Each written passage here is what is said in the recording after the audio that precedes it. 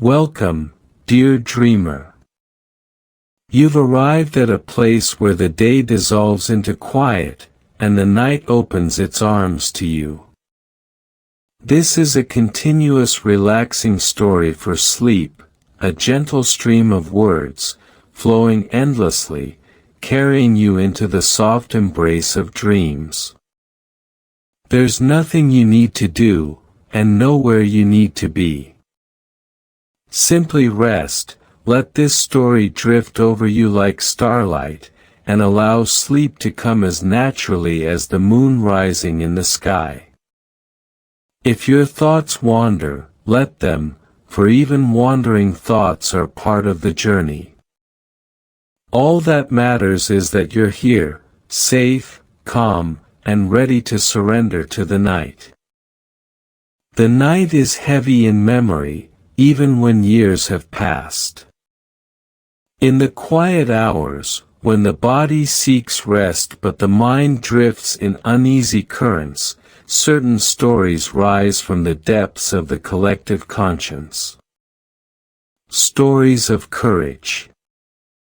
Stories of secrecy.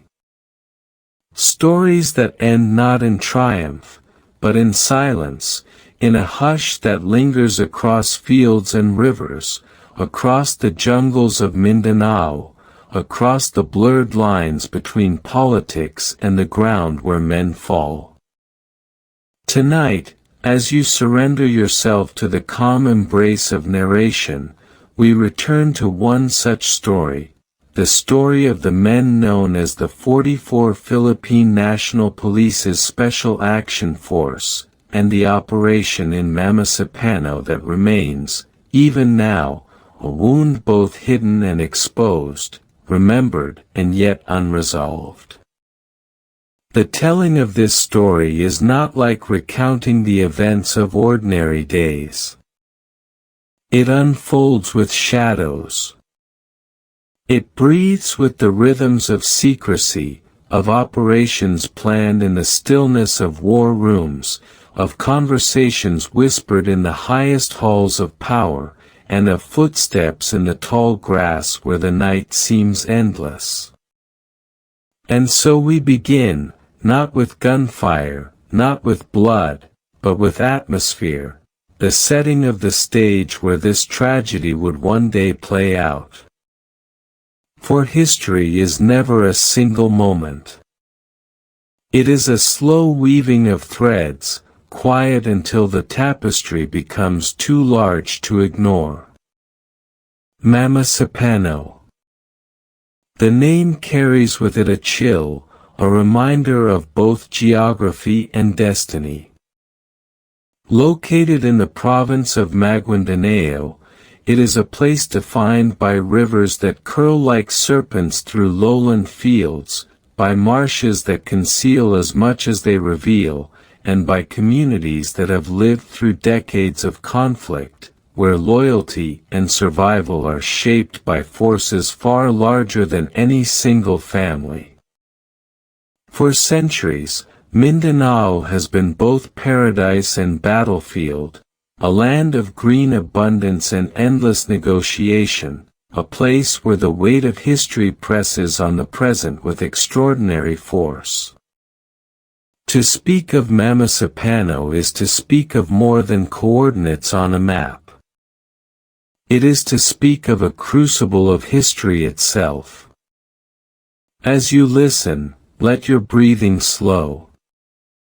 Imagine the darkness before dawn in this remote corner of the Philippines. The air is damp with mist, and the sound of insects lingers like a low chorus. In the villages, roosters stir. Smoke rises from early morning fires where rice is boiled, and yet beyond the quiet routines, there is unease. Men with rifles keep watch. Families listen for footsteps that might not belong to neighbors. This is a place where the boundaries between Philippine National Police's Special Action Force and danger are thin, where every noise carries meaning, where the shadows themselves are witnesses. The Mamasapano Operation does not begin in the marshes themselves. It begins far away, in intelligence briefings, in government offices, in the unseen networks of foreign agencies, and in the restless mind of a nation forever caught between the promise of peace and the persistence of violence. The Special Action Force of the Philippine National Police, trained to strike where ordinary units cannot, are at the center of this story. They are men who live in discipline, bound by the promise to serve even at the risk of death.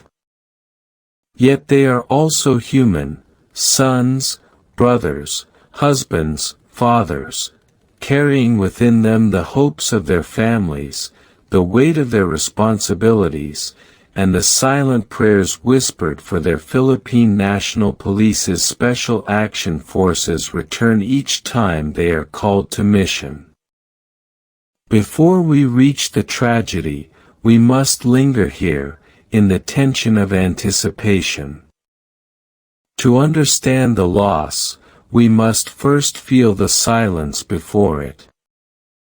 The operation, codenamed Exodus, was not born in a single meeting.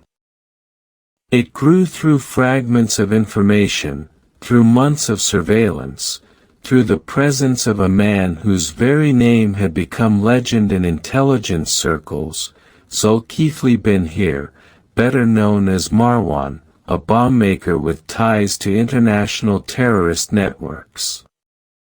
His existence was shadow, and yet his influence was tangible, felt in explosions, in fear, in the endless chase of forces determined to end his operations.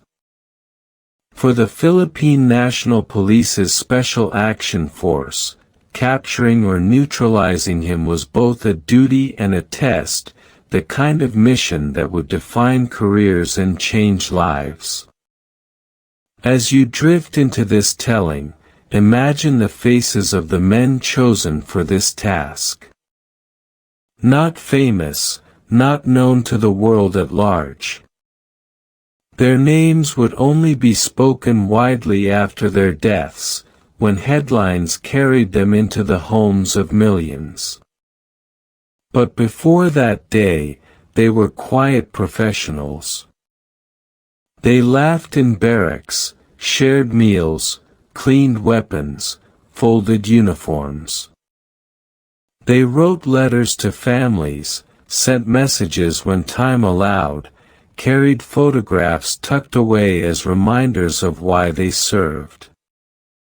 Each of them believed, in their own way, that the mission mattered, that service was greater than fear.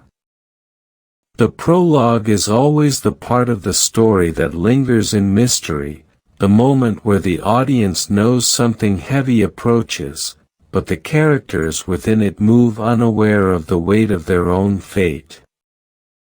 In the calm before the operation, there was confidence and focus. The commanders gave instructions. Radios were checked. The men rehearsed in their minds the path they would take, the obstacles they might encounter, the contingencies they were trained to adapt to. And yet, beneath the precision, there was also something more subtle, a current of uncertainty that no amount of training can erase. History has a way of making tragedies inevitable in hindsight. But in the days and hours before the operation, inevitability was not yet visible. Choices still existed. Variables still shifted. The men did not yet know that some of them would never return. They could not hear, as we do now, the echoes of what was coming. They could only march forward, one step at a time, toward the place where destiny awaited. And so we linger here, in the prologue, not rushing forward, but breathing slowly, as though tracing the outlines of a shadow before stepping inside it. For the story of Mamasapano is not only about death. It is about the weight of decisions, the silence of leadership, the unseen hands that guide events from afar. It is about the line between bravery and betrayal, between sacrifice and futility. To tell it as a sleep story is to honor not only the facts, but the atmospheres, the quiet dread, the whispered doubts, the haunting awareness that even in the calmest night, the seeds of tragedy may already be sown.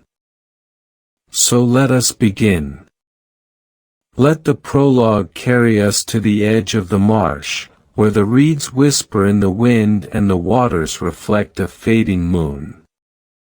The men of 44 Philippine National Police's Special Action Force are preparing, though they do not yet know the cost.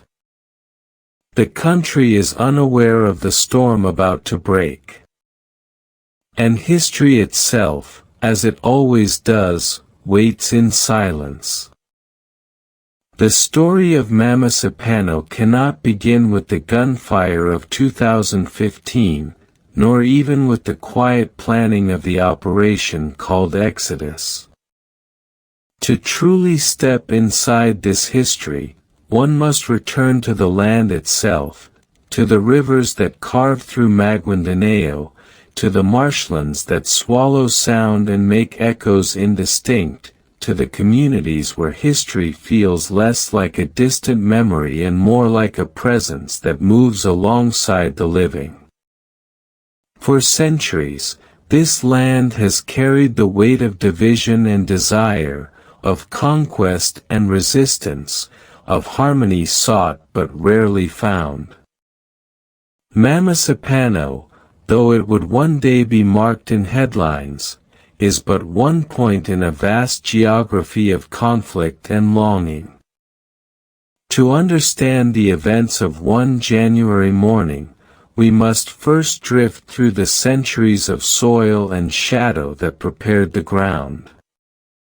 The Philippines, as a nation-state, is young by the measure of empires. It emerged from colonial entanglement, from centuries under Spain and decades under America, from wars of resistance and occupations that shaped its sense of identity. Yet Mindanao, the southern island where Mamasapano lies, has always been set apart. It is a region whose people resisted Spanish rule with a persistence unmatched in Luzon or the Visayas, where the word Moro came to signify both an insult and a badge of resilience, echoing the Moors of Spain whom the colonizers remembered as their ancient enemies. The Spaniards called them Moros, and though the word was meant to mark difference, it was worn with pride by the Muslim communities of the South who refused to bow to foreign faith or crown. For over 300 years, Mindanao stood in partial defiance, shaped by skirmishes, by treaties made and broken, by boundaries that blurred and shifted like the tides. This long history of resistance mattered deeply when the 20th century unfolded. When the Philippines was claimed by the United States after the Spanish-American War, Mindanao remained difficult to subdue. Campaigns were waged, forts built, battles fought with a ferocity that stunned the Americans who thought conquest would be simple. The Battle of Bud Dajo in 1906, the endless uprisings that followed, all revealed that the South could not be folded easily into a narrative of nationhood scripted in Manila. And so, even as the Philippines moved toward independence, Mindanao remained distinct, a place where identity was forged not only in religion and tradition, but in struggle. In the decades that followed, waves of settlers from Luzon and the Visayas moved into Mindanao, encouraged by government programs that promised fertile land and opportunity. To many Christians from the north, Mindanao was the land of promise, a frontier that seemed rich with possibility. But to the Muslim and indigenous communities already there, it was encroachment, displacement, and the erosion of ancestral domains. Friction grew into conflict, and conflict hardened into violence. What began as disputes over land became struggles over identity, autonomy, and survival. By the 1970s, when the Moro National Liberation Front rose to prominence, Mindanao had become a battleground not only of arms, but of narratives, one side speaking of national unity, the other of ancestral rights. To drift through this history in the quiet of night is to feel the weight of inevitability pressing forward. For every peace accord signed, another wound was opened. For every promise made by leaders in Manila, distrust deepened in the barangays and mosques of Maguindanao. Generations grew up with the sound of gunfire, the sight of checkpoints, the stories of raids and massacres.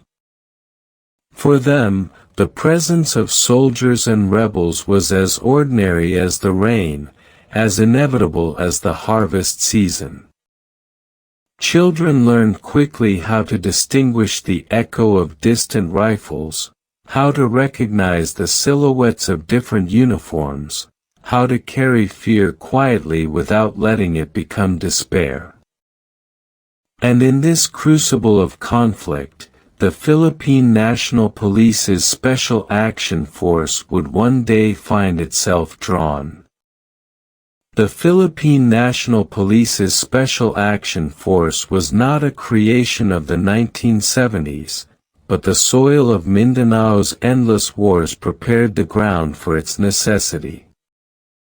Elite, disciplined, trained in counterterrorism and high-risk operations, the Philippine National Police's Special Action Force represented the state's sharp edge, the hand sent where ordinary police or soldiers could not tread. To most of the country, they were invisible until a mission brought them into the light. To their families, they were both pride and worry, men who lived on the knife's edge of danger. As the decades turned, another name entered the lexicon of fear, Abu Sayyaf, a group that emerged in the 1990s with a mixture of ideology and banditry, spreading terror through bombings, kidnappings, and assassinations. Their actions, along with the activities of foreign-trained militants, tied Mindanao's struggles not only to Manila but to the wider world of global terrorism. Intelligence networks began to take notice. American agencies, drawn by their own wars abroad, found reason to look deeply into Mindanao's shadows. With them came funding, training, surveillance, all focused on figures like Zulkifli Abdhir, the man known as Marwan, whose bombs killed without regard for nation or creed. It was against this backdrop, centuries of resistance, decades of insurgency, years of terror, that the events of Mamasapano began to form. When we speak of the 44 Philippine National Police's Special Action Force, we must not only speak of men in uniform on a single January day. We must speak of how history led them there, how the marshes of Maguindanao became not just terrain but destiny. Pause here for a moment. Imagine the marsh itself, not as a battleground but as a living thing. Its waters glisten under moonlight. Its reeds sway with whispers that carry the memories of centuries. The people who live here know its moods, its floods, its silences. They have fished these waters, prayed on its banks, mourned on its soil. Yet for outsiders, the marsh is alien, a labyrinth where footsteps vanish, where direction dissolves. Into this labyrinth, the Philippine National Police's Special Action Force would one day march. But not yet. For now, the marsh remains still, waiting, patient, indifferent to the struggles of men. This is the breathing space where history settles, where we feel the deep roots of conflict. We see the colonial legacies, the migrations, the insurgencies, the groups like the MNLF and the MILF, who sought autonomy through war and peace, through negotiations that flickered like unsteady lanterns in the dark. We see the arrival of outside powers, the embedding of global conflicts into local soil.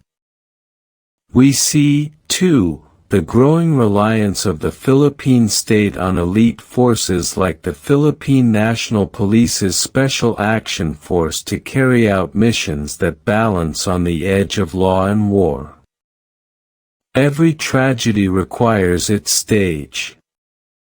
For the 44 Philippine National Police's Special Action Force, that stage was Mindanao itself, its rivers, its history, its people, its ghosts.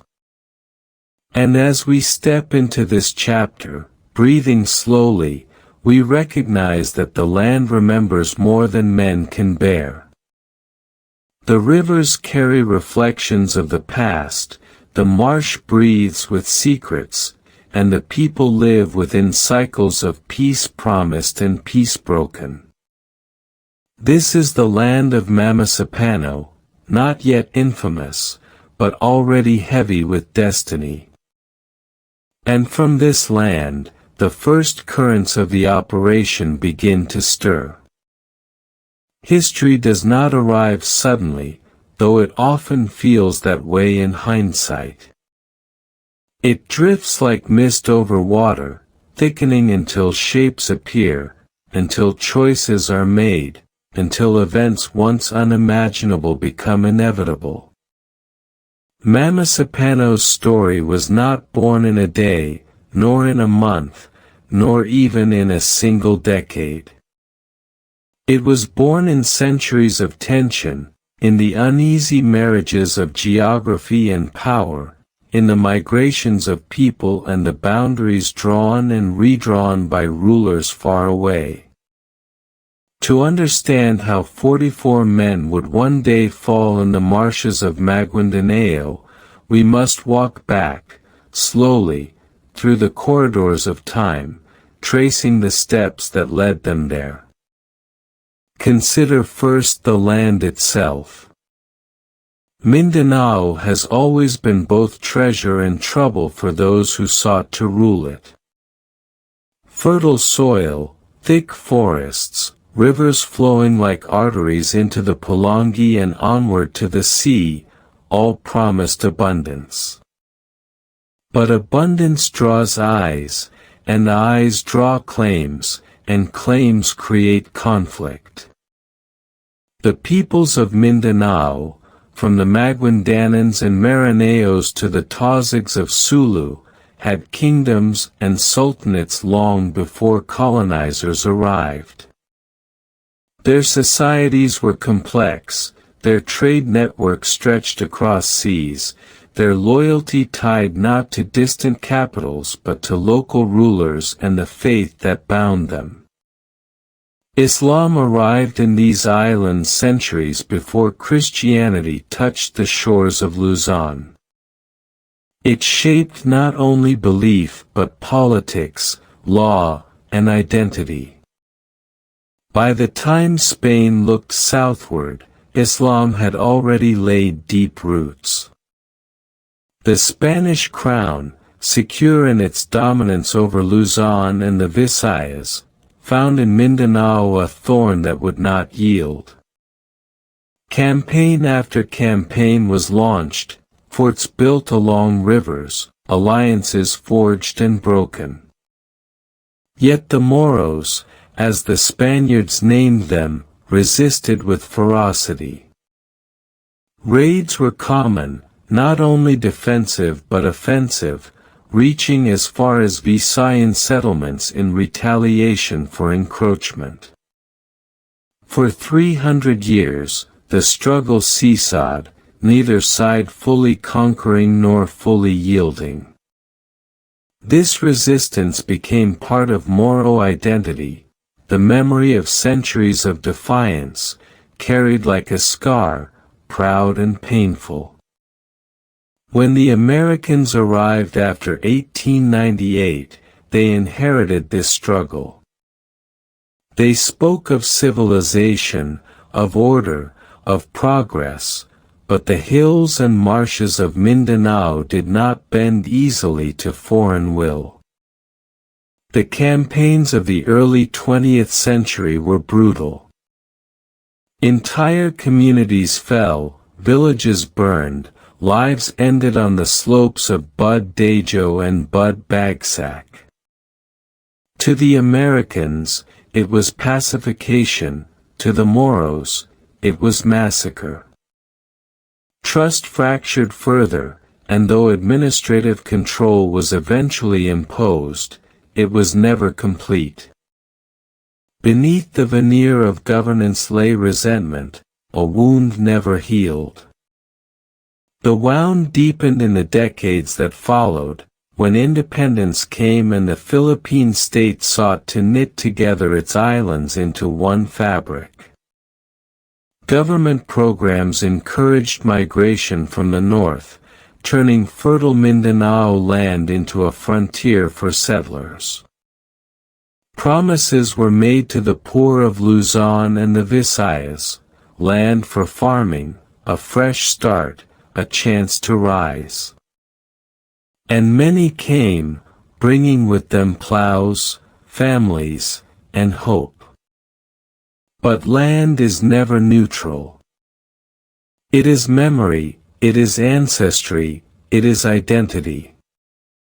For the Moro and indigenous peoples, this influx was not opportunity but invasion. Slowly, their ancestral lands shrank, their political power diminished, their voices muffled in a state dominated by Christians from the north. Resentment smoldered, then ignited. By the late 1960s and early 1970s, Mindanao was aflame. The Jabita massacre, in which young Moro recruits were killed under mysterious circumstances, became a spark that ignited the Moro National Liberation Front, MNLF, led by Nirmaswari. Their call was clear: independence for the Bangsamoro homeland. The Philippine government, under Ferdinand Marcos, answered with force. Battles erupted across Mindanao, towns fell into ruin, families fled. The cycle of war began again, this time not against foreign colonizers but against a state that claimed sovereignty yet seemed to many to embody betrayal. In the shadows of this war, other movements emerged. The Moro Islamic Liberation Front, MILF, breaking away from the MNLF, pursued its own vision of autonomy, drawing strength from religion and the dream of a Bangsamoro identity anchored firmly in Islam. Still later, more radical factions appeared, some inspired by global jihadist movements, others by the desperation of poverty and the lure of ransom and power. The Abu Sayyaf group, born in the 1990s, combined ideology with violence, its name whispered in fear across the islands. Kidnappings, bombings, assassinations. Each act fed the atmosphere of uncertainty, each act drew attention not only from Manila but from Washington and beyond. For the communities caught in between, life was a fragile balance. Ordinary people learned to survive by navigating loyalties carefully. To speak too openly could invite suspicion. To shelter the wrong person could mean death. Children grew up with lullabies drowned by gunfire, with prayers whispered in the dark for fathers who might not return from the fields, with the ever-present question of where Philippine National Police's Special Action Force could truly be found. Conflict was not only in battles fought by armed men. It was in the silence of mothers waiting, in the resilience of farmers planting crops despite fear, in the quiet endurance of generations. It is in this environment that the Special Action Force of the Philippine National Police would one day tread.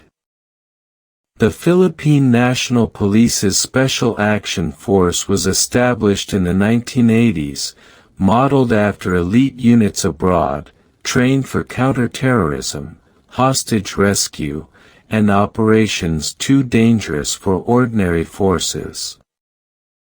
They were shaped by discipline, by rigorous training in jungles and urban landscapes alike, by a culture that demanded resilience beyond exhaustion.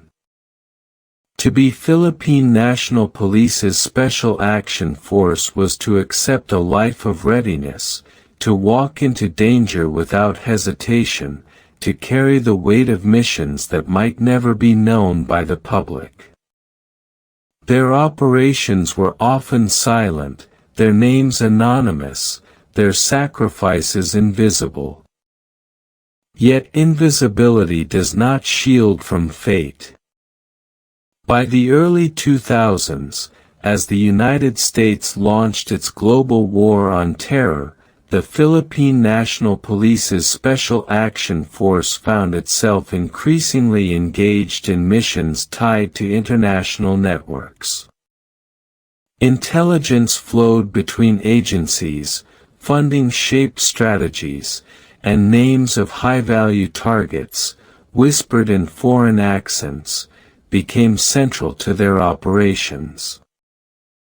Among these names was one that would come to haunt them, Zulkifli Abdhir, the Malaysian engineer turned bomb maker, known as Marwan. Marwan was not a ghost, though he seemed like one. He moved through the marshes with stealth, shielded by local networks, by sympathizers who offered shelter, by the geography itself that confounded even satellites. He was said to be responsible for bombings that tore through markets, plazas, and buses. His skill was deadly precision, his loyalty bound to groups whose ambitions stretched far beyond the Philippine Islands. For years, he evaded capture. Rewards were placed on his head, millions of dollars promised, yet he remained, always one step ahead, always elusive. His myth grew as his face appeared on wanted posters, his name spoken in briefings, his location guessed but never confirmed. To the Philippine National Police's Special Action Force, Marwan was more than a target. He was a test of capability, of patience, of endurance. Every mission that sought him was a reminder of the limits of power, of the difficulty of cutting through the swamp of loyalties, the tangle of politics, the murk of terrain. Each failure added pressure. Each whisper of his presence stirred urgency. Until finally, in 2015, Operation Exodus was planned, designed with the intent to end the chase once and for all. But we are not there yet. We remain in the long shadows of preparation, where history is heavy and inevitability slowly gathers. Pause again. Let the breath steady. Imagine yourself not in 2015, but decades earlier, in a village near the marsh. The air is thick with humidity. Children chase each other through fields, laughter mingling with the distant crack of rifles. A father sharpens a bolo while his wife prepares rice. Yet there is an edge to every action, a readiness to flee, to hide, to survive. This is life in a land shaped by conflict. This is the soil in which the future 44 Philippine National Police's Special Action Force would one day walk, the atmosphere that defined their mission long before they were born. Conflict is not only about battles. It is about atmospheres that linger, that shape perception, that mold generations. For the men of Philippine National Police's Special Action Force, the Marsh of Mamasapano was not just geography. It was history made flesh, a place where centuries of resistance, displacement, insurgency, and terror converged. And in their march, they carried not only rifles and orders, but the invisible weight of that past. The land of rivers and shadows, the stage upon which the inevitable would be set. We are still before the tragedy. The night is calm. The marsh is quiet. But the air carries echoes, and in those echoes, one can already sense what is to come. The story of Mamasapano is not only the story of men in uniform moving silently through the marsh at dawn. It is also the story of decisions made in air-conditioned offices, in conference rooms with maps spread across polished tables, in whispers carried through corridors of power. Tragedy is never born only in the field. It begins long before, in choices, in risks weighed and sometimes ignored, in secrets shared among too few, or too many. Chapter 2 is the story of how Operation Exodus came to be, a mission that seemed, at first, both inevitable and necessary, but which, in its secrecy and silence, carried within it the seeds of its own unraveling. The target was a man whose name had become a shadow over the Philippines, Zulkifli Abdhir, better known as Marwan. He was no ordinary militant. A Malaysian by birth, trained as an engineer, he had turned his knowledge toward destruction, becoming a skilled bomb maker whose work had left scars across Mindanao. Intelligence reports tied him to the creation of deadly explosives that had ripped through markets, buses, and public spaces, claiming lives indiscriminately. His reputation spread through whispered networks, not only in the Philippines but across Southeast Asia. For years, he had been hunted. For years, he had eluded capture. The United States placed a bounty on his head through its Rewards for Justice program, $5 million, a sum that marked him as one of the most wanted terrorists in the region. To Washington, Marwan was not simply a local problem. He was a node in the larger web of international terror, a figure whose skills and connections made him dangerous far beyond the marshes of Maguindanao. To Manila, his presence was both a political embarrassment and a security threat. That he could live and move in Philippine territory, protected by local networks, was a reminder of the state's limits, of the government's inability to fully control its own soil. Capturing or killing Marwan was thus more than a tactical goal.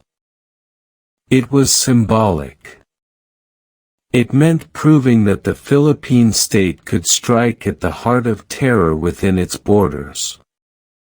It meant showing the world, and its own citizens, that no enemy was beyond reach.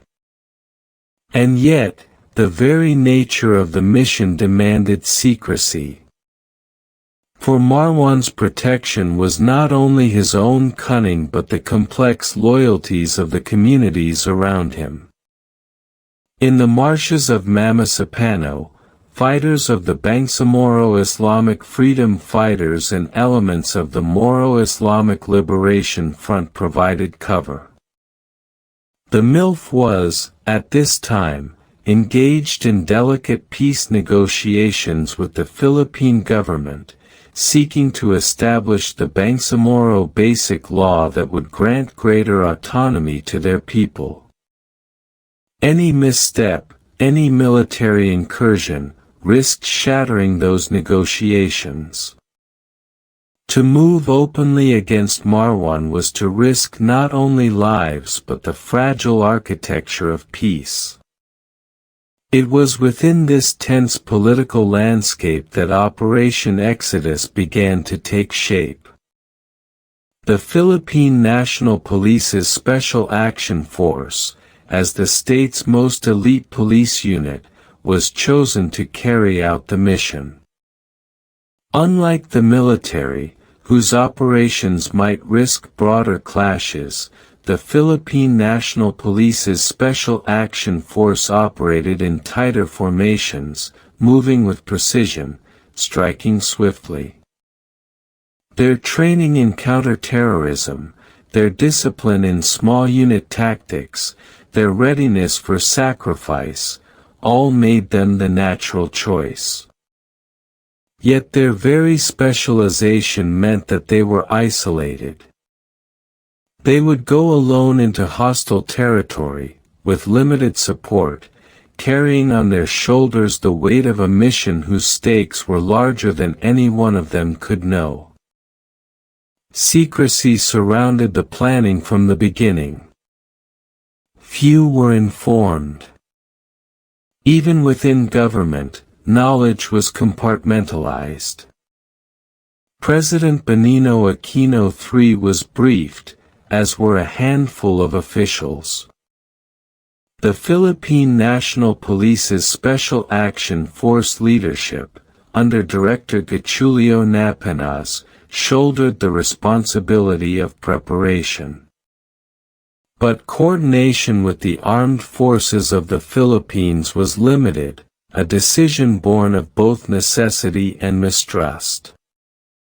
The Philippine National Police's Special Action Force feared that too much sharing of information might lead to leaks, might tip off Marwan, might doom the mission before it began. The military, for its part, was wary of being sidelined, aware that operations in MILF territory were fraught with danger. This fracture in coordination, born of secrecy, of mistrust, of conflicting priorities, would later prove fatal. But in the days of planning, the cracks were not yet visible.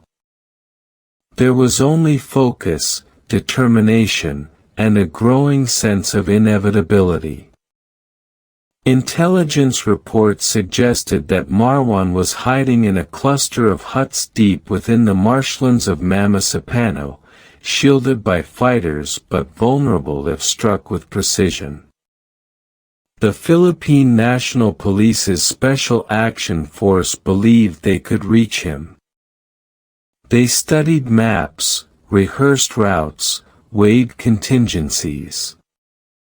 They planned to move in under cover of darkness, strike swiftly, and withdraw before reinforcements could arrive.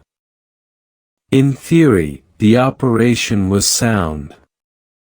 In practice, it was fraught with peril. The marsh was not forgiving terrain. Its waters and reeds slowed movement, its narrow paths could be easily ambushed, its villages unpredictable. Communication would be difficult. Extraction routes uncertain. Every detail mattered. Radios were checked. Ammunition counted. Plans rehearsed until they became instinct. Yet for all their preparation, the Philippine National Police's Special Action Force could not prepare for the unseen variables, the human choices that would unfold in real time, the decisions made by men in offices far away, the sudden shifts of fate that no map or briefing could anticipate. And so, Operation Exodus was set in motion. It carried with it the hopes of government, the pressure of international expectation, the weight of secrecy, and the determination of the Philippine National Police's Special Action Force.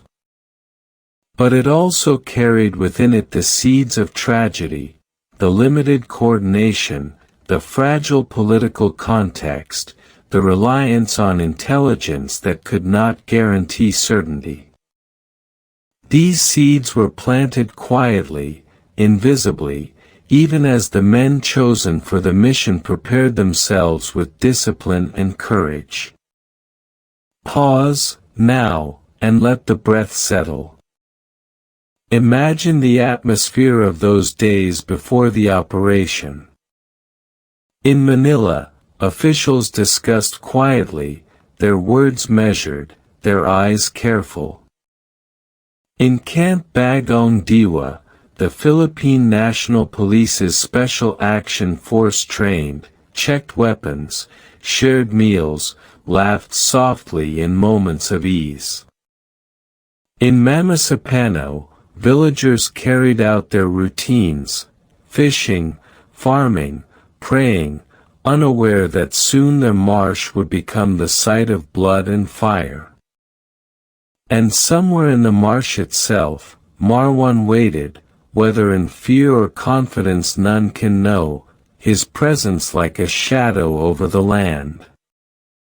To speak of Operation Exodus is to speak of more than a tactical mission. It is to speak of the clash of priorities, peace versus war, secrecy versus transparency, loyalty versus suspicion.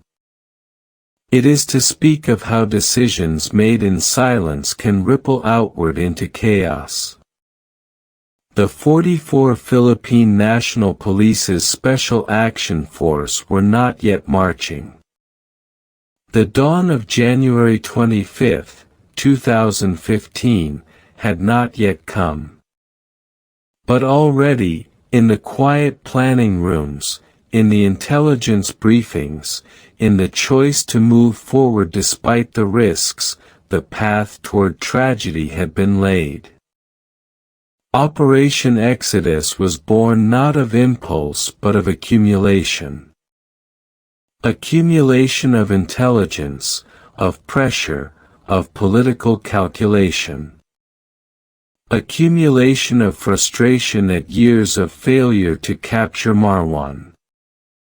Accumulation of hope that one decisive strike could change the course of both counterterrorism and peace. Yet history rarely bends so neatly.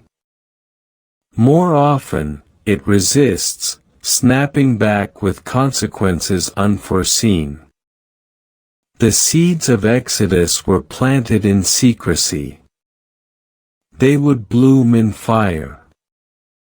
And as we drift further into this story, we will see how men became instruments of decisions made far from the marsh, how their courage collided with circumstance, how silence became betrayal, and how the shadows of history swallowed them whole.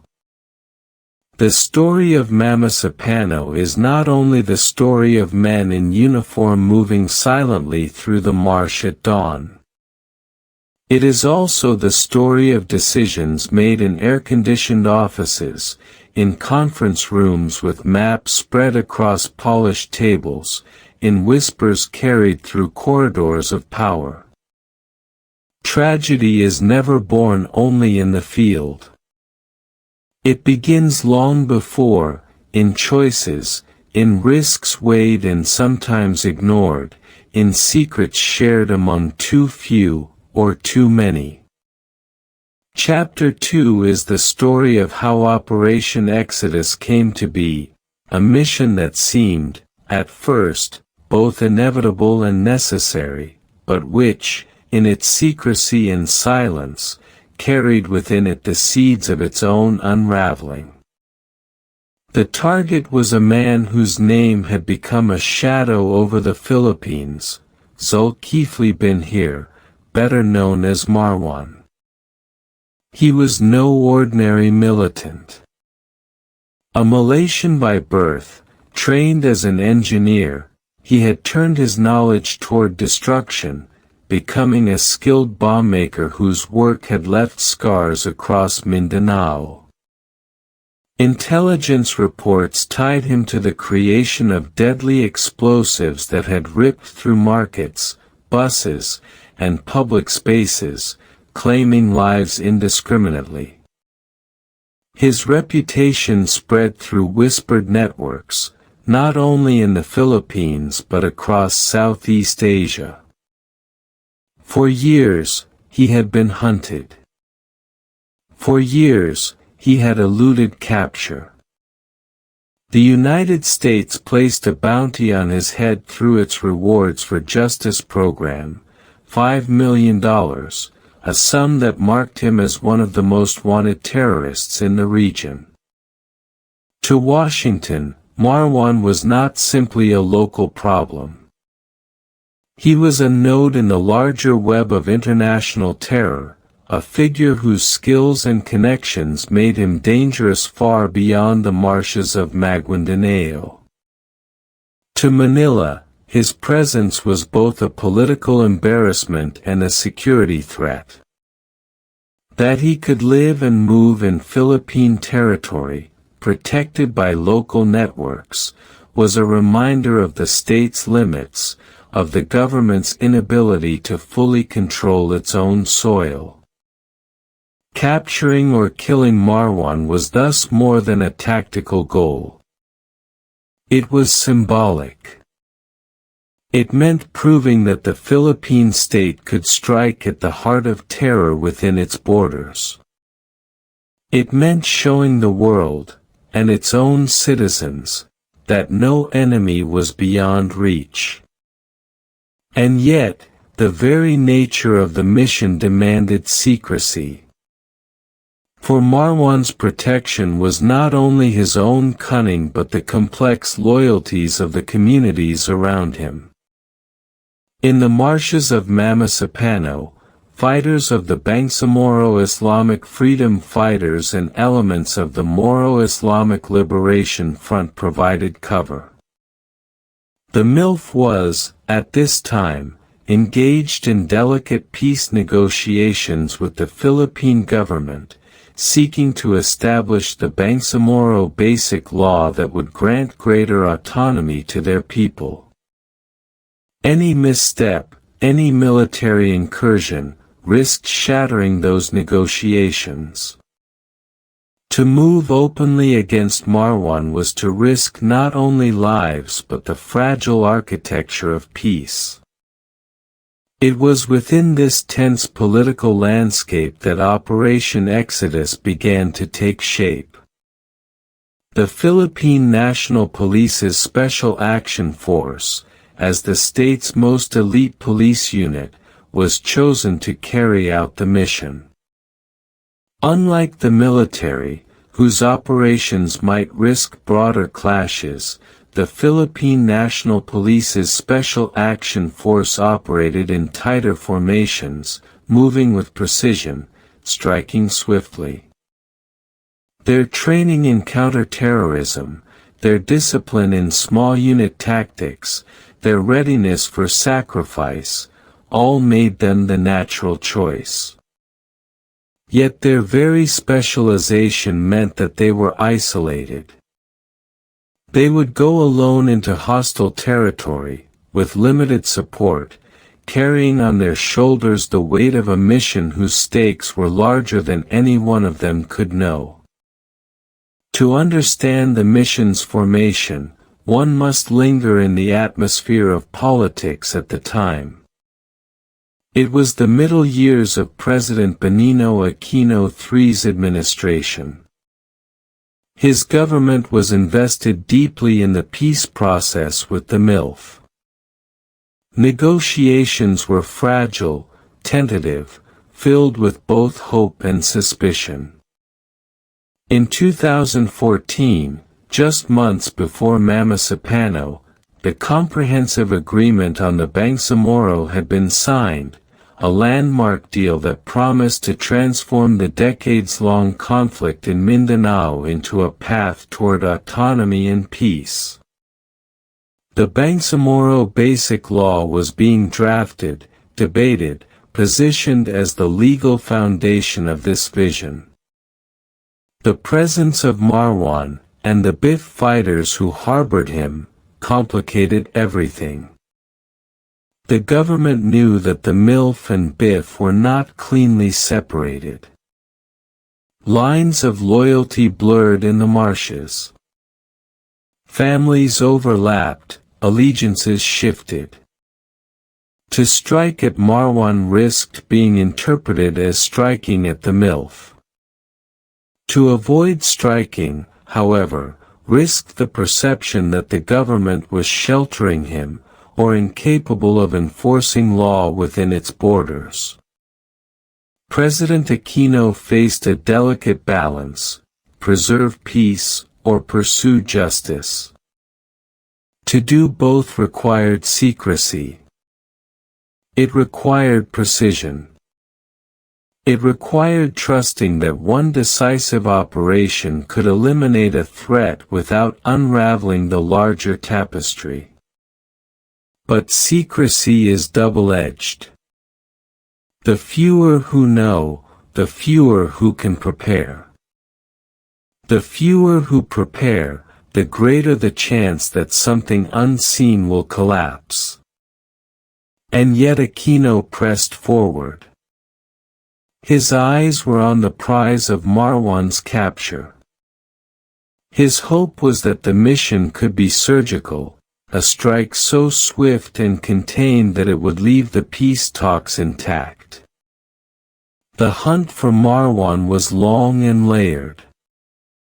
Intelligence flowed from many streams: human informants, intercepted communications, drone surveillance, and whispered tips passed along through shadowy networks. American involvement was an open secret. For years, U.S. forces had operated quietly in Mindanao through the Joint Special Operations Task Force Philippines, SAF44. Officially, they were advisors, assisting the Philippine military in counterterrorism. Unofficially, their presence meant that intelligence gathered by U.S. surveillance capabilities often found its way into Philippine hands. Marwan's movements were mapped carefully, though never with certainty. He was said to shift from hut to hut, from village to village, always guarded, always alert. Reports placed him in the marshlands of Mamasapano, living in a cluster of huts surrounded by banana groves and fish ponds. It was a place both concealed and vulnerable, difficult to reach, but once reached, difficult to escape from. For months, the Philippine National Police's Special Action Force tracked him, rehearsed routes, studied terrain. They gathered intelligence that suggested he was living near the hut of a man named Basit Usman, another notorious bombmaker with ties to international terror networks. To strike was to target not one, but two men whose removal could shift the balance of security in the region. The lure was irresistible. The risks, however, grew with every layer of complexity. At the center of preparation was Director Gachulio Napanaz, head of the Philippine National Police's Special Action Force. He carried the burden of command heavily. His men looked to him for leadership. His government looked to him for results. He was caught between conflicting demands: secrecy demanded by the president and his circle, coordination demanded by the realities of terrain. Napanaz knew that the Philippine National Police's Special Action Force could operate alone, but extraction without military support would be perilous. Still, he accepted the limits placed upon him. He prepared as best he could with the resources allowed. His subordinates felt the same tension. Commanders rehearsed the plan with determination, but in their private thoughts they must have felt the weight of isolation. They were to enter a territory where every hut might conceal an enemy, every path might become an ambush. They were to stake their lives on intelligence that, though precise, could never be certain. Yet their discipline held. To be Philippine National Police's Special Action Force was to accept sacrifice. To hesitate was unthinkable. As the days passed, Operation Exodus gathered momentum like a stone rolling downhill. The men rehearsed. The maps were studied. Radios were tested. The intelligence grew sharper, pointing more and more clearly to Marwan's location. Each piece of information was a thread weaving into a net. And once the net was woven, it was difficult to imagine not casting it. In Manila, officials whispered. In Camp Bagong Diwa, Philippine National Police's Special Action Force troopers prepared. In Mamasapano, villagers continued their daily lives, unaware that soon their land would become the stage of history. And somewhere in the marsh, Marwan waited. Whether he suspected, whether he dreamed of escape, whether he felt the approach of hunters in the silence of the reeds, these are questions history cannot answer. What can be said is this: by the time January 2015 arrived, Operation Exodus was no longer just a plan.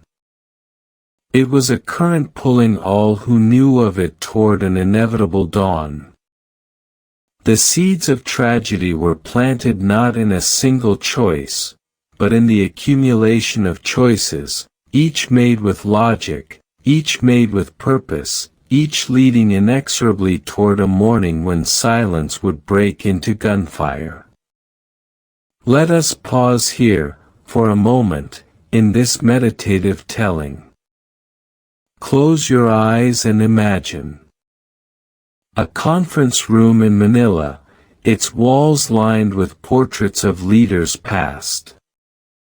A map spread across a table, its lines traced with pens, its marshlands circled with ink. Outside, the city hums, traffic, voices, the sound of a nation going about its daily business. Inside, the air is still. Words are whispered, not shouted. Plans are made, not yet executed. And in those plans lies the fate of 44 men. This is the atmosphere of Exodus. Not the sound of marching boots, not yet. Only the quiet weight of decisions, gathering like storm clouds. The shadow of foreign involvement has always hung quietly over the conflicts of Mindanao. For decades, international actors have watched the island with intent eyes, seeing in its struggles both threat and opportunity. By 2015, the presence of the United States was not hidden, though it was rarely spoken of openly. Official press releases described American soldiers as advisors, as trainers, as support staff. Their role was framed in the language of partnership, of mutual counterterrorism. Yet on the ground, their influence was heavier than such modest words implied. It was no secret that the U.S. had invested deeply in the hunt for Marwan. His name appeared on the FBI's most wanted list. The bounty on his head, $5 million, was more than most Filipinos would ever see in their lifetime. For Washington, Marwan was not just a fugitive.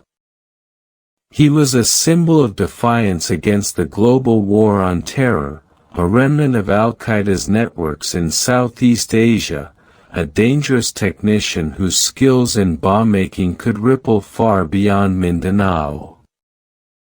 To remove him was to strike a blow not only in the Philippines but across the wider struggle.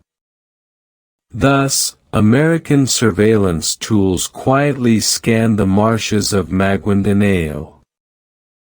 Drones passed high above, their hum unheard by villagers below, capturing images in grainy infrared, tracking the patterns of movement around Marwan's suspected Philippine National Police's Special Action Force houses.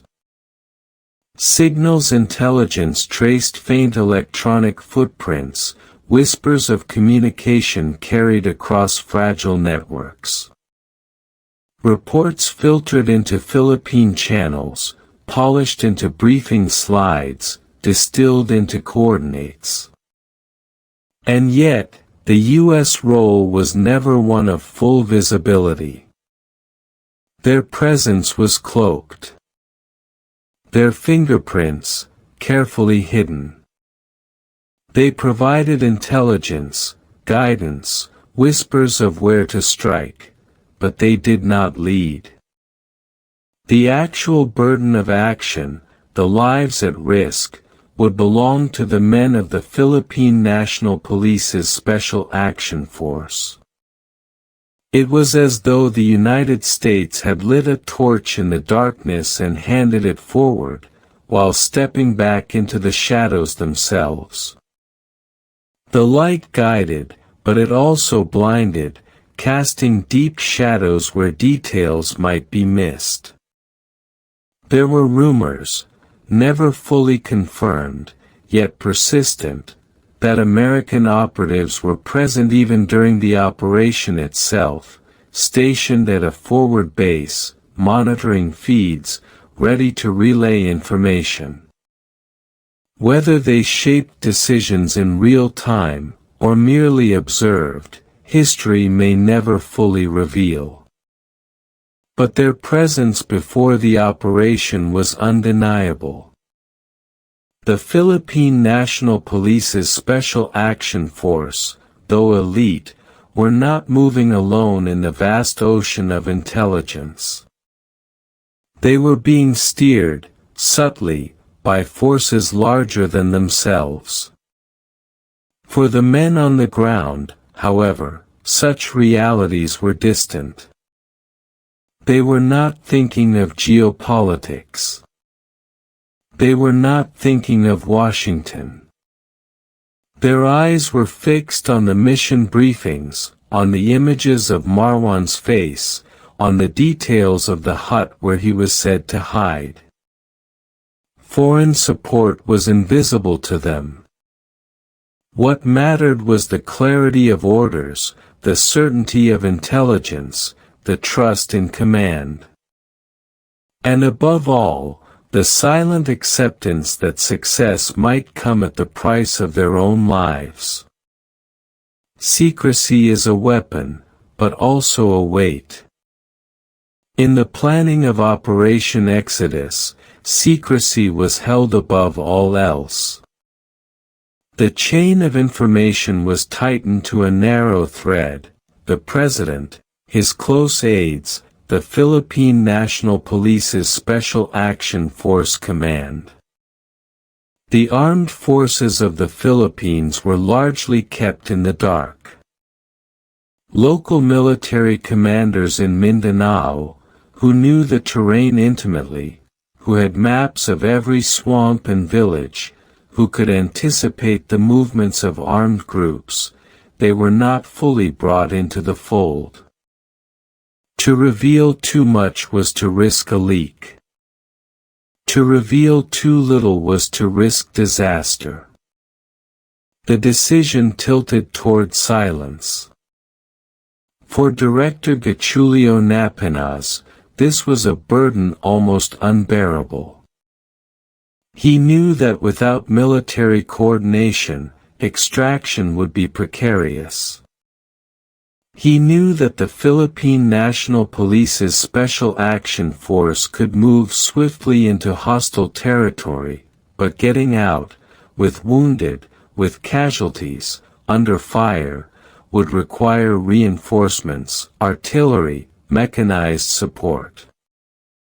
Yet the order from above was clear: keep the mission contained. Do not compromise secrecy. Do not risk political fallout by alerting too many.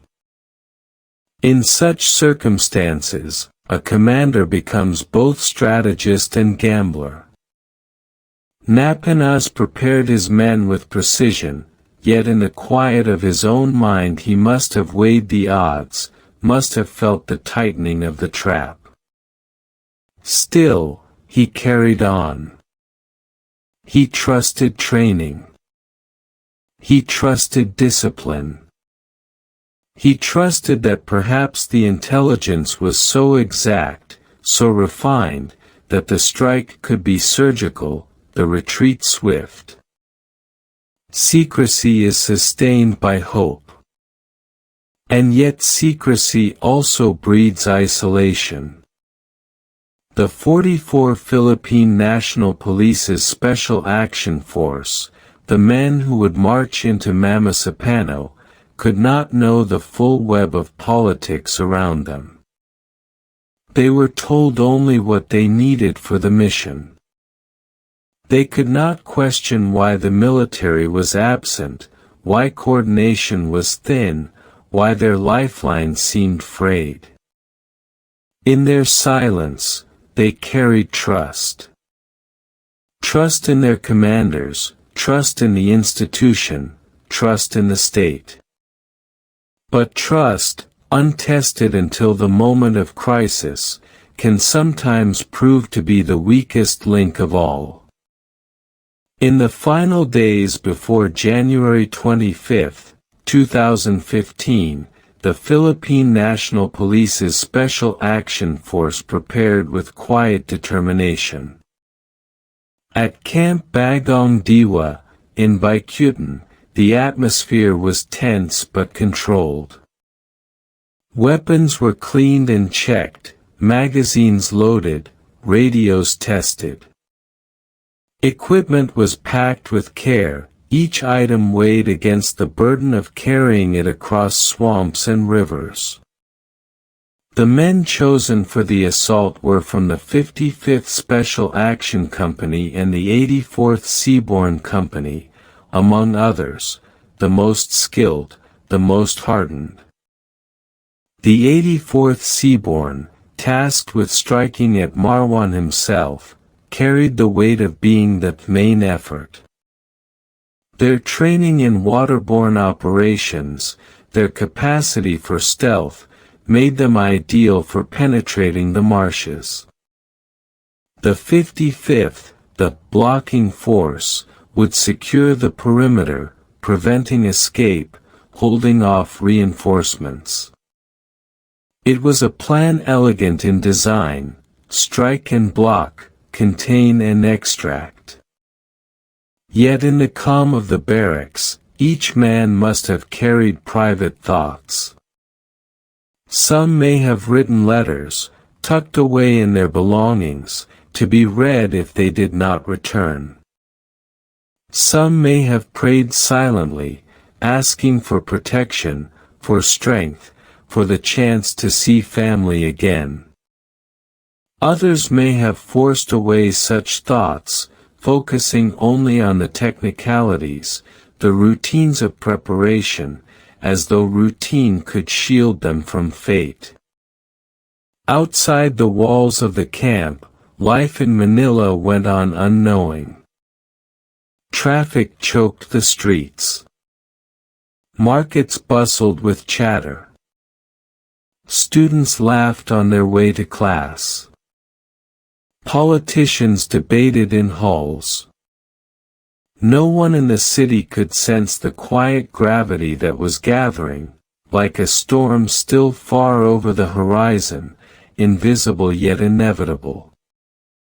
There are moments in history when fate seems to condense, when the future narrows into a single path, as though no alternative exists. The days leading up to Operation Exodus felt like this. For all the secrecy, for all the caution, for all the preparation, the mission had taken on a momentum that could not be stopped. Once the intelligence pointed clearly to Marwan's location, once the maps were drawn, once the men were assembled, there was no turning back. It is a strange truth of operations like this: long before the first step is taken, long before the first shot is fired, the die is cast. Men march forward not only with their feet but with their destinies.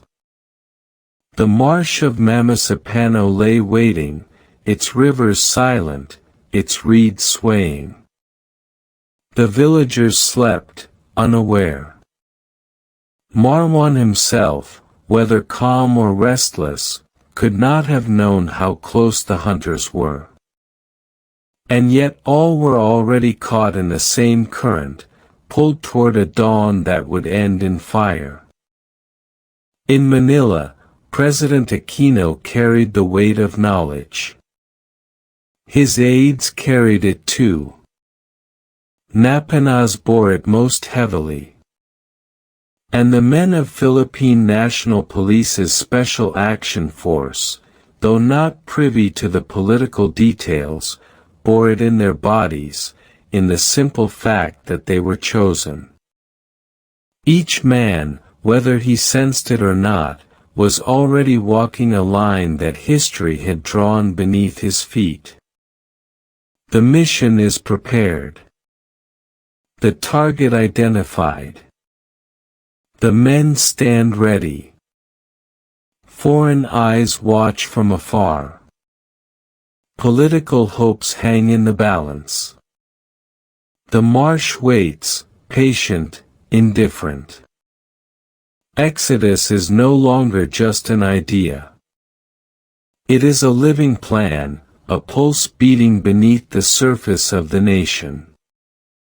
And though the men themselves cannot see it, those of us looking back now can feel the weight pressing downward, as though history itself had already chosen what was to come. The seeds are planted. Soon, they will bear fruit. But for now, in the stillness of preparation, in the calm before the breaking of dawn, there is only waiting. Waiting, and the faint, uneasy awareness that silence does not last forever. The night before an operation is always the most difficult to describe. It is not simply a waiting, nor merely a collection of sleepless hours. It is a space suspended between what is known and what is feared, a chamber of half-truths and silent calculations, of whispers stretching across the archipelago, across satellite feeds, across encrypted phones. It is a place where the unseen becomes heavier than the seen, and where the lives of men who will march into the dark are already being negotiated by forces they will never meet. In the story of Mamasapano, this tension becomes the marrow of Chapter 3, the tangle of intelligence, the murmur of rumors, and the fog that would hang like smoke over a marshland that still remembers every scream. The Special Action Force, the Philippine National Police's Special Action Force, were soldiers trained in precision, discipline, and execution. Yet even they were vulnerable to the murky nature of intelligence. For months before January 2015, reports had circulated of two men hiding in the porous borders of Mindanao, Zulkifli Abdhir, known as Marwan, and Abdul Basit Usman. Both names carried weight that seemed heavier than any single man. Marwan was whispered about in corridors of global security briefings as the bomb maker whose reach extended far beyond Philippine islands. Usman was seen as his shadow, another artisan of explosives whose hands had left scars across communities. To eliminate them was not only a tactical goal, it was symbolic. A blow meant to sever a vein of terror running through Southeast Asia. And yet, to seek them was to walk into a labyrinth where the walls shifted constantly, drawn by local politics, tribal loyalties, and the gravity of decades of unresolved conflict. Intelligence is never a clean arrow pointing to a clear destination. It is fragments, a man glimpsed at a marketplace, a message intercepted in a dialect that may or may not carry double meanings, a payment traced through the veins of an informal economy. It is built on shadows, and in shadows, mistakes grow.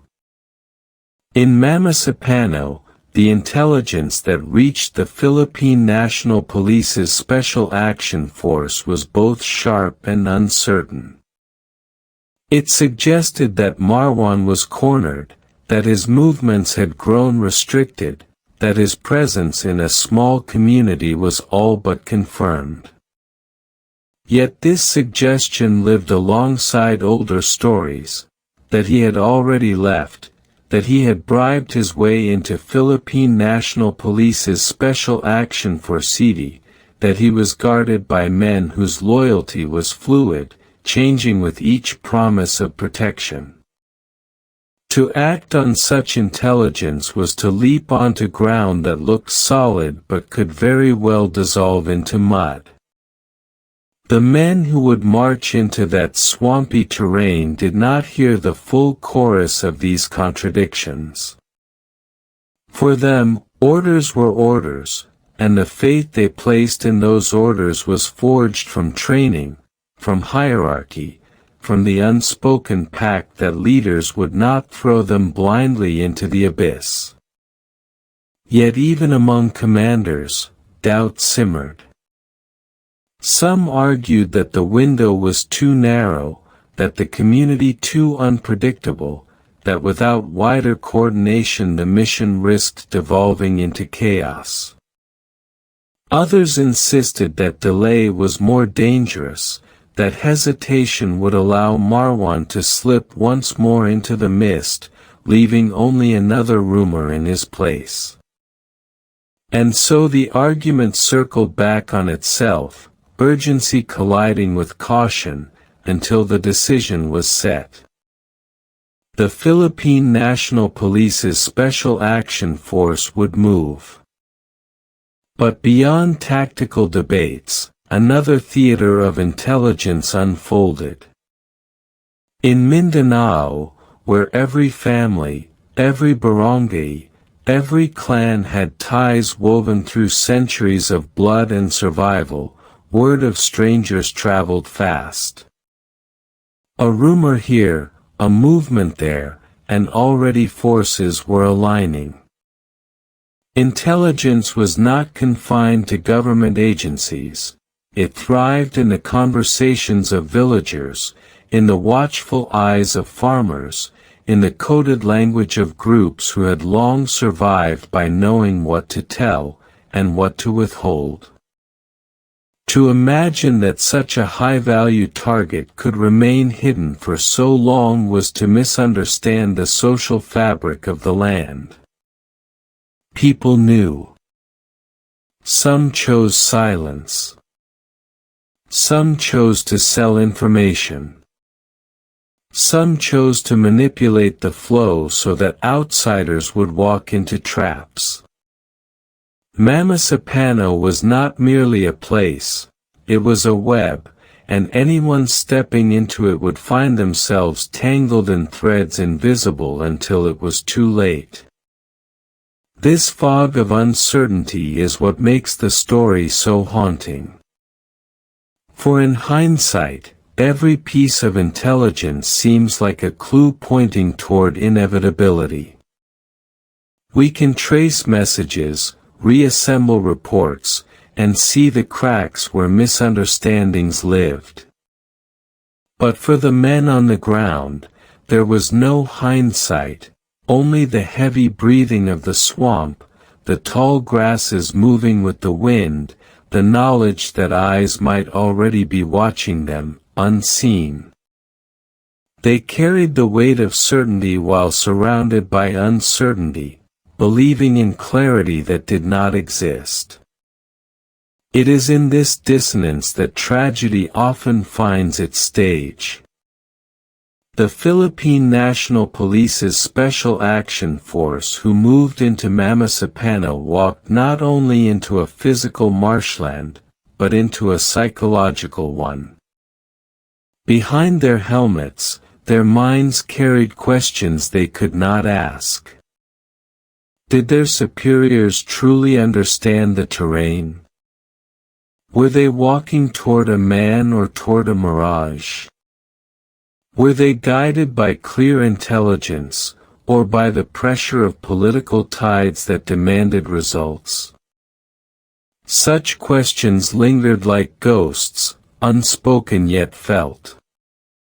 The fog was not only in the environment, it was in the mission itself, in the stories that layered upon each other, half true, half false, until distinguishing one from the other became impossible. As dawn broke over Mamasapano, the fog did not lift. It thickened. In the reeds and rivers of that land, shadows moved with purpose.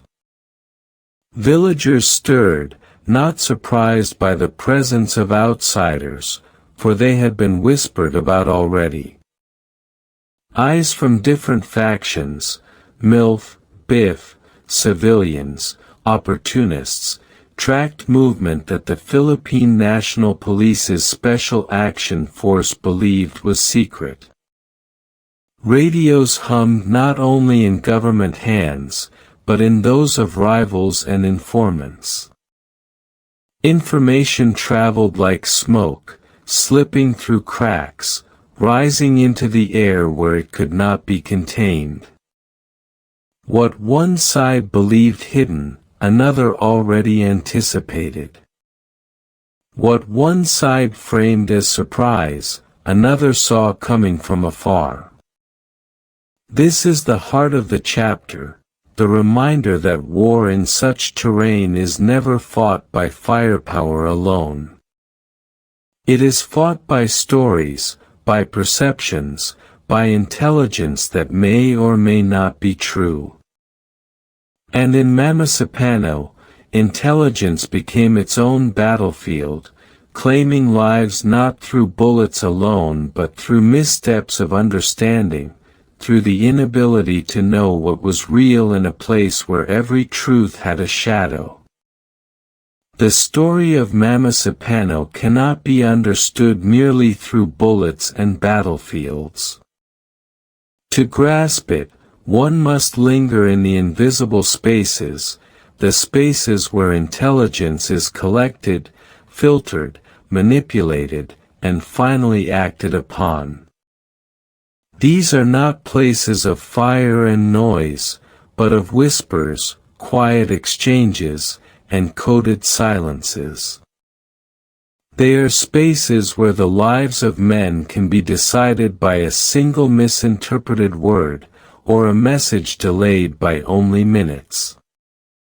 This is the web of shadows that enveloped the men of the Special Action Force, long before they took their first step into the marshy terrain.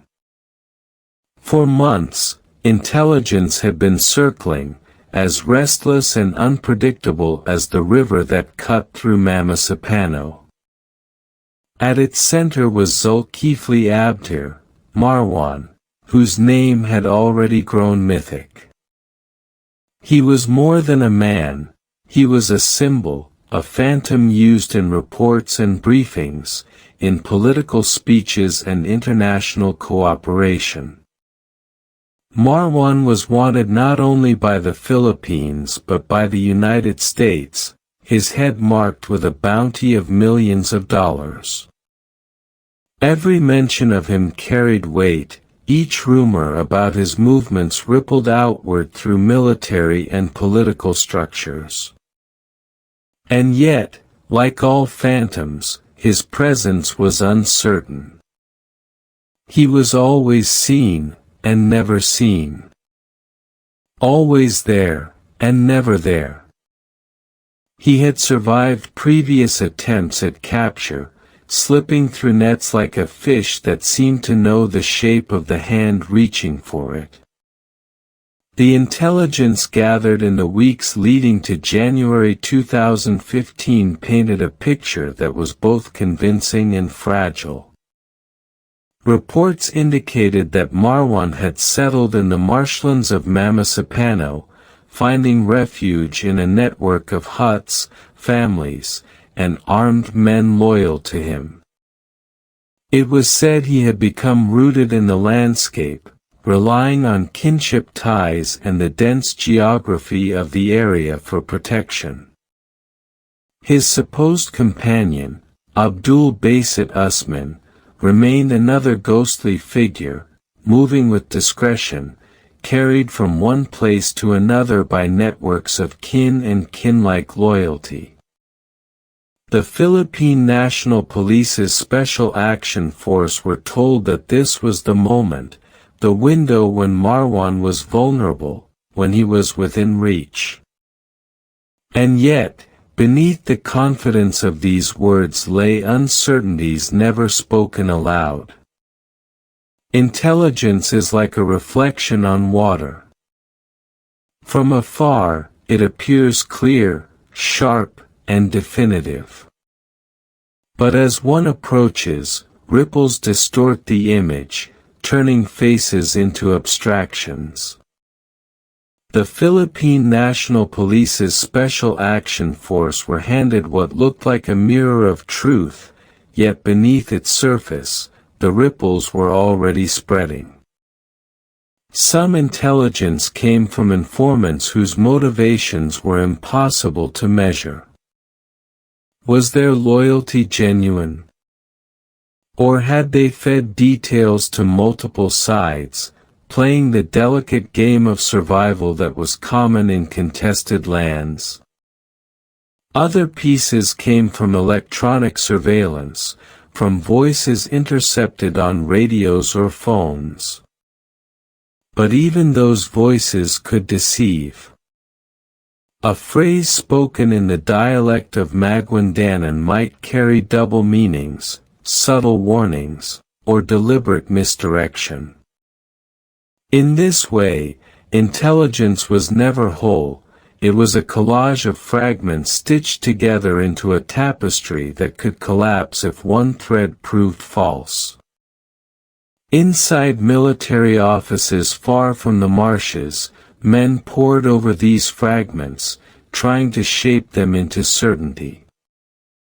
They compared satellite images, cross-referenced movements, and consulted maps that, while precise on paper, never fully reflected the shifting realities of the ground.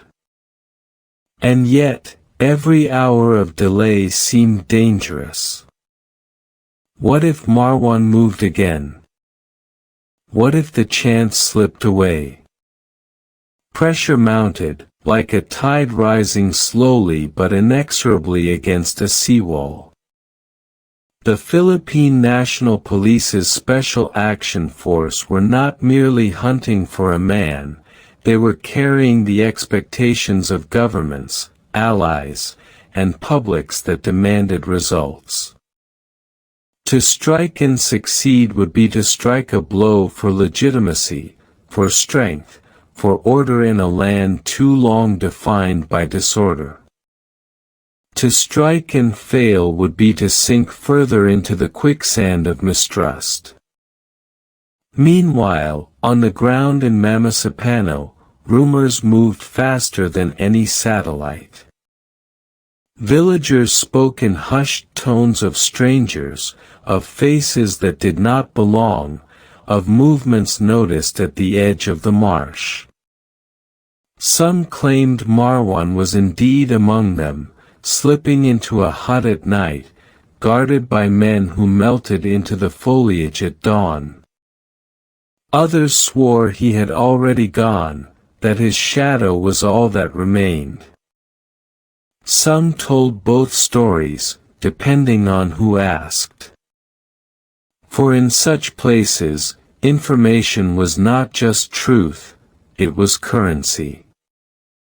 It could be sold, traded, withheld, or twisted to protect oneself. Outsiders rarely understood this. They believed intelligence could be measured in clear lines, in reliable reports. But in reality, it lived inside a dense forest of motives, where truth and deception grew side by side, indistinguishable until too late. It is said that in conflict zones, rumors are more dangerous than bullets. For bullets kill once, but rumors kill trust, clarity, and judgment.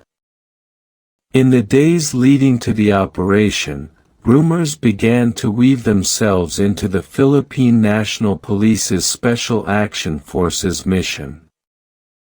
Some whispered that the MILF leadership was aware of Marwan's presence but unwilling to betray him, fearing a fracture in their fragile negotiations with the government. Others whispered that rogue groups like the BIF knew too well of his presence and were themselves benefiting from it, perhaps financially, perhaps strategically. And still others claimed that local politicians had a stake in protecting or betraying him, depending on which way the wind of power blew. In this thicket of competing narratives, the Philippine National Police's Special Action Force were expected to move with certainty. But certainty was impossible, for the very ground they would step on was built of contradictions. For the men preparing to move, none of this complexity was laid bare. They were told the mission was precise, surgical, necessary. They carried with them a picture of Marwan, studied his features, memorized his face. They carried rifles, ammunition, supplies. They carried prayers whispered by families who did not know where they were going, only that they would be gone. What they did not carry, because it could not be carried, was the knowledge that the intelligence guiding them was already compromised by its own fragility. They did not carry the full awareness that they were not moving invisibly into the marsh, but stepping into a land already alive with whispers of their approach. This is the tragedy of intelligence in Mamasapano, that it was both too much and not enough. Too much, because fragments of conflicting reports created illusions of certainty. Not enough, because those fragments were never woven into a complete, trustworthy fabric. And so the Philippine National Police's Special Action Force entered the marshes not as hunters moving unseen, but as men already tracked by eyes they could not see. To walk into such a web is to walk into fate itself. The reeds rise high, the mist thickens, and the sound of footsteps becomes muffled by mud. Birds scatter suddenly, as if disturbed by movement not yet visible. A dog barks in a distant hut, sensing strangers. And in the minds of the men, questions whisper, "Who knows we are here? Who is watching us already? Who waits for us beyond the reeds?" These questions remain unanswered, suspended in the fog, as the Philippine National Police's Special Action Force press forward. The web of shadows does not only bind the hunted, it binds the hunters as well. In Mamasapano, intelligence was not a light guiding the way. It was a lantern flickering in strong winds, casting uncertain shapes that looked like truth but dissolved when touched. And in trusting it, the Philippine National Police's Special Action Force marched toward a destiny already entangled in secrecy, rumor, and deception. The threads of intelligence that wound themselves around the Mamasapano operation were spun not only in Manila or in military compounds, but in the labyrinthine corridors of secrecy that stretched across borders. For Marwan was not a purely local figure, he was international, stitched into a larger pattern of global counterterrorism. A man whose face had circulated not only in Philippine intelligence briefings but in FBI dossiers, in American counterterrorism watch lists, in whispered conferences held in air-conditioned rooms thousands of miles away. The bounty on his head was not simply a number but a signal that radiated across oceans and deserts, drawing hunters closer, pressing the Philippine government to act, and tempting informants to come forward with whatever they claimed to know. This international pressure added weight to every scrap of intelligence.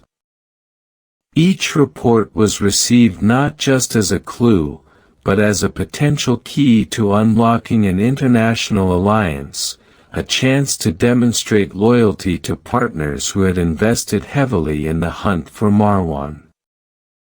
Yet, as with all things in the fog of counterinsurgency, the glow of international cooperation carried shadows. Were some reports exaggerated to justify funding?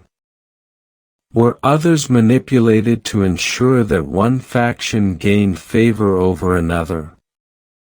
In such environments, truth became slippery, never fully trusted, never fully dismissed.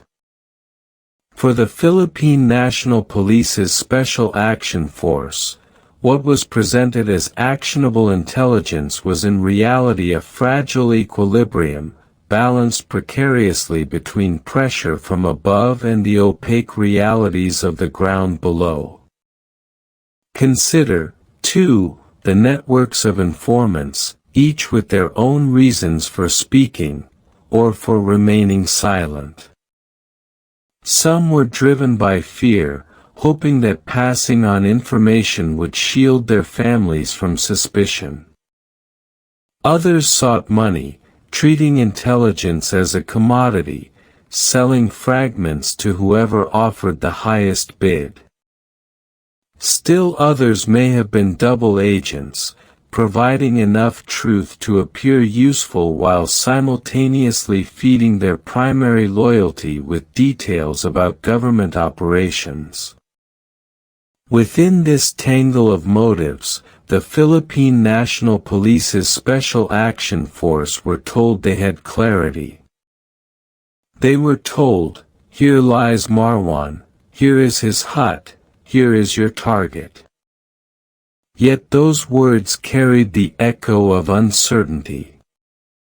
They carried the unspoken knowledge that no map could show the truth of loyalty, no satellite could penetrate the masks worn by men when survival demanded duplicity.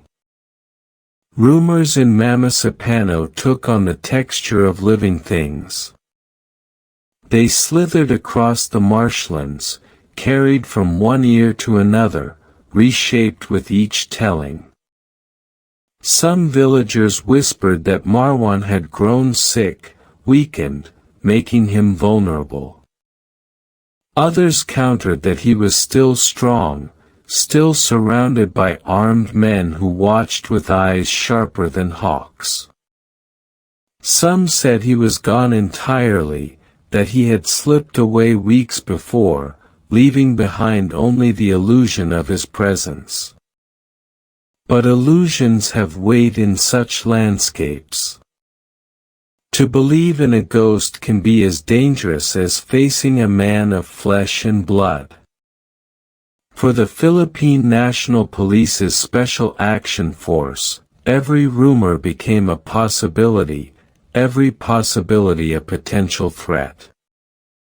And in this fog of rumor, there was also politics.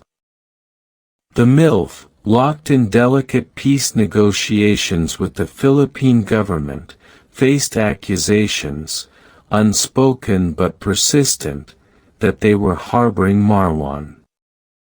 To betray him openly would risk angering factions within their own ranks.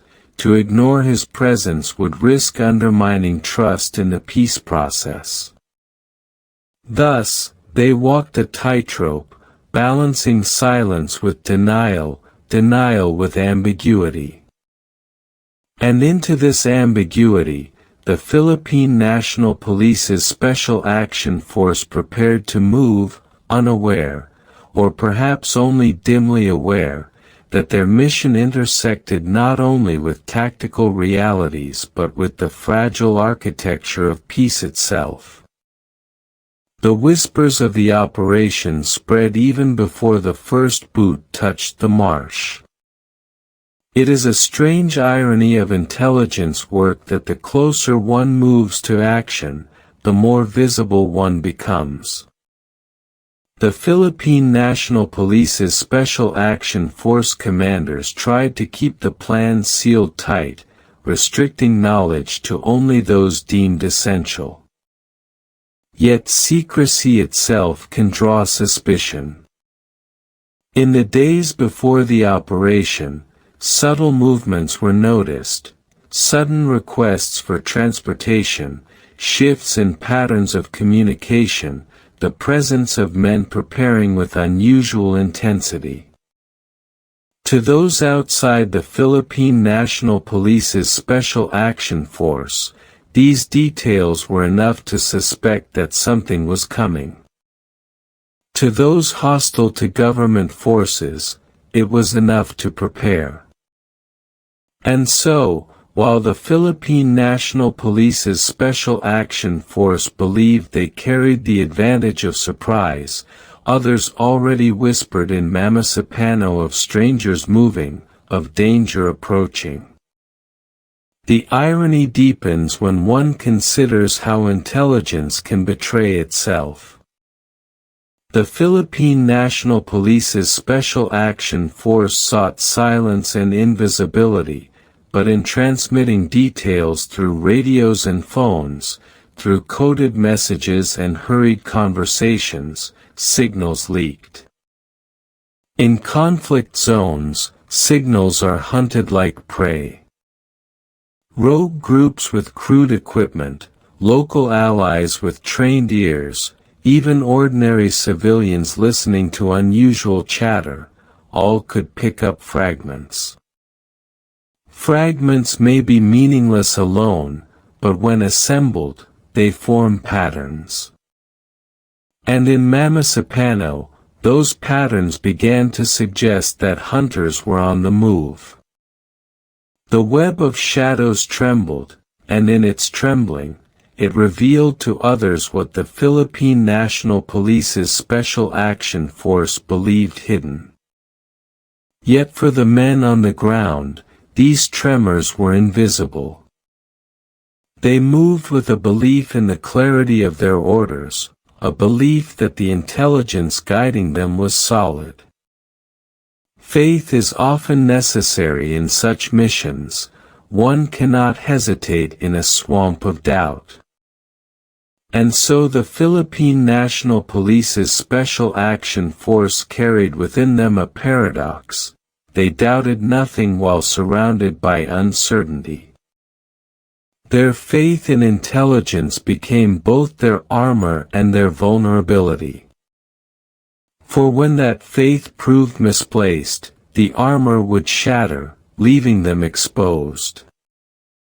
The fog of Mamasapano was not only literal, not only the mist that rose from the marshlands at dawn. It was metaphorical, an enveloping uncertainty that obscured truth, that blurred the line between hunter and hunted, between Philippine National Police's Special Action for CD and danger, between knowledge and ignorance. To walk in such fog is to walk half-blind, guided more by hope than by vision. The Philippine National Police's Special Action Force walked into that fog believing they carried light, believing that intelligence illuminated their path. In reality, they walked into shadows where even light became distortion. And still, the story deepens. For within intelligence circles, time itself becomes a weapon. Every decision is pressed by urgency. If you wait too long, the target disappears. If you move too quickly, you walk into a trap. In the case of Mamasapano, urgency weighed heavily. The chance to capture or kill Marwan seemed too precious to delay. Political leaders, both local and international, waited for results. Pressure trickled down like a steady, unrelenting rain. And under this rain, decisions hardened. Move now, or risk losing everything. But in moving now, the Philippine National Police's Special Action Force also risked stepping into an environment not fully understood. Time, which should have been their ally, became their executioner, driving them forward before certainty could ever be achieved. The villagers who lived in the marshes of Mamasapano often spoke of the river as alive. It carried secrets, it erased footprints, it mirrored the sky while hiding what lay beneath its surface. In many ways, intelligence in Mamasapano was like that river. On the surface, it reflected clarity. Here is Marwan, here is his location, here is the path to reach him. But beneath, the current carried uncertainties invisible to those who looked only at the surface. To step into the river is to trust it will carry you across. To step into intelligence is to trust it will not drown you in its hidden depths. And yet, drown they did. Not in water, but in the unseen currents of misinformation, betrayal, and the relentless fog of rumor. The Philippine National Police's Special Action Force believed they moved unseen, but in truth, eyes watched them from the shadows. The web had been spun long before they arrived, and in walking into it, they became entangled. Intelligence had promised them clarity, but instead it delivered them to fate. This is the nature of shadows. They do not reveal, they conceal. They do not guide, they mislead. In trusting shadows, the Philippine National Police's Special Action Force were guided not toward victory, but toward sacrifice. And as the reeds bent in the marsh, as whispers carried through the night air, as unseen eyes marked their approach, the destiny of the Philippine National Police's Special Action Force 44 was already written in the web they could not see, but could never escape. The river winds endlessly, and its waters carry not just the reflections of starlight, but the stories of those who passed along its banks, those who whispered of it in campfires, and those who sought to cross it under cover of darkness. In the quietude of these waters, there is a sense that nothing is ever fully erased. The past continues to ripple outward, touching shores far removed from the moment of impact. And so it was in Mamasapano, where each fragment of planning, each word exchanged in secrecy, and each footfall upon the muddy ground built toward an unseen crescendo. The stage was being set not with the force of spectacle, but with the hushed inevitability of destiny. The young men of the Special Action Force had long carried in their hearts the quiet understanding that service would place them in the paths of storms. Yet few could articulate the sensation of moving steadily toward one. It was not the sharp awareness of walking into a sudden ambush, nor the startling moment of contact. It was, rather, the slow build, the kind of silence that grows too heavy to ignore, the calm before a storm that feels more haunting than any thunder. The preparations in the days leading to the operation had such a quality. Every drill, every whispered instruction, every checked weapon, was both ordinary and otherworldly, as though done with the knowledge that history itself hovered nearby, observing. Intelligence reports circulated, heavily redacted in some versions, more detailed in others.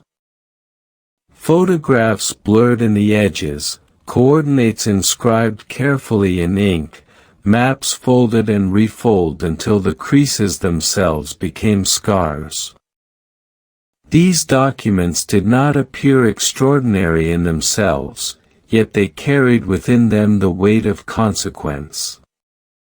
To read them was to feel the distance between the present and the yet-to-come shrink, to know that every coordinate was a place where human footsteps would tread, where human breath would quicken, and where human life might fade. And in the hushed corridors of power, the conversations had a different cadence. Some spoke with conviction, others with caution. Some, perhaps, with ambition. The men on the ground would not hear these voices, but they would feel their decisions echo across the fields of Mamasapano. It is in such spaces, the spaces between command and execution, that stories of tragedy are often born. The air between a pen scratching upon paper and a rifle lifted in the pre-dawn carries more than we imagine. It carries intent, and intent, when not shared clearly, becomes a shadow. The shadow grew with each passing day. While the Philippine National Police's Special Action Force Commandos rehearsed and packed, political figures weighed choices behind closed doors. To consult too many was to risk exposure, to consult too few was to risk collapse. Thus secrecy became both shield and sword. But secrecy also isolates, and in isolation, crucial links weaken. The men would not know the full picture, not then. They moved as soldiers do, trained, disciplined, obedient. And yet obedience in such circumstances does not absolve the heavy hand of fate. It merely sharpens it. At camp, the men shared quiet meals, stories of family, whispered jokes to pass the long hours of waiting. A few wrote letters, not expecting them to be last testaments, but wanting to mark their presence before stepping into the unknown. These words, folded neatly and tucked away, would one day be read with trembling hands. At the time, however, they were written with a mix of hope and duty, with the belief that life would return to its familiar rhythm after the mission was done. There is an innocence in such moments, an innocence that does not know how close it stands to history's edge. Outside the confines of military camps, in villages scattered across Maguindanao, other forms of waiting unfolded. Farmers tended to their crops, women drew water, children ran barefoot along dusty paths. Life moved as it always had, marked by seasons, by harvests, by the long rhythm of rural time. Yet beneath this ordinariness was a different awareness, born of years of conflict. Gunfire was not unfamiliar, and the presence of armed groups was woven into the very fabric of daily existence.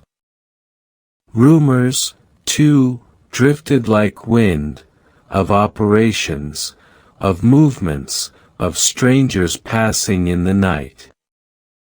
Though not every villager could name the details, many could sense when something stirred in the land, when silence pressed too heavily against the ears. In the dense marshes, where tall grasses swayed and the earth itself seemed to breathe water, other preparations were taking place. Those who lived in the labyrinth of river channels and thickets knew the terrain with an intimacy that outsiders could not match. They understood which paths sank underfoot, which channels could conceal, which trees leaned in directions that marked Philippine National Police's special action for sea passage. For them, the marsh was both home and fortress. And it was into this living maze that the Commandos were destined to move. To plan upon a map was one thing, to set foot within it was another entirely. Even nature seemed complicit in this building tension. Nights grew heavier, stars dimmed beneath low-hanging clouds, the calls of nocturnal creatures seemed sharper, more insistent. One could imagine the marsh itself listening, waiting for the intrusion of boot steps, of whispered commands, of rifle barrels cutting through the dark. The land remembers everything, and in places long marked by conflict, memory thickens, pressing upon each new arrival. It is not superstition to say that the ground itself bears witness. In Mamasapano, the soil already carried countless imprints of struggle, and soon it would absorb more. As the final hours of planning ticked away, the men rehearsed silently in their minds what would soon unfold. They envisioned moving as shadows, invisible, undetected. They envisioned reaching their objective with precision. Some prayed, quietly, earnestly. Others maintained a soldier's composure, steady and unyielding. And yet beneath these outward appearances, an undercurrent of unease moved. It is the unease that comes not from fear of failure, but from a faint sense that the unknown is watching. One by one, weapons were checked, radios adjusted, uniforms fitted tight. Small rituals marked the transition from waiting to action. A clasp of hands between comrades, a nod exchanged, a final drag from a cigarette, its ember glowing briefly in the dark before vanishing. These rituals, though ordinary, gained an almost sacred quality when performed in silence before a mission. They were acknowledgments not just of readiness, but of mortality. Without speaking it aloud, each man knew that the path ahead was fragile, that no certainty could be carried with them into the marsh. And so the moment arrived. Trucks rumbled softly in the dark, carrying their human cargo toward the starting point. Inside, the commandos sat quietly, each immersed in his own thoughts. The road stretched out ahead, narrow and winding, leading them closer to the threshold. The hum of the engine was steady, but beneath it lay a deeper rhythm, the rhythm of time itself, drawing them onward. The moon cast its pale light upon the countryside, indifferent to the unfolding of human plans. From a distance, the marsh remained still, deceptively tranquil.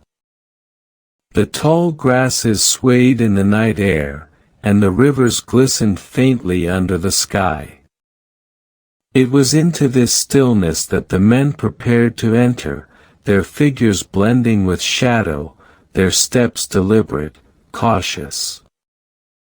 The operation had not yet begun, yet already the weight of history pressed against them, unseen but undeniable. To listen closely to this moment, one could almost hear the murmurs of time itself, as though the past and future whispered faintly in the dark.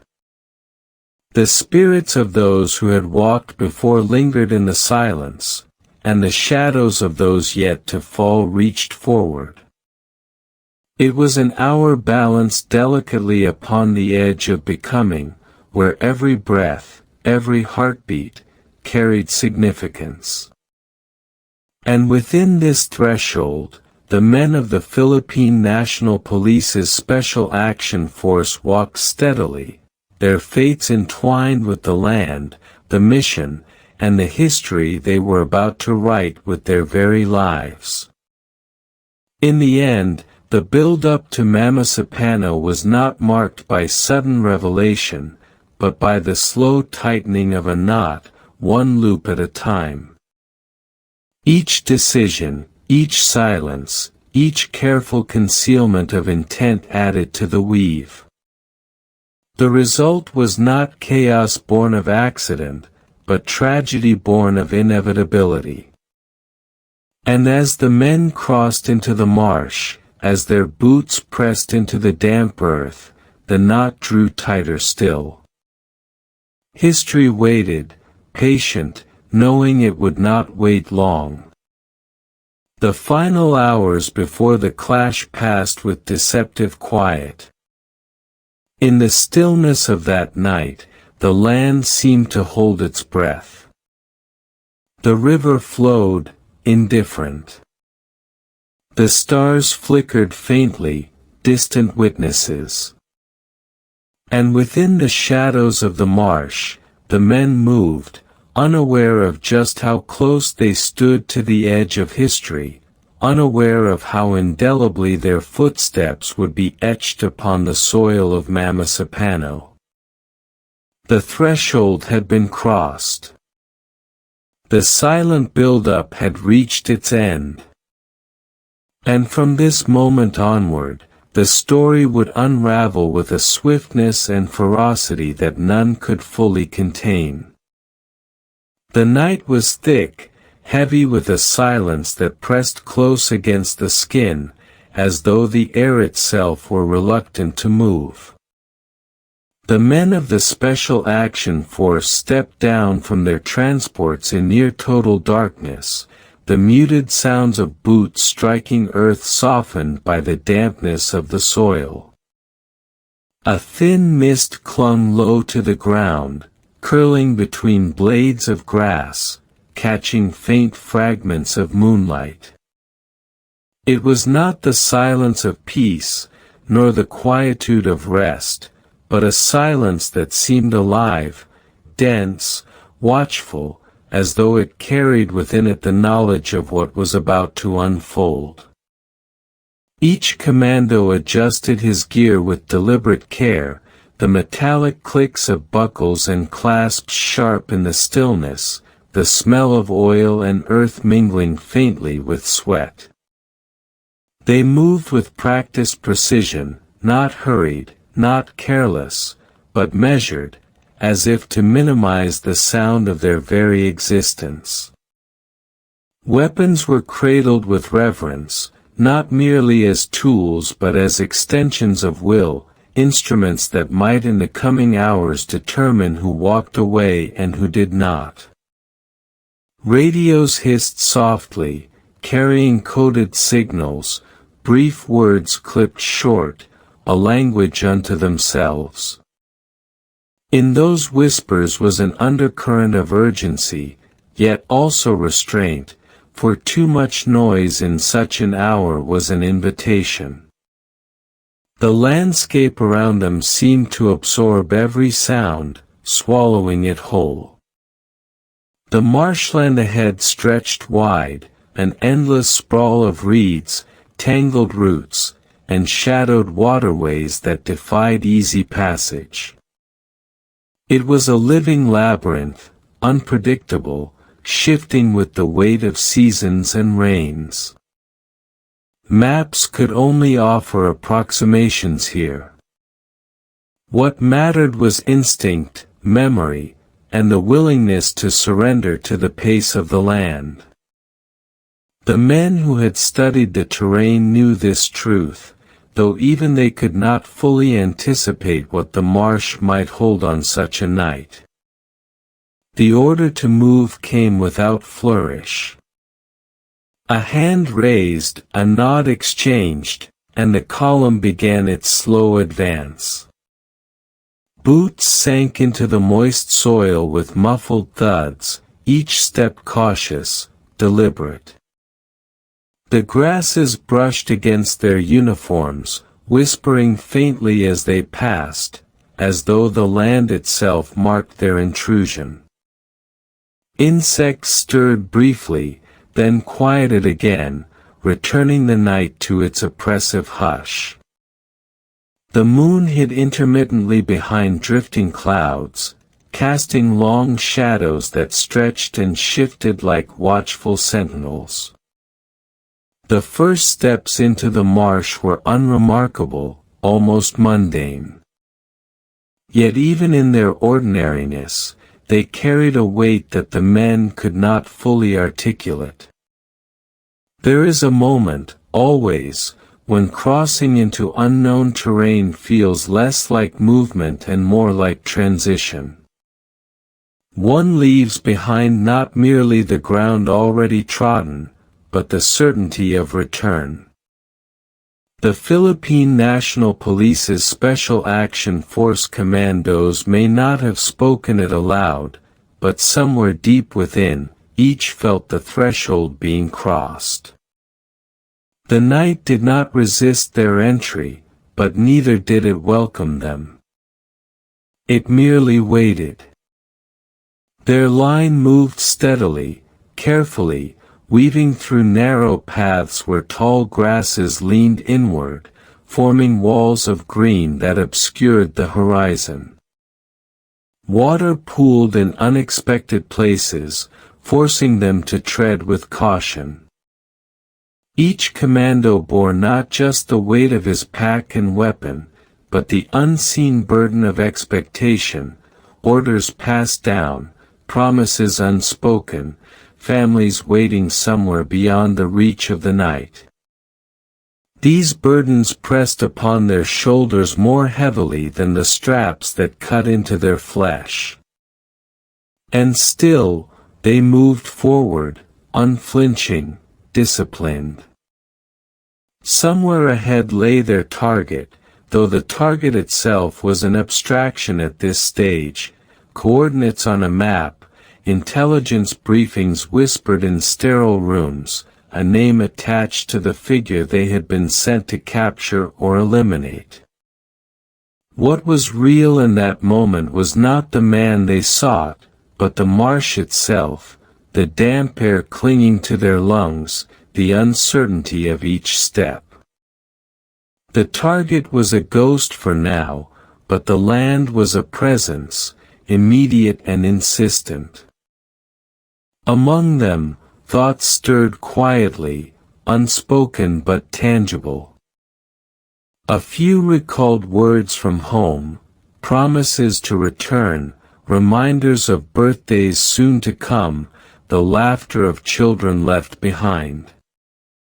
Others steadied their minds with training, repeating silently the steps of their task, pushing away the intrusion of doubt. Yet even the most disciplined could not fully silence the part of the mind that listens for something beyond orders, the part that senses unease when none is spoken, that notices the unnatural stillness of a night too quiet. For those familiar with the marsh, the silence itself was a message. Nights in such places are rarely devoid of sound. Frogs croak, birds call, insects sing in persistent chorus. But this night was different. The natural music of the land seemed subdued, hushed, as though stilled by something unseen. The commandos may not have shared these thoughts aloud, but each heard the silence differently, some as reassurance, others as omen. In the world of conflict, silence is a double-edged blade, it conceals, but it also warns.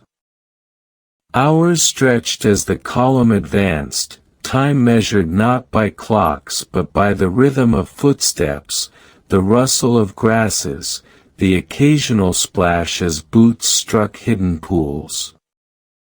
Sweat gathered beneath helmets, ran in thin streams down faces, dampened collars. The march was steady but grueling, a test not only of endurance but of patience. Every step forward carried them deeper into the labyrinth, further from the world of certainty and closer to the heart of risk. And all the while, the land remained watchful. The marsh was no empty space, no neutral ground. It was inhabited, not only by those who made it home, but by memories of conflicts past, by whispers of those who had walked its paths before and had not returned. In the stillness of that night, one could imagine those voices lingering, waiting, echoing faintly with each rustle of grass. The men did not hear them with their ears, but perhaps with something deeper, something primal. From afar, the column of commandos might have seemed like shadows stitched into the fabric of the night. To anyone watching unseen, they were figures half-claimed by darkness, their forms shifting in and out of moonlight. And indeed, there were eyes that watched. Not all movements go unnoticed in lands so contested.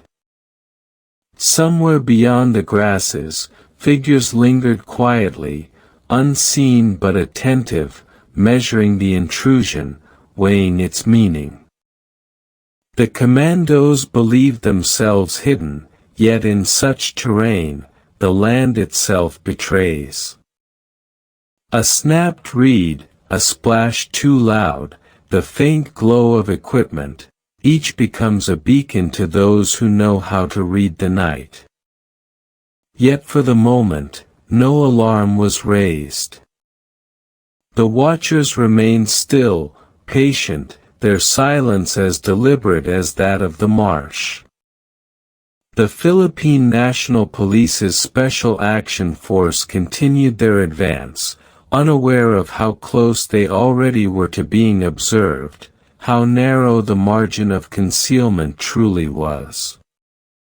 The mission, in its unfolding, carried with it the illusion of control. Plans on paper had not accounted for the breadth of the land, for the countless ways in which presence announces itself even in silence. There is an eeriness in watching men move through spaces that seem to resist them, as though the ground itself questions their right to pass. And in this passage, one senses not only the resolve of soldiers but the fragility of human effort against the vastness of the unknown. The marsh did not resist with force, but with patience. It let them walk deeper, let them believe in their invisibility, while quietly drawing them further into its depths. As dawn inched closer, the horizon began to shift. The first faint graying of the sky touched the edges of the marsh, though beneath its cover, darkness lingered thick. The men pressed on, each aware that the cover of night was precious, that daylight would render them more vulnerable, more exposed. The operation depended on stealth, on remaining unseen until the moment of contact. And so every second before dawn was weighted, every step forward sharpened by urgency. And yet, as they advanced, the question lingered in the silent spaces between their movements: was the marsh truly silent by chance, or was its silence heavy with anticipation? Did the land simply sleep, or did it wait, listening, aware of their presence in ways they could not fathom? The men carried their mission like a torch, but the marsh carried its own story, one into which they had now stepped, unwitting participants in a tale already unfolding. By the time the faintest light began to spread across the sky, the column had moved far into the marsh, their figures absorbed by the terrain. They were close, closer than they knew, to the invisible lines that would soon unravel all certainty. But in that moment, they remained focused, committed, believing themselves still in the realm of planning and execution, unaware that they had already crossed into history. The marsh had accepted them, for now. It had opened its paths, let them pass, let them move further and further into its heart. But it had not forgotten. It waited still, with the patience of centuries, with the silence of the earth itself. And within that waiting silence lay the seed of everything that was to come. The darkness held them as they moved, an embrace both concealing and suffocating. The path narrowed further, forcing the column to break into smaller streams, weaving between clusters of trees that rose like skeletal guardians above the marsh. Their trunks were twisted, their branches clawed at the sky, stark silhouettes against the dim horizon. The soldiers slid past them in silence, eyes scanning, ears straining for anything out of place. Yet the only sound was the low crunch of damp earth beneath boots, the subtle clink of gear shifting under its load, the faint, rhythmic pulse of breath within helmets. Each man carried more than his share of weight, for beyond the rifles and ammunition, beyond the radios and provisions, they carried the burden of unspoken thoughts. Burdens of family left behind, of promises made in kitchens lit dimly by single bulbs, of laughter heard in brief moments between deployments. These thoughts pressed into them like ghosts traveling alongside, unseen companions on the march. And in the stillness of the marsh, those ghosts felt closer, as though the boundary between living memory and spectral presence had thinned.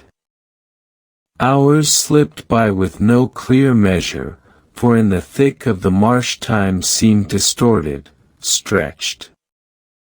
The moon veiled itself behind heavy clouds, offering only occasional glimpses, and the stars were faint, scattered, fragile.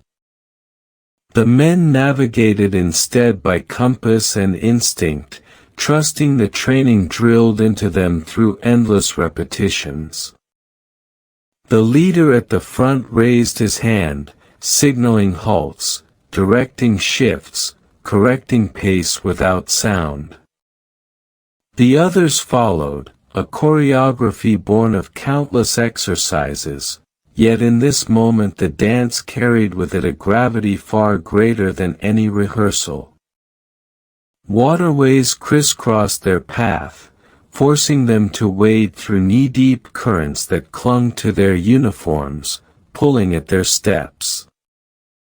The marsh whispered with every ripple, carrying the disturbance outward into the darkness.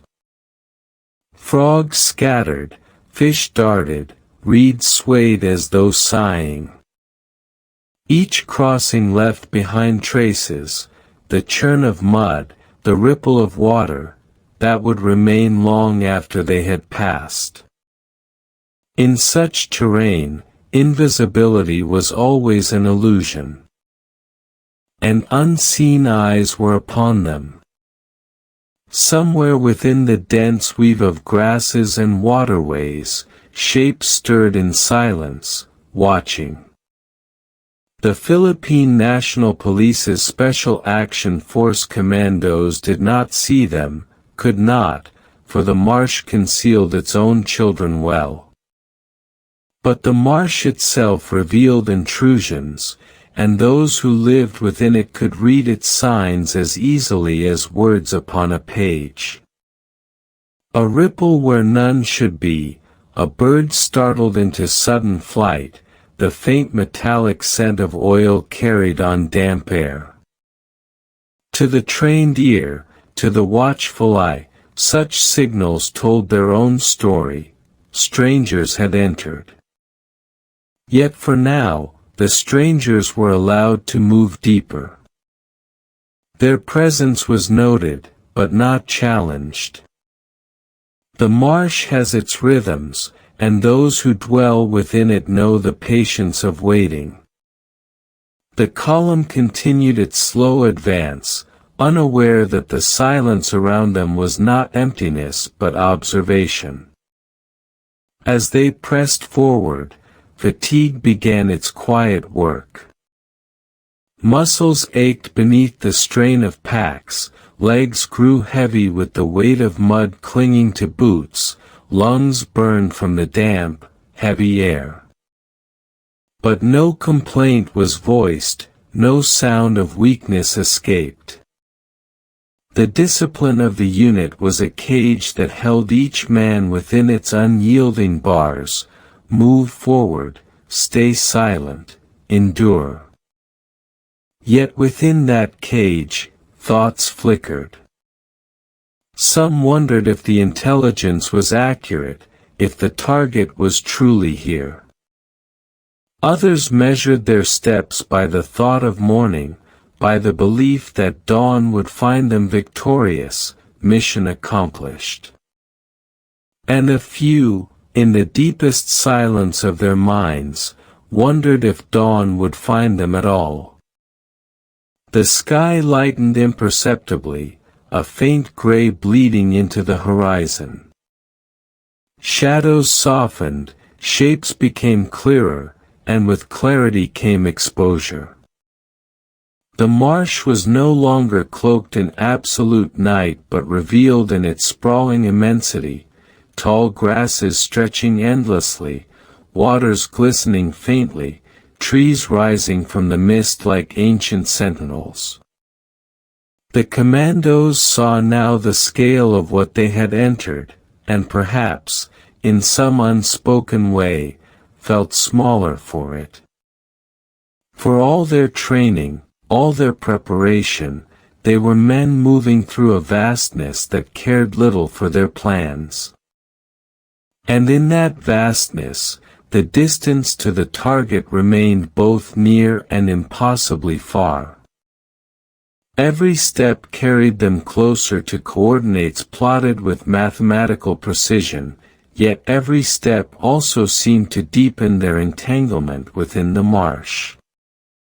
The land drew them inward, each path folding upon another, each channel leading deeper into obscurity.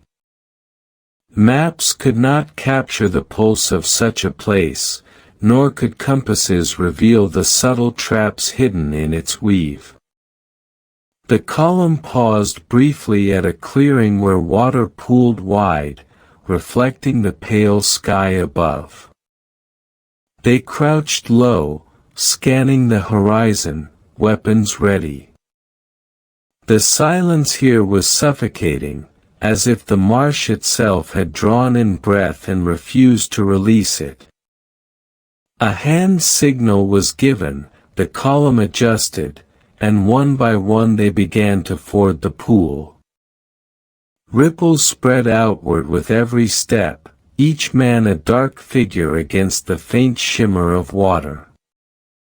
It was a moment etched in fragile balance, as though the surface of the pool itself held their fate, a mirror waiting to shatter. On the far side, they regrouped quickly, pressing onward without pause. Time was precious now, the minutes slipping toward dawn. Yet as the first faint hints of light grew, so too did the unease. The marsh no longer offered cover in the same way. Shapes could be distinguished now at distance, movement detected more easily. What had been invisible in darkness was becoming faintly perceptible, and with perception came vulnerability. The Commandos tightened their formation, adjusted their pace, senses sharpened. They had crossed deep into the marsh, and the land, once indifferent, now seemed to lean closer, attentive, listening. Among them, one or two felt the weight of premonition, not articulated, not shared, but present nonetheless. It was not fear in the ordinary sense, but a sense of something vast pressing just beyond the edges of comprehension. The stillness of the marsh seemed almost theatrical now, as though it waited for its cue. The reeds swayed faintly, the water stirred in subtle currents, the sky brightened with a slow inevitability. The men walked forward, and history watched, silent and patient. And then came the first subtle signs, the distant crack of movement not their own, the faintest shift of shadow where none should be. The men paused, ears straining, eyes sweeping. Yet the marsh offered no clarity, only ambiguity. A bird took flight suddenly, its wings beating frantically against the quiet air. The column froze, weapons raised, breaths caught in throats. The marsh grew silent again. They waited, tense, hearts pounding. Nothing followed. Only the endless silence, heavy, suffocating. The signal came, and they moved on. But the silence had changed. It was no longer the silence of concealment, but of anticipation. Something unseen had shifted, and though the men resumed their advance, they carried with them the knowledge that they were not alone.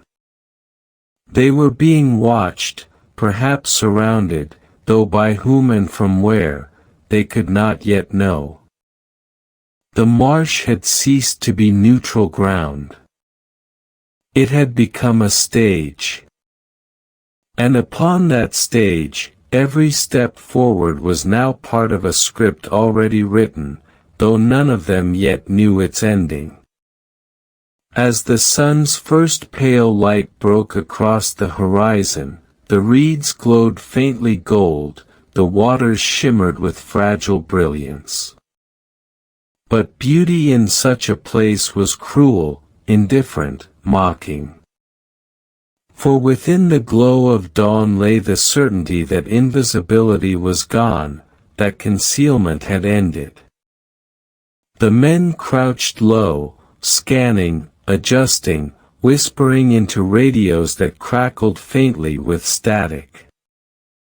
Orders were exchanged in clipped tones, movements recalibrated. The mission pressed on, yet each man felt now the tightening of the knot, the narrowing of the path. It was in this moment, dawn breaking, marsh awakening, that the operation crossed from preparation into fate. The infiltration was no longer merely the approach, it was the crossing of a threshold, the point of no return. The marsh had accepted them, yes, but it had also encircled them. And as they moved deeper still, the silence of the land was no longer indifferent. It was watchful, heavy with intent. The men did not know it yet, but the marsh was about to speak.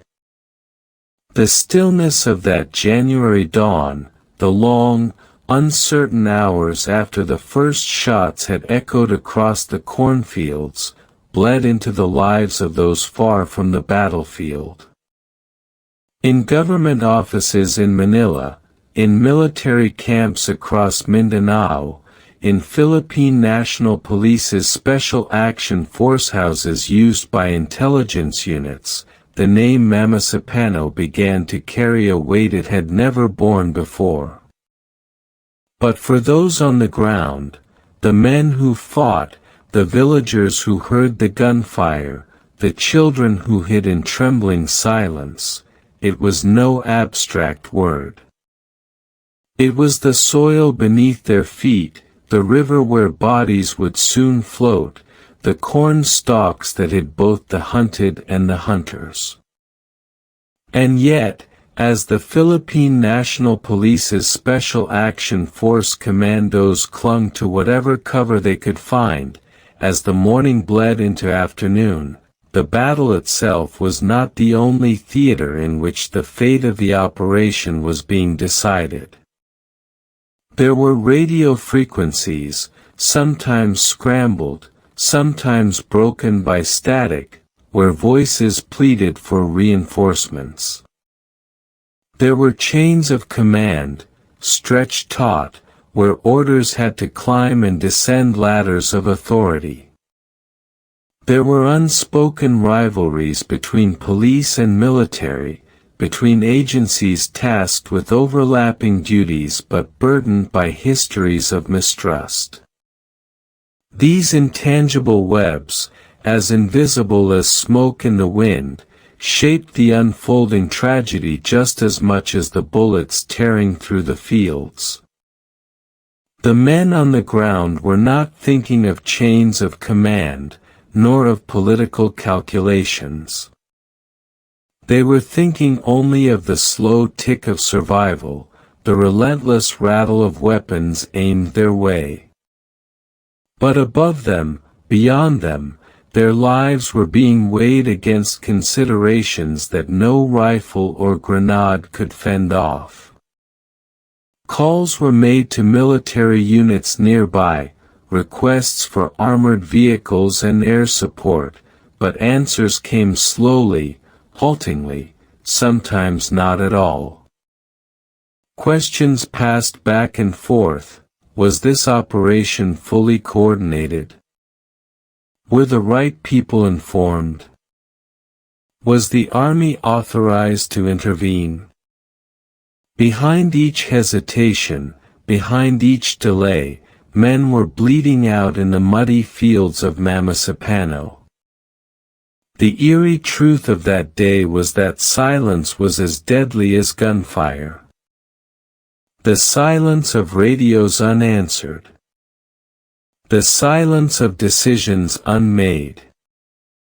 The silence of corridors where men debated while others, far away, crouched low and prayed. One can almost imagine the Philippine National Police's Special Action Force Commandos, listening to static, their eyes darting skyward as if expecting help to descend from the heavens, only to find the horizon stubbornly unchanged. Time in Mamasapano was measured in dwindling ammunition, in the heat of the sun rising higher, in the shadows growing shorter, in the lifeblood of comrades seeping into the earth. And then there were the civilians, caught in between. Villagers peered through cracks in bamboo walls, whispering prayers, unsure of whether to flee or to stay hidden. Mothers gathered children into their arms, telling them not to cry even as the sky above shook with gunfire. To them, this was not politics. This was not counterterrorism. This was another morning in which their lives were at the mercy of forces they did not command and did not fully understand. They had seen armed men before. They had seen skirmishes before. But this was larger, longer, more unrelenting. It was as if a storm had come and refused to move on. As the battle wore on, shadows lengthened not only on the ground but across the realm of decisions in distant offices. Some officers insisted reinforcements were being prepared. Others claimed the rules of engagement were unclear. Still others doubted whether the intelligence that had sparked the operation had been shared with all who needed to know.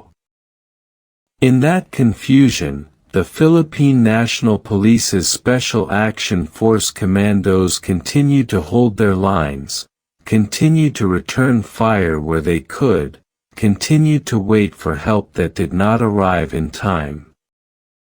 It is in this waiting, this space between action and inaction, that the haunting power of Mamasapano truly resides. For it was not only a battle of men against men, but of time against hesitation, of courage against miscommunication, of sacrifice against bureaucracy. Every bullet fired in those fields carried not only the weight of survival but the heavy silence of those who could not, or would not, decide. And in those silences, destinies were sealed. The lives of the fallen Philippine National Police's Special Action Force 44 were not taken in a single instant, not in one overwhelming ambush, but in the slow unraveling of coordination, in the fraying of trust, in the cracks of an apparatus meant to protect but instead paralyzed itself with doubt.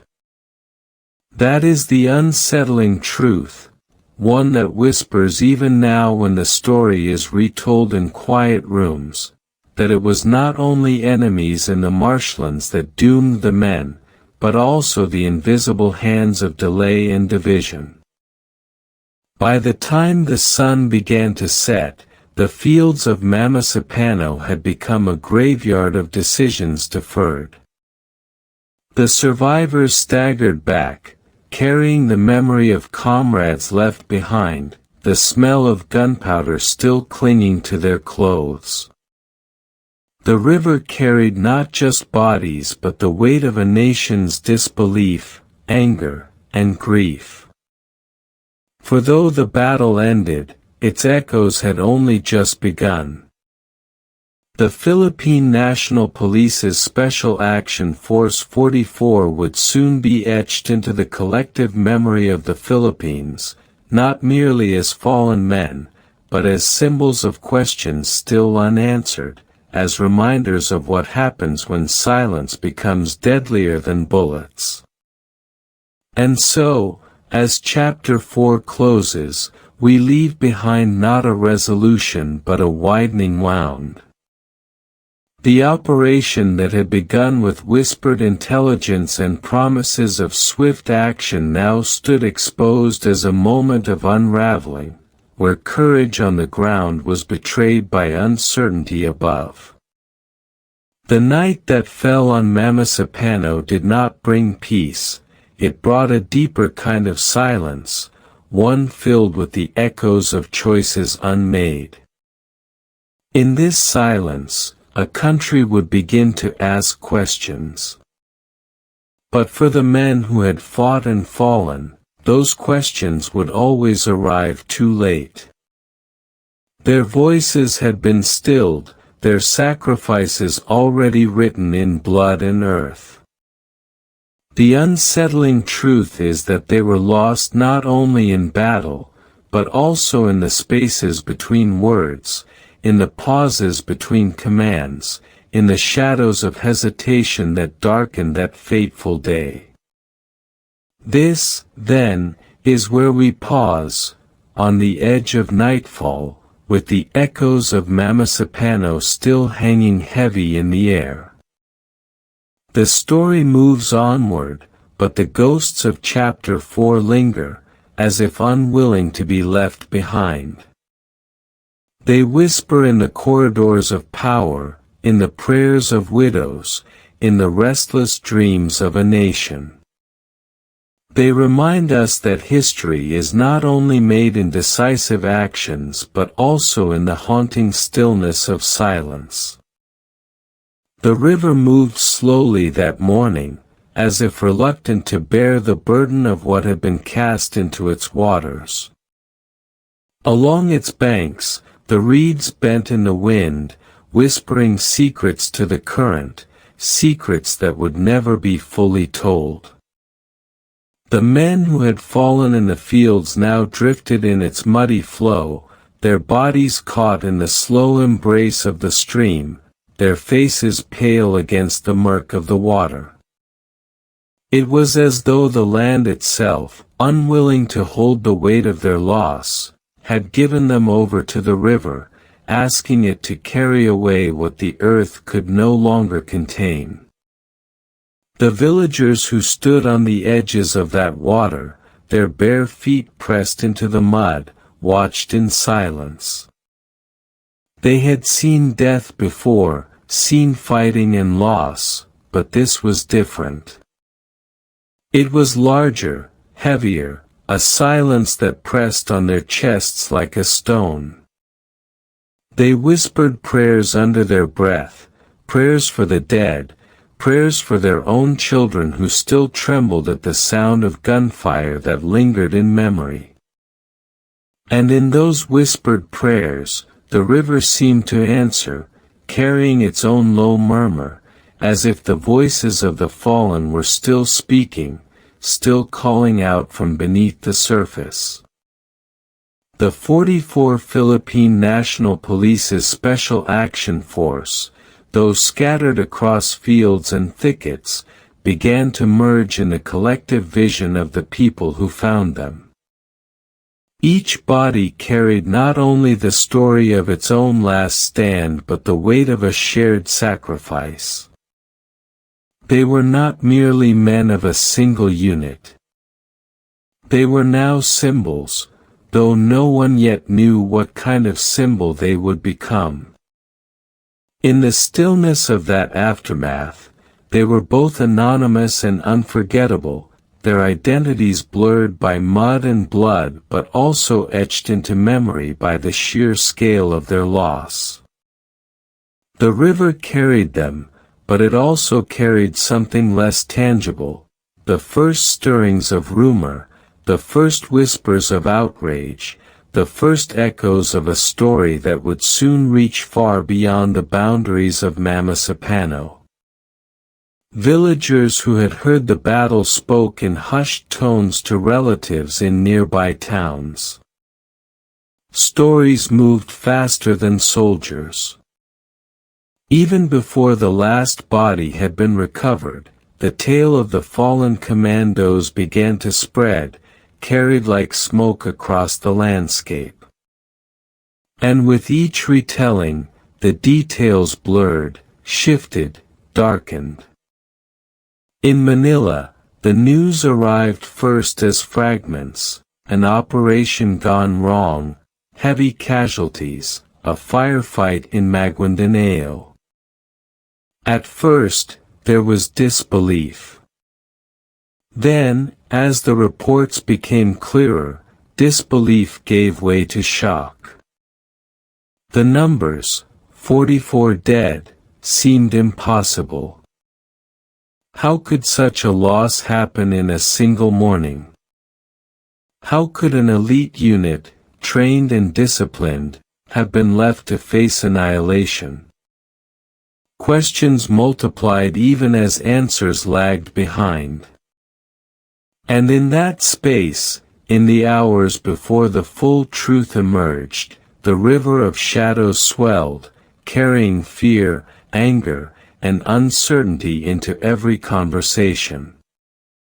But in Mamasapano itself, the landscape did not ask questions. It simply held what it had been given. The cornfields, once vibrant with green, were now trampled and stained. The trees bore scars from bullets that had torn through bark and leaf. The air smelled of gunpowder and earth, a scent that clung to the clothes of those who had survived. Dogs sniffed at the ground where blood had dried, while birds, long silent, began to return, their cries sharp against the eerie quiet. Life, as it always does, crept back into the spaces where death had passed, but it did so cautiously, as if wary of awakening ghosts that still lingered. The survivors of the Philippine National Police's Special Action Force carried those ghosts with them. They carried them in the weight of memories too heavy to speak, in the guilt of having lived while comrades had fallen, in the nightmares that returned night after night. To survive a battle is not always to escape it. For many, survival is a sentence of remembrance, an unending replay of moments when choices meant life or death, when help did not come, when silence answered their calls. And in the faces of their fallen brothers, they saw not only tragedy but also accusation. Why them, and not me? Why here, and not elsewhere? Why did no one come? As the day after the battle dawned, the river grew quieter, its surface calm, its current steady. But beneath that surface lay an unspoken truth, that the Mamasapano tragedy was not finished. It was only beginning. The bodies would be recovered. The funerals would be held. The ceremonies would be televised. The speeches would be made. But the deeper wounds, the questions of command, of responsibility, of betrayal, would take root, festering, waiting to erupt into the national consciousness. And so the river of shadows flowed on, carrying the fallen, carrying the whispers, carrying the weight of a nation that did not yet know how deeply it had been marked. For though the men of Philippine National Police's Special Action Force had fought and died in the marshes of Maguindanao, their story was no longer theirs alone. It belonged now to the living, to those who would argue, grieve, accuse, and remember. It belonged to history, and history is never gentle.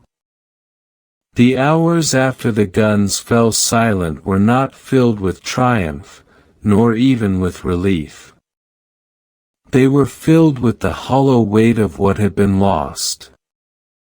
The Philippine National Police's Special Action Force men who had survived moved like shadows themselves, their faces drawn, their steps heavy, carrying not only their weapons but also the unbearable burden of memory. They gathered what they could, spent cartridges, wounded comrades, the dead who could be retrieved without further risk. But the battlefield was not fully theirs anymore. It belonged to the silence of death, to the unblinking eyes of their fallen brothers, to the uncertainty of who would carry the blame for what had happened. Recovery was slow. Each body pulled from the field carried with it not only physical weight but a flood of emotions that words could not contain. Some were carried on makeshift stretchers, others on the shoulders of comrades who staggered under both grief and exhaustion. The villagers, hesitant at first, emerged to watch.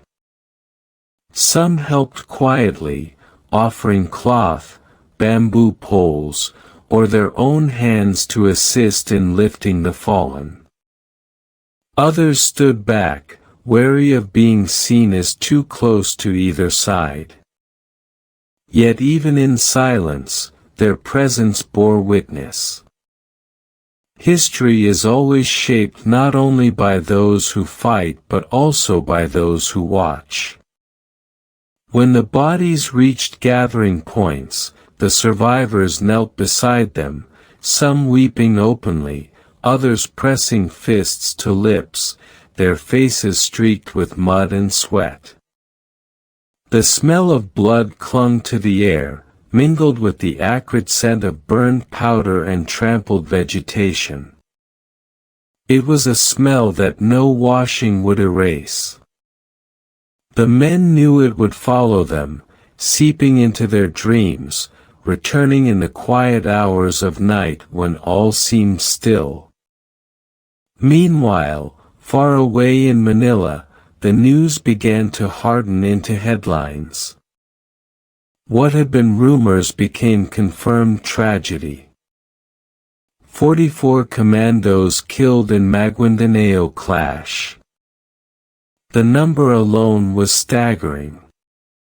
In an era when deaths in combat were often counted in single digits, the loss of 44 elite men in a single operation was unimaginable. Broadcasters spoke with hushed tones, their voices a mixture of disbelief and sorrow. Photographs from the field were still scarce, but already the weight of the numbers told their own story. In military camps, phones rang incessantly. Families of the 44 Philippine National Police's Special Action Force called, desperate for news, clinging to the hope that their sons, husbands, or fathers were among the survivors. Commanders hesitated, unwilling to release names until every body was identified, until certainty replaced rumor. But silence on the phone line was its own kind of cruelty. Mothers wept in waiting rooms, wives sat stiff-backed with clenched fists, children asked questions their elders could not answer. The arrival of the bodies in Manila was like a wound torn open in public. The caskets, draped in flags, lined up in long rows, stretched across the cavernous space of Villamor Air Base. Cameras captured the moment. Families gathered to see, some collapsing in grief, others standing frozen, unable to move, as though their bodies had betrayed them. The president stood nearby, government officials assembled in solemn ranks, but the grief of the families drowned out the speeches. No words could ease the sight of so many coffins, identical in their stillness, each containing a story cut short. It was here, in the presence of the dead, that the nation's grief began to transform into something more. Sorrow became anger. Anger became questions. Who had sent the Philippine National Police's Special Action Force into Mamasapano? Who had withheld reinforcements? Who had known what, and when? And why had it gone so terribly wrong? These questions did not yet have answers, but they grew louder with each passing day. The funerals that followed carried their own heavy rhythm. In towns across the country, flags were lowered, and parades of mourners followed coffins through narrow streets. Church bells tolled, their sound carrying over rooftops, through rice paddies, across the quiet of rural evenings. In some towns, the entire community turned out, filling pews, standing outside church doors, holding candles that flickered like fragile stars. Priests spoke of sacrifice, of valor, of lives given in the line of duty. But beneath the words, there was a silence that no homily could fill, the silence of unfinished lives, of promises broken by violence. At the gravesides, children clung to the hands of widowed mothers, their eyes wide with confusion. Some were too young to understand, too young to know why everyone around them wept, too young to grasp why the man who once carried them on his shoulders would never return. The faces of these children became, for many Filipinos, the most haunting image of Mamasapano, not just the rows of coffins, not just the blood-stained fields, but the eyes of the living, left to carry the burden of the dead. As grief spread, so too did suspicion. Reports emerged that the military had not been fully informed of the operation. That American advisors may have had a hand in planning it. That the president himself had been briefed but key details withheld from others. Each revelation added another layer to the shadows already surrounding the event. The story was no longer just about the 44 Philippine National Police's Special Action Force. It was about the machinery of power, about decisions made behind closed doors, about alliances and rivalries invisible to those who had paid the ultimate price. In Congress, hearings were announced. Senators summoned generals, police commanders, intelligence officers, even grieving families, to sit before microphones and recount what they knew. The halls of power echoed with testimony, with contradictions, with accusations carefully worded but heavy with implication. Each statement added to the growing tapestry of uncertainty. Who had betrayed whom? Was it negligence? Was it secrecy? Was it politics? And yet, amid the debates, the grief of the families remained. Their voices, quieter, less polished, cut through the noise. A widow stood before cameras and spoke simply of her husband's last call, of his promise to return, of the children left behind. A mother clutched a photograph to her chest and asked only for justice. Their words carried the raw weight of human loss, unshielded by rhetoric, unsoftened by protocol. The 44 Philippine National Police's Special Action Force became not just men but symbols. Symbols of bravery, of sacrifice, of lives offered for a mission whose wisdom many began to doubt. In classrooms, teachers spoke their names. In plazas, candlelight vigils were held. Murals were painted, songs were written, prayers were offered. Yet beneath this outpouring of remembrance lay the unease that their sacrifice might be used, not honored, but wielded, bent to serve the purposes of politics. The president, too, became a figure caught in the shadows of Mamasapano. Criticized for his absence at Villamor Air Base during the arrival of the bodies, he faced anger not only from political opponents but also from ordinary citizens who felt betrayed. His words in televised addresses, meant to console, often sounded detached, clinical, weighed down by defensiveness. Trust, once fragile, began to fracture.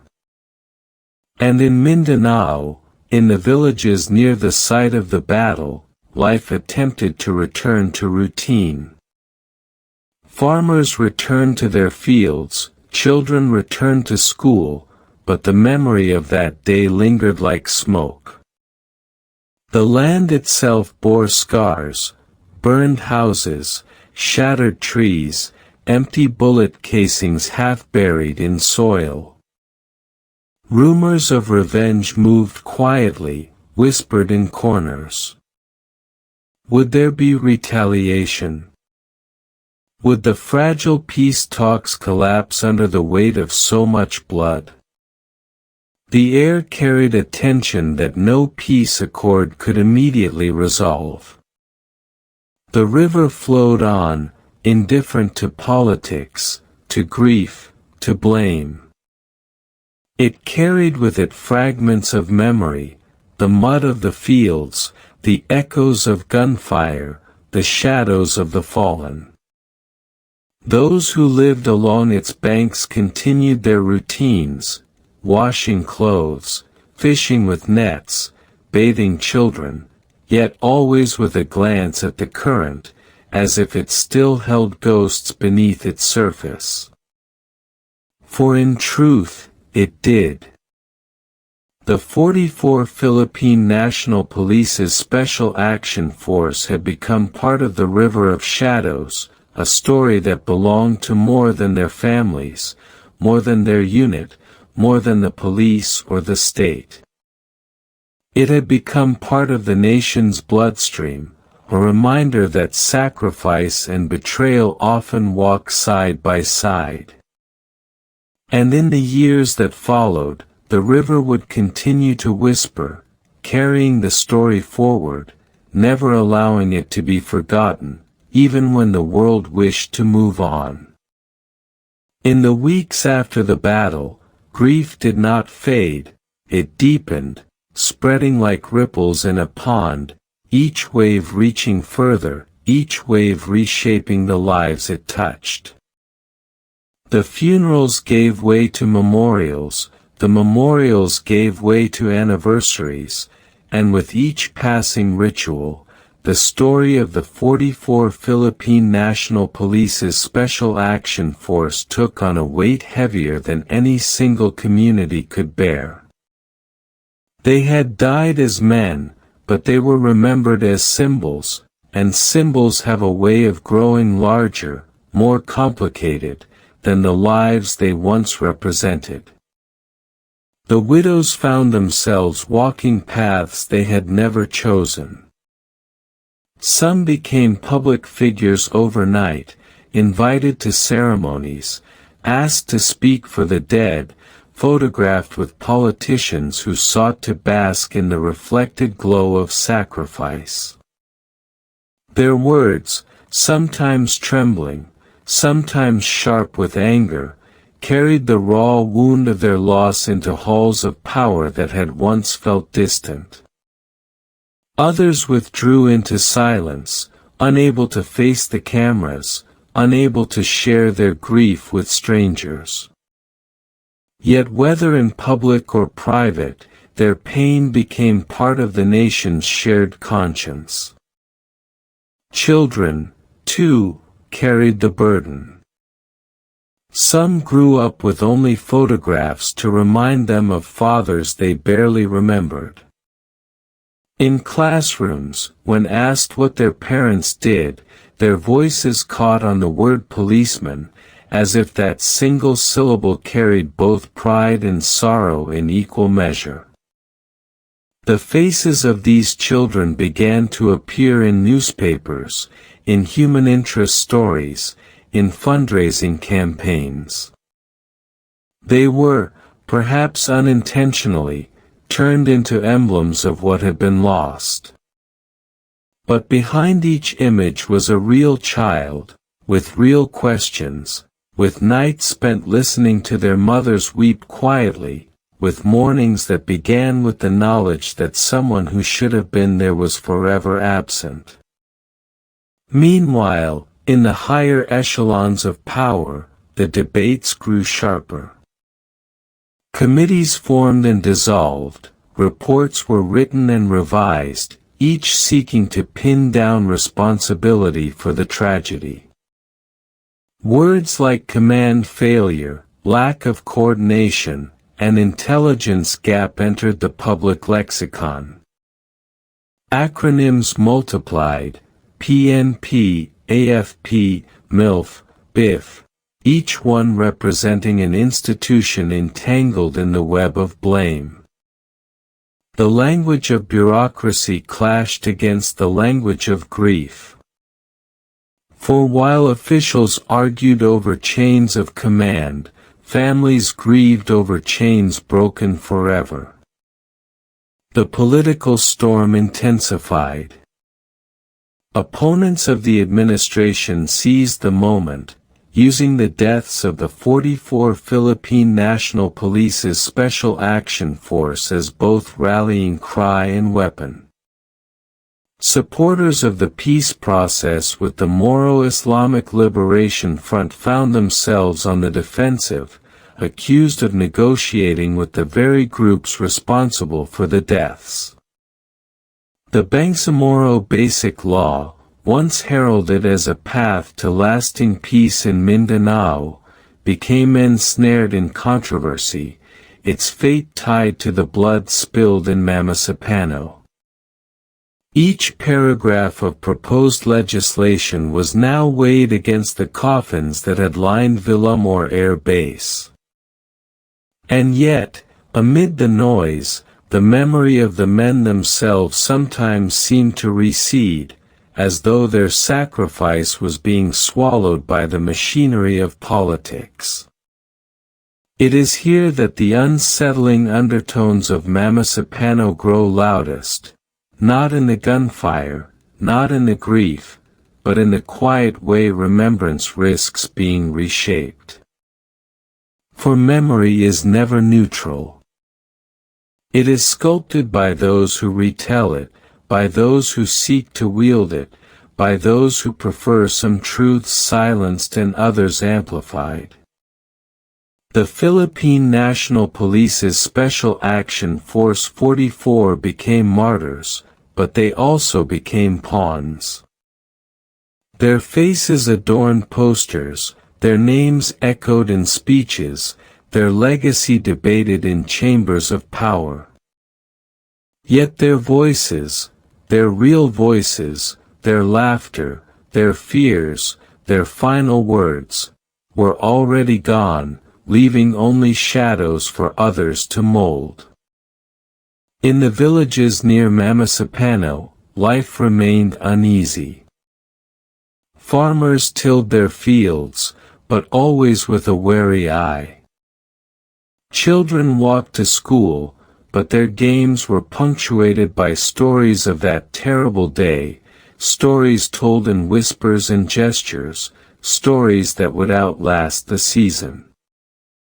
Some villagers spoke of dreams in which they saw men in uniform walking silently through the fields at night, their faces pale, their boots leaving no prints in the soil. Others avoided the river altogether, convinced that it carried not only water but the restless souls of the dead. In these quiet stories, unrecorded and unreported, one hears the eerie undertones of a land marked by blood, where history lingers not only in books but in the soil, the air, the very flow of water. For the river does not forget. It moves slowly, carrying silt, carrying fragments of memory, carrying shadows too heavy for the earth. Those who wash clothes along its banks sometimes pause, staring at the current as though listening. Those who cast nets into its waters sometimes pull them up empty, muttering that the river keeps what it chooses. Perhaps it is only imagination. Perhaps it is only grief transformed into myth. But in places where lives are cut short by violence, the boundary between memory and haunting is thin, almost porous. And so the 44 Philippine National Police's Special Action Force live on, not only in the official accounts, not only in the speeches and ceremonies, but in the murmurs of the river, in the glances of villagers, in the restless sleep of survivors. Their story is retold in classrooms, reshaped in congressional hearings, whispered in military barracks, argued over in coffee shops, invoked in campaigns, remembered in prayers. Each retelling adds a layer, a shade, a distortion, until the original moment is both preserved and obscured. This is the curse and the power of history. It refuses to remain still. It shifts like water, carrying with it fragments of truth, fragments of myth, fragments of silence. The 44 Philippine National Police's Special Action Force, once men of flesh and blood, became part of this river, part of a current that does not cease, even when the world turns its gaze elsewhere. By the end of that year, ceremonies had already taken on a ritual form. Wreaths laid, names recited, candles lit. Each year thereafter, the rituals repeated, their familiarity both comforting and hollow. For rituals cannot bring back the dead. They can only remind the living of what was lost. The families knew this. Their grief did not diminish with time. It simply took on different shapes. It settled into routines, into anniversaries, into the quiet ache of absence at dinner tables, at graduations, at weddings where a chair was left empty. And yet, through it all, the question remained, why? Why were 44 men left to face such odds? Why were their cries for help met with silence, or delay, or hesitation? Why did intelligence fail? Why did command falter? These questions circled endlessly, like vultures over a battlefield, never settling, never answered in full. Perhaps they never could be. For some truths are buried too deep, hidden by layers of secrecy, by the fear of admitting fault, by the convenience of letting shadows remain unlit.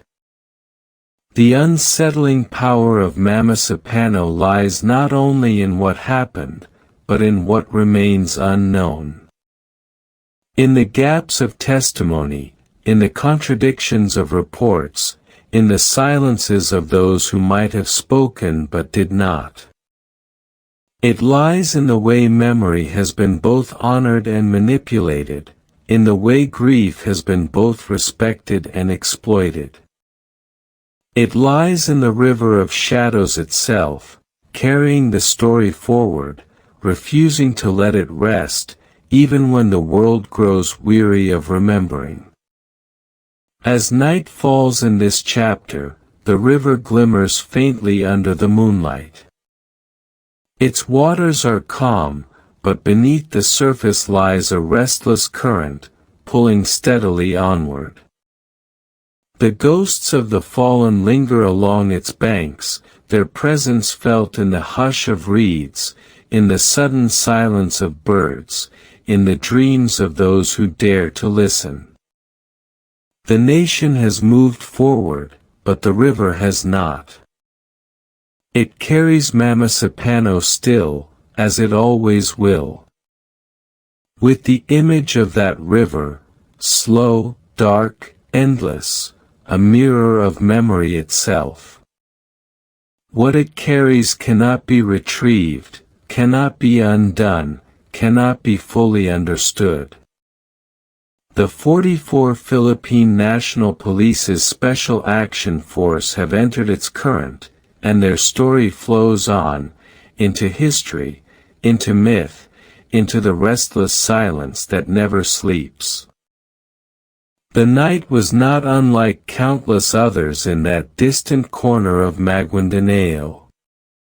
Yet, when the darkness folded itself across the riverbanks, something imperceptibly heavier seemed to seep into the still air. The land itself seemed to breathe with a slow unease, as though the fields, the bamboo thickets, and the meandering waters carried within them an ancient warning, a whisper too faint to be caught by those who were bound to their orders, their radios, their sense of mission.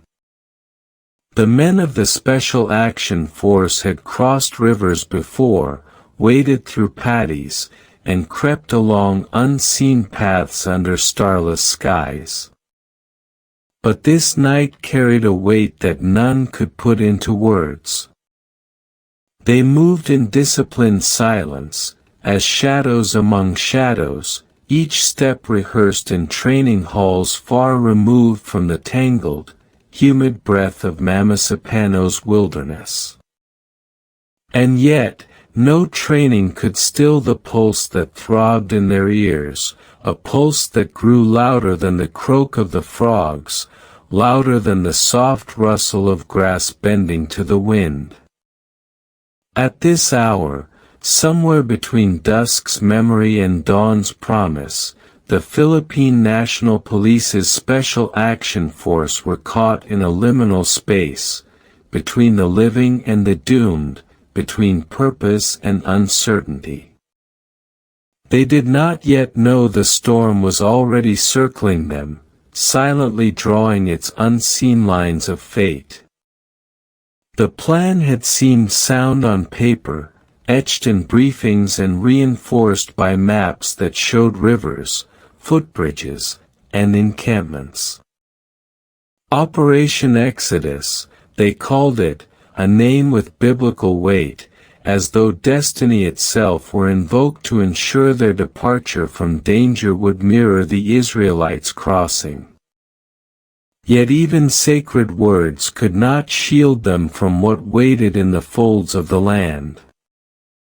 There is a strange quiet that often comes before calamity, a hush that does not comfort but unsettles.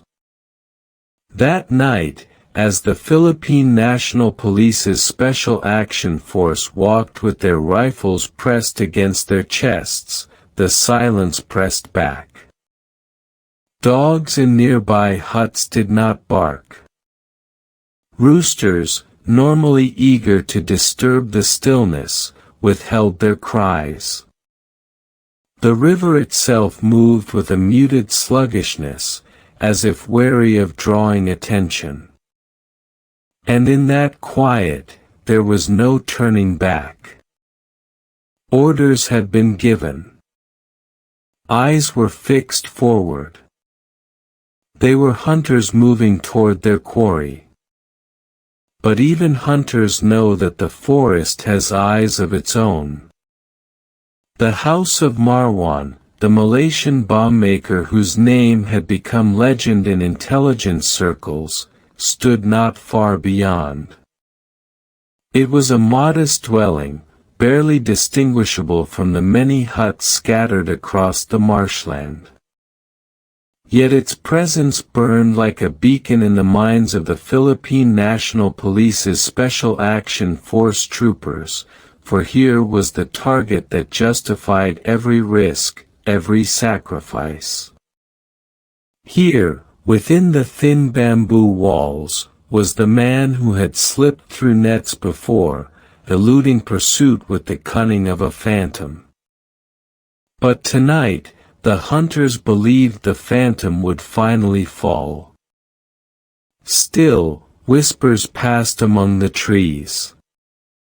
Not literal whispers, perhaps, but a sense of eyes, watchful, cautious, waiting.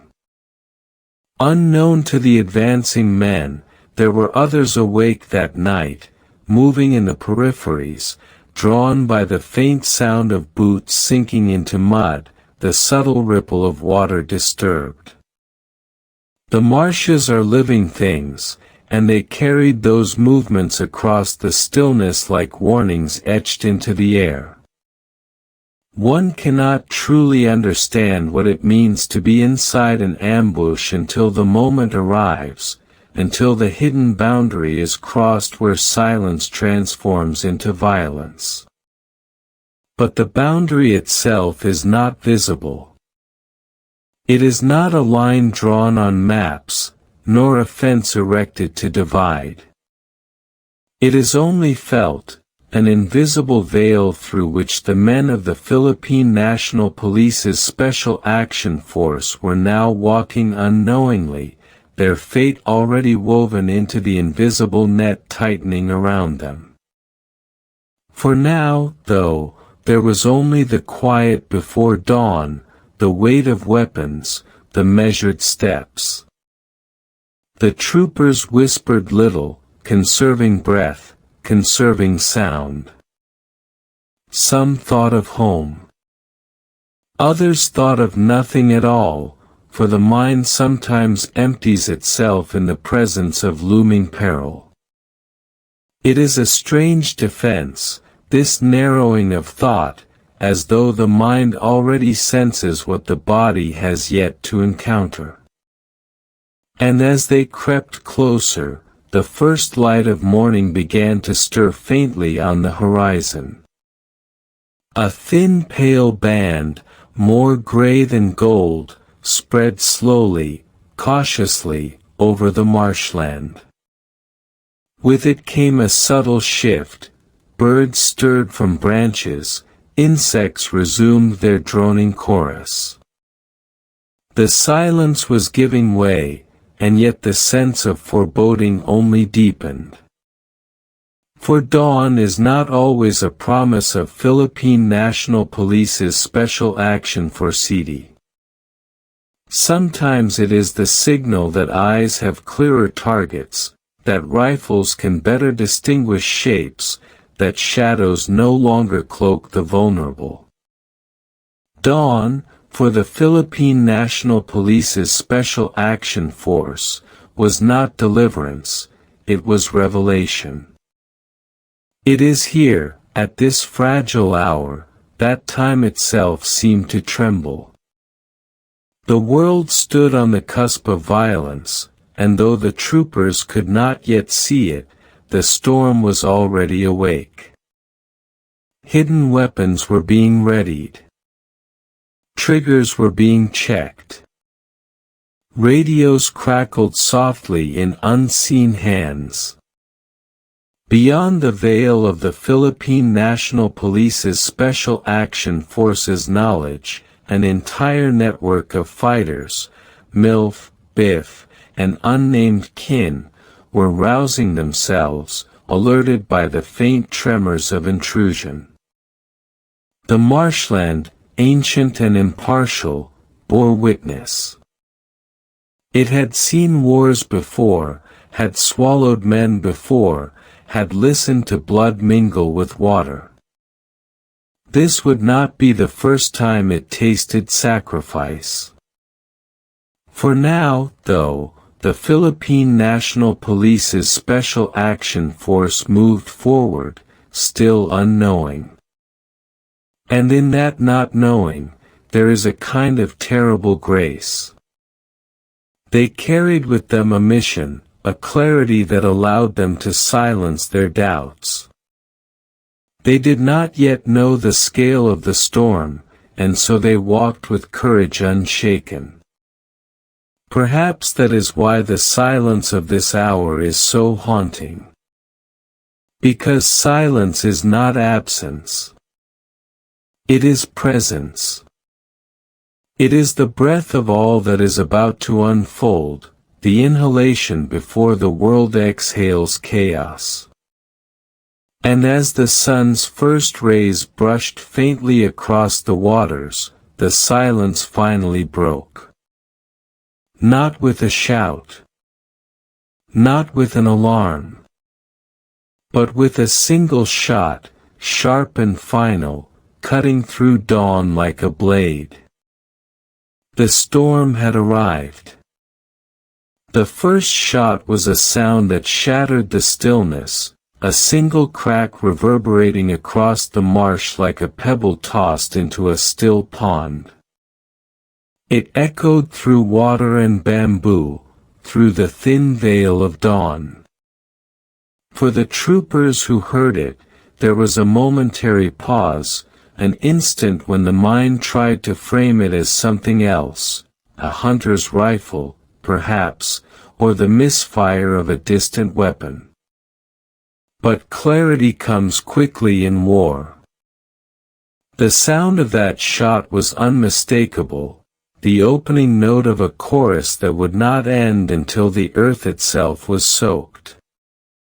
And so, the silence, so heavy and so strange, fractured. The troopers who had been crouched and moving in formation suddenly felt the surge of adrenaline seize their muscles. Commands were hissed in the dark. Eyes darted toward the horizon, scanning for movement. Fingers tightened on triggers, as though expecting the air itself to strike back. The marsh, moments ago a backdrop of calm, seemed suddenly alive. The tall grasses trembled not from wind but from unseen presence. The river's surface quivered as if stirred by an invisible hand. And then it came, the staccato burst of automatic fire, a sound like metal rain pouring out of the unseen. The world transformed. What had been invisible was now undeniable. Bullets cut through air and struck mud, splintered bamboo, ripped into trees. The stillness dissolved into chaos. Men dove for cover, pressing themselves against the shallow ground, the water soaking into their uniforms. Some fired back blindly, their eyes still trying to pierce the haze of dawn. There is a surreal quality to the first minutes of an ambush.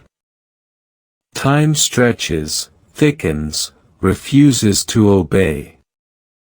Every sound becomes magnified, the tearing shriek of bullets, the cries of birds startled into flight, the sharp bark of orders shouted across the din. The Philippine National Police's Special Action Force, trained for precision and discipline, clung to their drills, forming defensive positions, returning fire in calculated bursts. Yet discipline alone cannot turn back the tide when the tide is everywhere. Because from every direction it came, the reply of rifles, the clatter of machine guns, the sudden whistling arc of grenades. The troopers realized with horror that they were surrounded. The marshland that had seemed vast and open was now a cage, its walls formed not by wood or stone but by the sheer volume of enemy fire. The men who had moved with quiet confidence hours earlier now found themselves pinned, their paths cut off.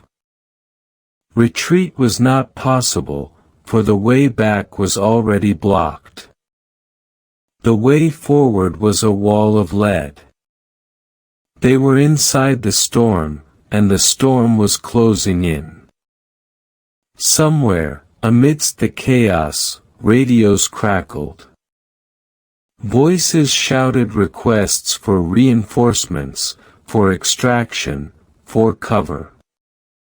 But the signals were broken, fragmented by distance and interference. The men could hear only bits and pieces, their lifelines severed by the very marsh they had entered. Communication, that fragile thread, was snapping. And in that snapping came the first casualties. A man crumpled beside the riverbank, his rifle slipping from his grasp as the water lapped against him. Another fell back into the grass, his cry swallowed by the roar of gunfire. Their comrades tried to drag them to cover, but every movement drew a hail of bullets. The ground itself seemed cursed, offering no Philippine National Police's special action for sea refuge. There is a cruelty in how battles unfold. The Philippine National Police's Special Action Force had believed themselves hunters. Now, they realized, they were prey. The marshland became a labyrinth where every exit was guarded, every shadow a threat. The very villagers whose huts dotted the horizon had melted away, leaving behind an emptiness that felt accusatory. It was as if the land had conspired, drawing them in, holding them in place, and then releasing the storm upon them. The fighters who surrounded them were not faceless. They were sons and fathers, men who had lived their lives in these marshes, who knew every bend of the river, every path through the grass. They fired not from guesswork but from memory, from instinct. They knew how the land could shield them, how the curves of the terrain could turn into vantage points. For the Philippine National Police's Special Action Force, this was foreign ground. For their adversaries, it was home. The hours began to drag, though in truth they passed with terrifying speed. The sun climbed higher, turning the misty dawn into the harsh glare of morning. With light came exposure. The troopers could no longer hide in the shadows. Their figures stood out against the pale grass, their helmets and rifles glinting faintly in the day's rise. And the bullets found them more easily. Yet still they fought. The Philippine National Police's Special Action Force had been trained for endurance, for resolve in the face of odds. They fired back with precision, holding their ground, each man watching not only for himself but for the brother beside him. They formed small clusters of resistance, pockets of defiance amidst the storm. Some managed to silence enemy rifles, striking down figures that had revealed themselves too boldly. For every casualty they endured, they sought to answer with equal force. But numbers, like shadows, pressed against them. For every fighter who fell, another seemed to emerge, drawn by the sound of battle. The marshland was awake now, and the news of intruders spread swiftly through kinship lines and networks of allegiance. Men came from nearby settlements, from hidden camps, from the river's far side.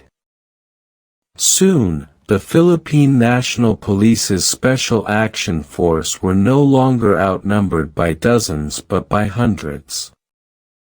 The realization was slow but certain: there would be no easy extraction, no swift reinforcement. The quick strike they had imagined had unraveled into a siege. The storm would not pass. It would only deepen. And so, the men fought with the grim knowledge that they were buying time, time for comrades, time for the possibility that reinforcements might still carve a path.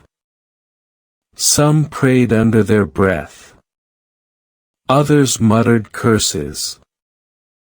But all continued to fire, to move, to resist, even as exhaustion began to press against their shoulders.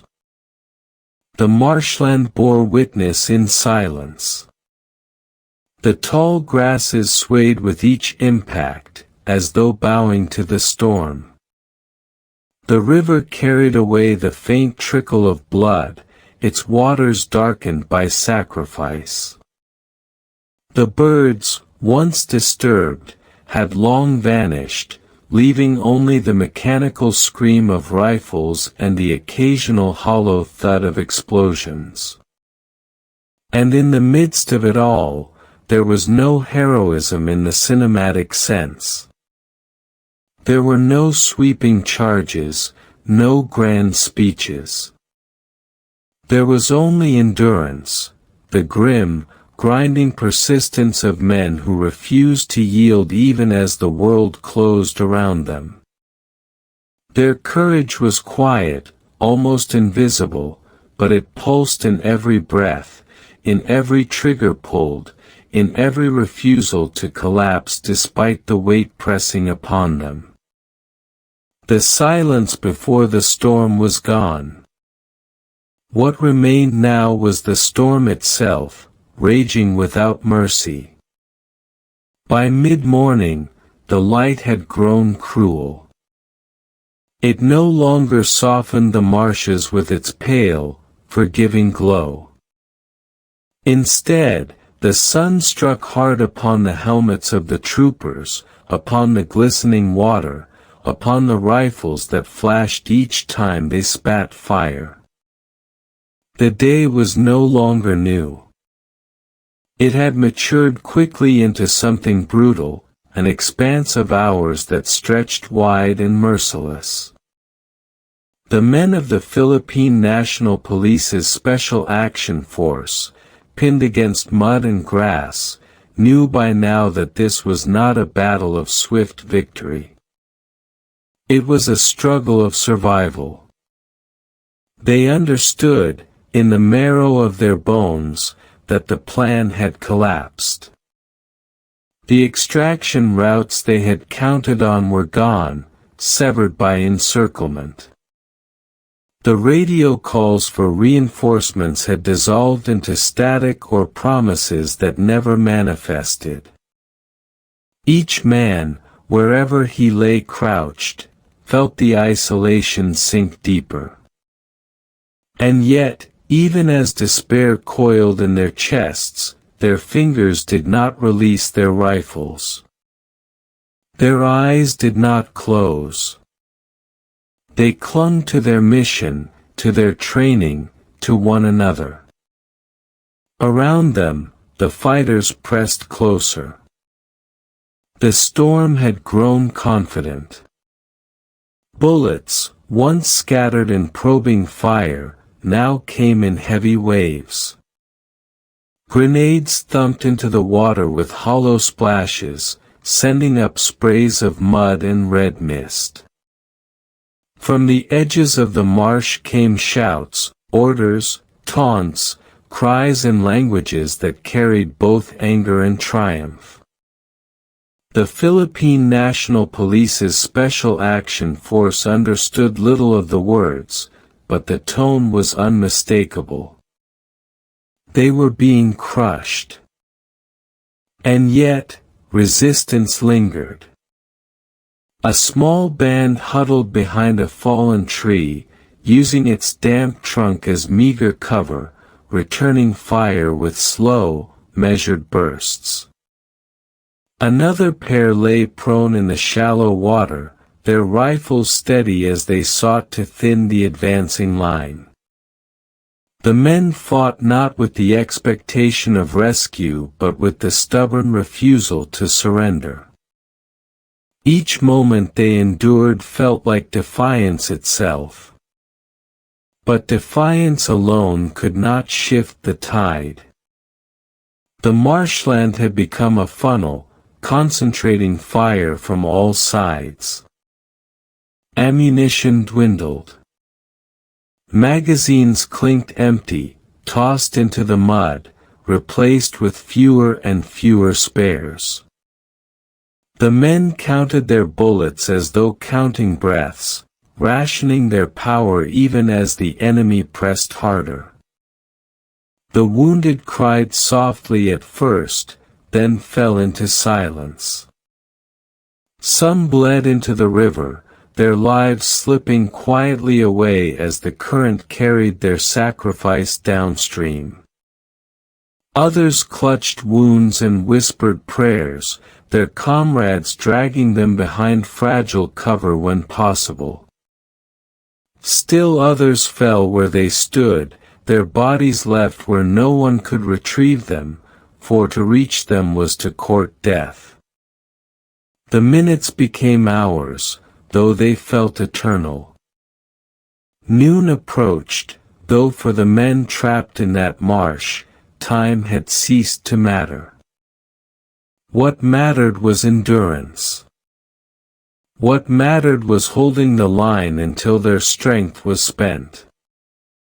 In the distance, far from the killing ground, others listened to the fragments of radio transmissions, to the broken voices calling for help. Reinforcements debated, commanders argued, orders shifted like shadows. But the marsh, the battlefield itself, did not wait. It demanded blood, and it was being paid. There is a strangeness to how memory lingers on days like this. For those who fought, Every detail etched itself into the mind, the taste of mud in the mouth, the metallic tang of gunpowder in the air, the way the sun burned upon the back of the neck, the sharp pain of waterlogged boots.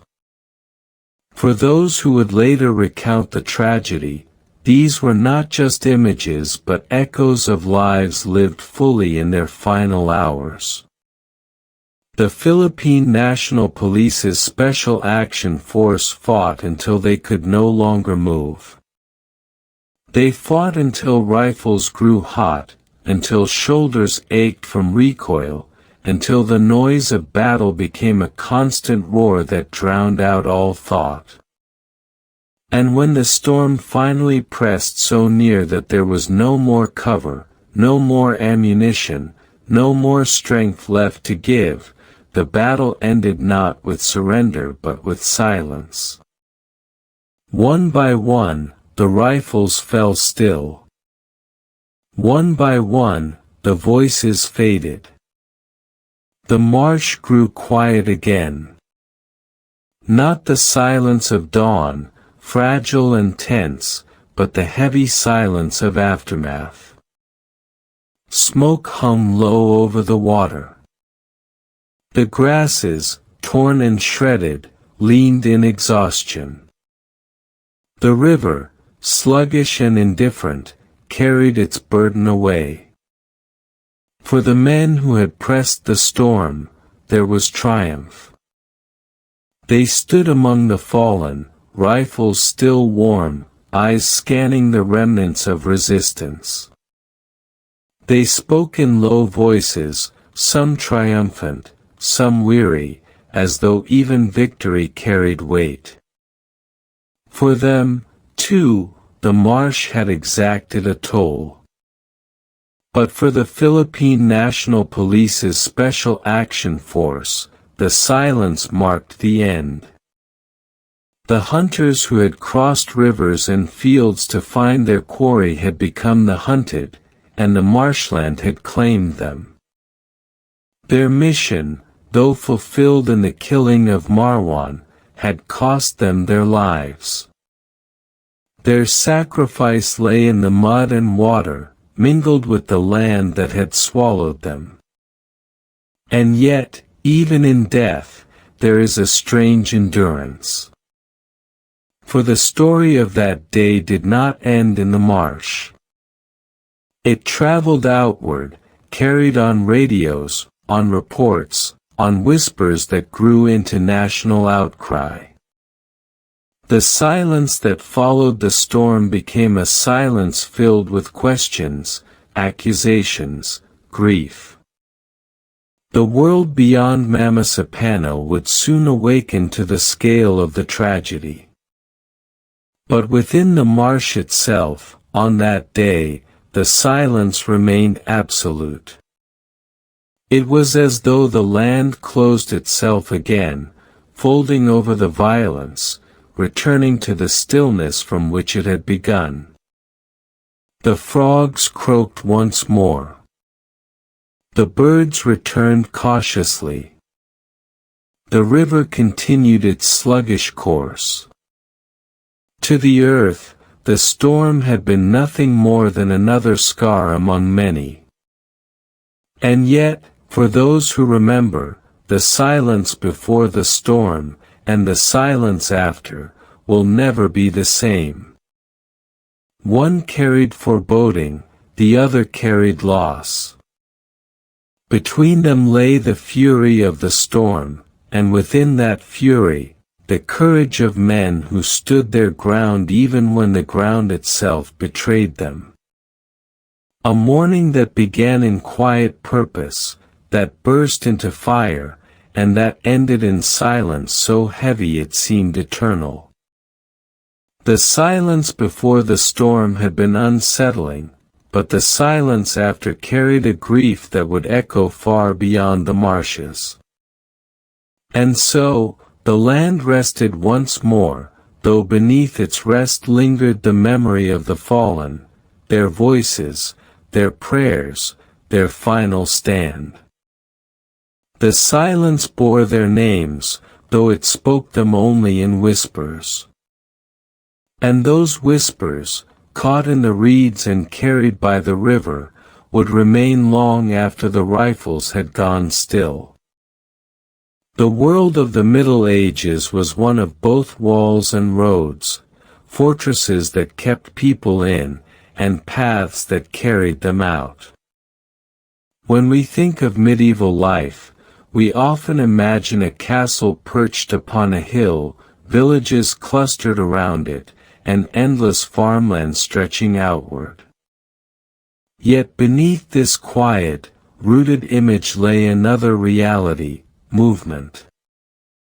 Constant, unending movement.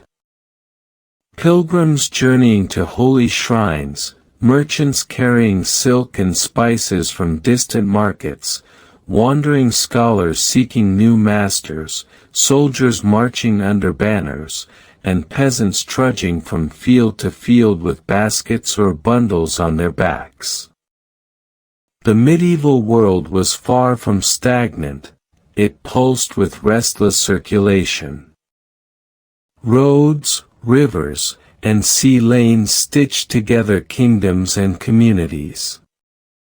And though many of these paths have faded from modern memory, overgrown or lost beneath new highways, they once formed the arteries of an interconnected world. To follow these forgotten roads is to follow the footsteps of countless ordinary and extraordinary lives.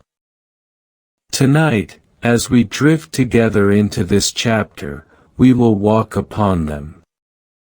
Slowly, gently, as if carried by the rhythm of tired feet on packed dirt, or by the rocking of a riverboat upon a current. These journeys will not be hurried.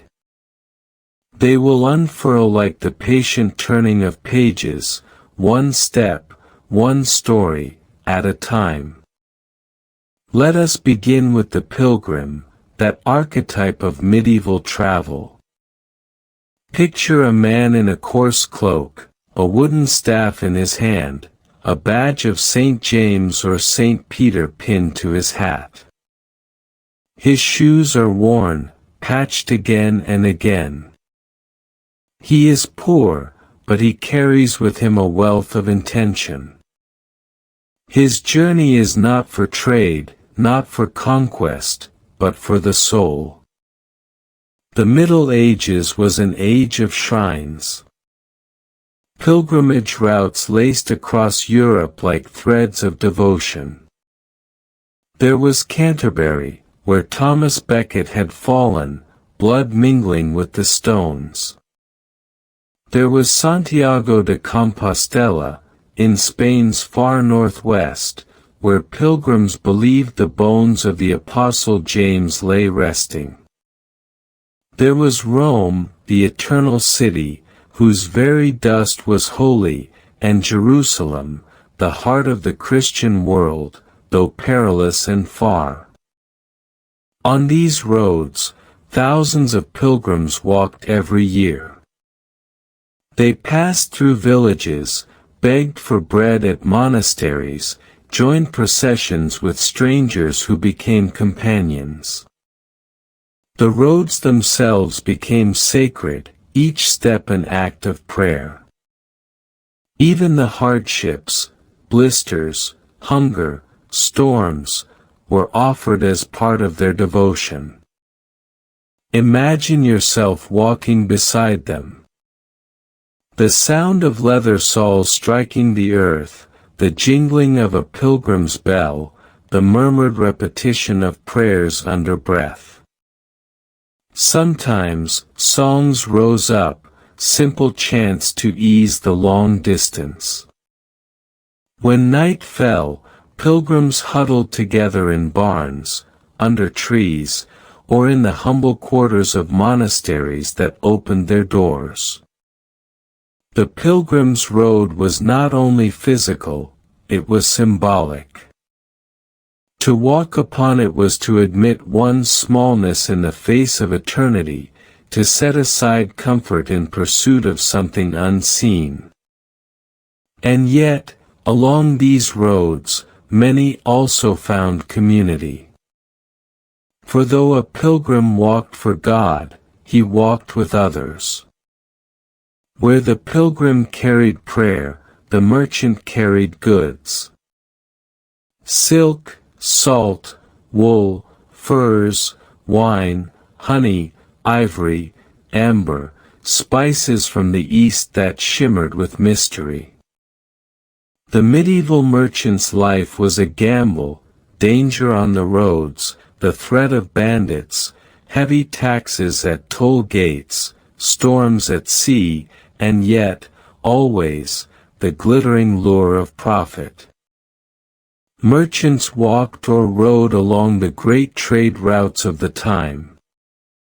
Across Europe, pack animals and carts followed the Rhine River valley, passed through the mountain passes of the Alps, or trundled along dusty Roman roads still lingering centuries after the empire had fallen.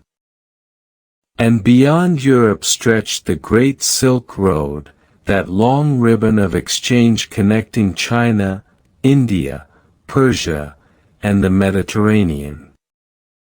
Though fragmented and perilous, its network carried wonders, silk that shimmered like water, spices that awakened taste and imagination, precious stones carved into talismans, knowledge that crossed from east to west in fragile manuscripts. To imagine the merchant's road is to hear a caravan at dawn, the bray of mules, the clatter of hooves, the creaking of wooden wheels. To smell the mingled scents of pepper, leather, oil, and wool. To see dusty figures bargaining in market squares, scribes recording weights and prices, sailors unfurling sails on ships bound for Venice or Constantinople. The merchant was both loved and distrusted. Loved for the wealth he brought, distrusted for his restlessness, his willingness to leave home and chase fortune elsewhere. But without him, medieval towns would have withered. His road was the lifeline of trade, the narrow path by which goods, ideas, and even diseases traveled. Now, let us turn to another figure upon the medieval road, the scholar. Not a cloistered monk alone at a desk, but a wandering seeker of knowledge. The 12th and 13th centuries, especially, were alive with the movement of students across Europe. Universities were budding then, Paris, Bologna, Oxford, Salamanca. Each offered masters of philosophy, law, medicine, or theology.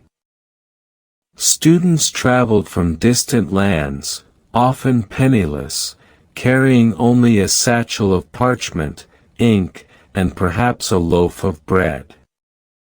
They slept in barns, sang drinking songs in taverns, argued in Latin under street lamps, and spent their days chasing wisdom from one lecture hall to another. The roads of scholars were roads of debate. Wherever they walked, they carried ideas like sparks, setting off fires in distant places. An argument heard in Bologna might travel with a student to Paris, where it would mingle with another idea, be reshaped, and carried further to Oxford. Imagine a group of these young men, robes threadbare, faces eager, gathering beneath a tree by the roadside, arguing fiercely over Aristotle, Plato, or Augustine. Their voices rose, not in anger, but in passion. For them, the road itself was a classroom. Every journey was a lesson, every inn a place for discussion, every mile another step in the great pilgrimage toward knowledge. But not all roads were peaceful. The Middle Ages was an age of war as much as of faith and trade. Soldiers, too, marched upon these roads, their armor clinking, banners snapping in the wind. Some were knights, mounted and proud, sworn to lords and bound by codes of honor. Others were common footmen, weary and ill-fed, carrying spears or crude pikes. Still others were mercenaries, selling their swords to the highest bidder. They marched to castles under siege, to borderlands contested by kings, to crusades that promised salvation but delivered blood. Their roads were lined with fear, the fear of ambush, the fear of famine, the fear of never returning home. And yet, there was also fellowship. Around campfires at night, soldiers told stories, shared bread, and sang songs that blended into the hum of history. Roads of war became roads of memory, places where countless young men had walked into uncertainty, carrying both courage and dread. And finally, we must not forget the simplest, most ordinary traveler, the peasant. Unlike merchants or pilgrims, peasants rarely traveled far. Their roads were humble paths from village to field, from field to market, from market to church. But even these short journeys mattered. A woman carrying grain to mill, a man leading his oxen, children walking barefoot to gather firewood, these were the footsteps that wore down countless small tracks. Roads of daily life, uncelebrated, unnoticed, yet vital. Sometimes, peasants were forced onto longer roads, to flee famine, to escape plague, to follow lords into war, or to migrate toward cities where labor was needed. These roads were walked in silence, heavy with uncertainty, yet each step carried the endurance of survival. When we look back now, we may think of medieval roads as primitive, slow, dangerous. And yet, they were the threads that wove together the tapestry of the age. Without them, there would have been no pilgrimage, no trade, no learning, no war, no ordinary life. They remind us that history is not only made in castles or cathedrals, but also on the dirt paths trodden by millions of unrecorded feet. Each road was a story. Each path, a prayer, a bargain, a lesson, a struggle. And though the roads themselves may have crumbled, the memory of those who walked them remains, echoing faintly in the silence of forgotten landscapes. If you close your eyes now, you may almost hear them, the whisper of steps upon dust, the murmur of voices, the songs carried by the wind. The roads have not vanished. They are still beneath us, still alive, in the deep undercurrent of history. And tonight, as you drift into rest, perhaps you, too, walk upon them, one more traveler among countless others, your journey joining theirs, step by step, along the forgotten roads of the medieval world. The more we wander these medieval roads, the more we see that they were never just physical spaces of passage, but living corridors of human experience. Each one was a vessel, carrying hopes and fears, hunger and ambition, devotion and desire. To follow them is not only to map the geography of the Middle Ages, but also to map the interior landscapes of the people who walked them. And though the cobblestones, dirt tracks, and river crossings belong to the people of that time, their echoes still touch us. For in many ways, our lives are built upon their footsteps. The roads we drive today often follow the same lines carved into the earth centuries ago.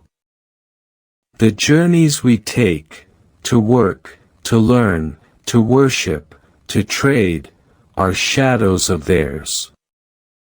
Let us follow a few of these roads more closely, pausing not only to describe the great patterns of travel, but also to imagine the smaller, quieter moments that gave the roads their soul.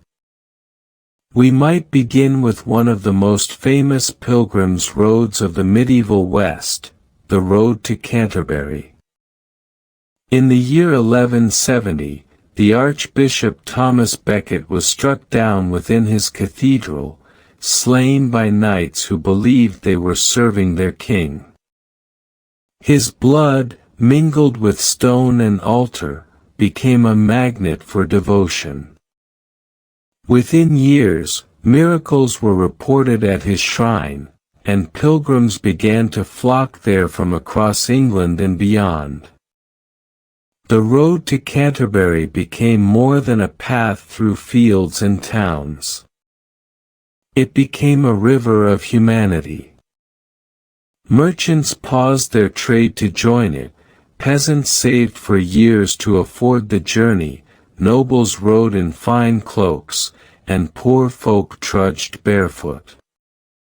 Some went out of piety, others out of curiosity, some simply for the excuse to leave their villages. Along the way, the road acquired its own culture. Inns sprang up, selling ale and bread. Relic sellers offered tokens, badges shaped like Becket's shrine, worn proudly upon hats and cloaks. Storytellers earned their keep by entertaining pilgrims at night, their tales woven into the fabric of the journey itself. We know this especially through the great work of Geoffrey Chaucer, the Canterbury Tales. Though fictional, his pilgrims reflect the real diversity of that road: the knight, the miller, the pardoner, the prioress, the ploughman, all gathered by the same path, walking toward the same shrine, yet carrying with them worlds of difference. To imagine the road to Canterbury is to imagine the mingling of lives that would never otherwise have touched. Rich and poor, learned and unlearned, pious and profane, all shoulder to shoulder upon the same dusty path. And when they reached the cathedral, they knelt before the shrine, their voices rising in prayer. Some asked for healing, others for forgiveness, others for blessings upon their families. The shrine glittered with jewels, gifts left by kings and peasants alike. Yet what truly sanctified it was not the gold or silver, but the millions of footsteps that had carried bodies and souls there, year after year. But not all roads led to shrines. Many led to markets, and few were as dangerous or as vital as those that threaded their way through the Alps. Imagine the 12th century, a caravan of merchants moving slowly upward into the passes. The road is narrow, the air thin. Snow lies stubbornly along the slopes, even in summer. Mules strain against their loads of wool, salt, or wine. The merchants walk cautiously, their breath misting in the cold. Each bend of the path opens dizzying views, cliffs plunging into valleys below, jagged peaks rising like silent guardians above. These passes were perilous. Avalanches could bury travelers in moments. Bandits lurked in crags. And storms could sweep down suddenly, turning the road into a trap of ice and fog. Yet without these roads, Europe would have been divided. Italian city-states like Milan and Venice depended upon them to trade with northern lands, and merchants from France, Germany, and beyond risked their lives to carry goods across them. To ease the dangers, monasteries were often founded at the highest points of passage. The great St. Bernard Hospice, for instance, offered shelter to weary travelers. Monks there kept dogs, large, powerful hounds trained to find lost travelers in the snow. These street Bernards, ancestors of the breed we know today, became symbols of mercy upon the mountain roads. The road across the Alps was a reminder that medieval life was not bounded by local walls. It was a world in motion, a web of connections. And every bundle of cloth or barrel of wine that passed through the passes was not just a commodity, it was a link in the chain that bound kingdoms, cities, and people together. Not all roads were of earth and stone. Many were of water. Rivers were the highways of the Middle Ages, carrying boats loaded with goods, pilgrims, letters, and sometimes armies. Consider the Rhine, winding through the heart of Europe. Its banks were lined with castles, each perched high upon cliffs, each controlling a stretch of river and demanding tolls from passing ships. Barges floated downstream laden with grain, wine, timber, and cloth. The river was a constant stage of movement, men with poles pushing barges from shallows, women mending nets by the shore, children running along the banks waving to passing crews. Or consider the Thames, flowing through London, its waters crowded with ferries and traders. Small boats carried people from one side of the city to another, while larger vessels tied up at wharves, unloading goods from across the seas. The river was not merely a boundary, it was a beating heart, pumping life into the city each day. Travel by river could be faster than by land, but it was not without its dangers. Floods could sweep away boats. Pirates and brigands sometimes attacked vulnerable cargo.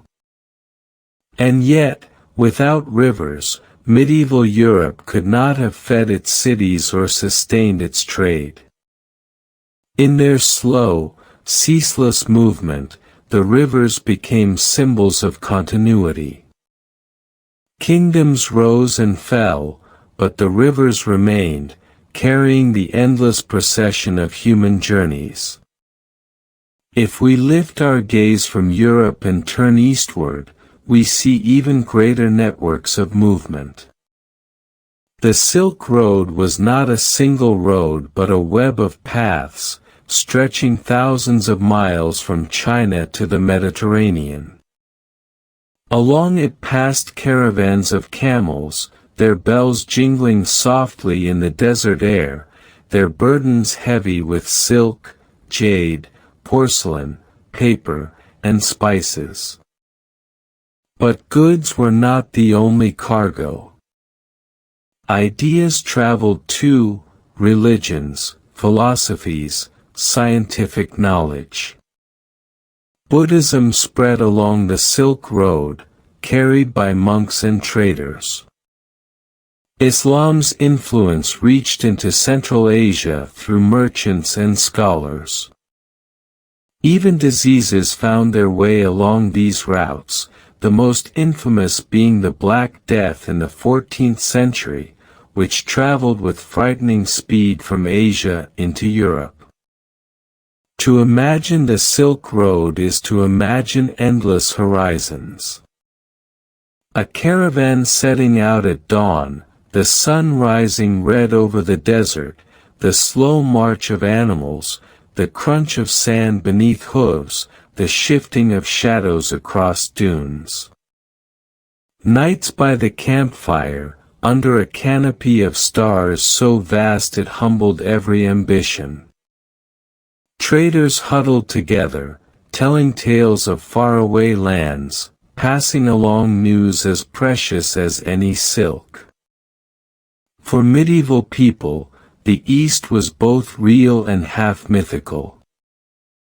Marco Polo, journeying in the 13th century, returned to Europe with stories that seemed unbelievable, of cities larger than any in Christendom, of palaces roofed with gold, of paper money, of wonders no one in the West had imagined. The Silk Road was the ultimate medieval road, one that bound continents together, carrying not only goods but entire worlds of thought. We must also remember that pilgrimage was not unique to Christianity. In the medieval Islamic world, the greatest pilgrimage of all was the Hajj, the journey to Mecca. Every year, thousands of Muslims from across North Africa, the Middle East, Persia, and beyond set out upon roads and caravan routes leading to the holy city. Some traveled by foot, others by camel, some by sea across the Red Sea or the Mediterranean. They carried with them the same mixture of devotion, hardship, and community that defined Christian pilgrimage. The Hajj routes were among the most organized roads of the medieval world. Rulers invested in protecting and maintaining them, building caravanserais, inns where travelers could rest, and policing the routes against bandits. The roads to Mecca thus became arteries not only of faith but of commerce, carrying goods alongside pilgrims, and spreading knowledge across the Islamic world. The parallel is striking, whether in Europe or in the Middle East, whether for Becket's shrine or the Kaaba, the road of pilgrimage was a road of transformation. A reminder that across cultures, humans are united by the instinct to journey towards something greater than themselves. And yet, beyond the pilgrims, merchants, scholars, soldiers, and peasants, there were countless other travelers whose footsteps are almost entirely lost to us. There were wandering minstrels, carrying songs from one village to another, spreading news through music and story. There were beggars, forced to move endlessly in search of alms. There were fugitives, criminals fleeing justice, or serfs running from their lords.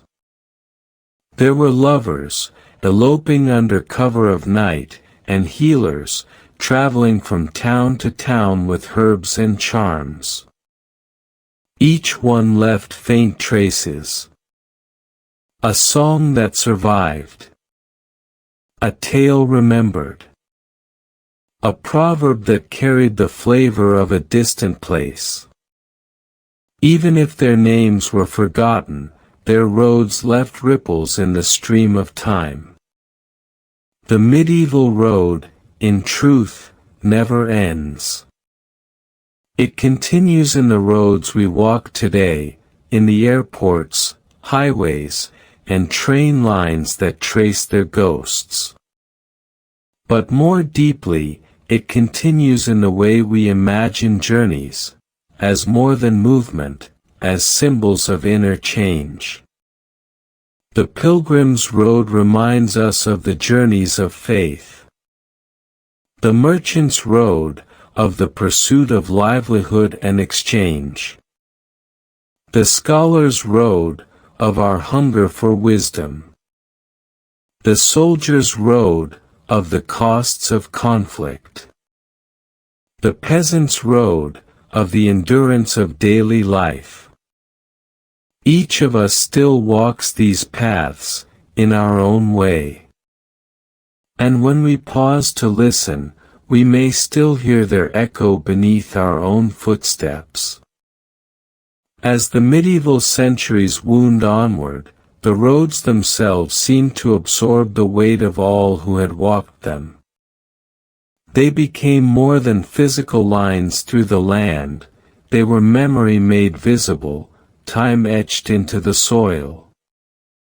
The very stones underfoot held the imprints of countless feet, hooves, and wheels. To walk such a road was to walk among ghosts, though they were not frightening. They were companions, silent presences moving alongside the living. Every road told a different story depending on the season. In winter, many were abandoned, the snow and ice closing them off, turning fields into mirrors of frost and rivers into walls of frozen glass. Only the most desperate or most faithful attempted them then, their footsteps swallowed by wind, their breath thick with cold. In spring, the thaw brought torrents, streams rushing across paths, bridges washed out, and yet also a quickening of spirit. By summer, dust rose behind the feet of travelers, their faces burned by sun, their clothes soaked in sweat, but their journey steady.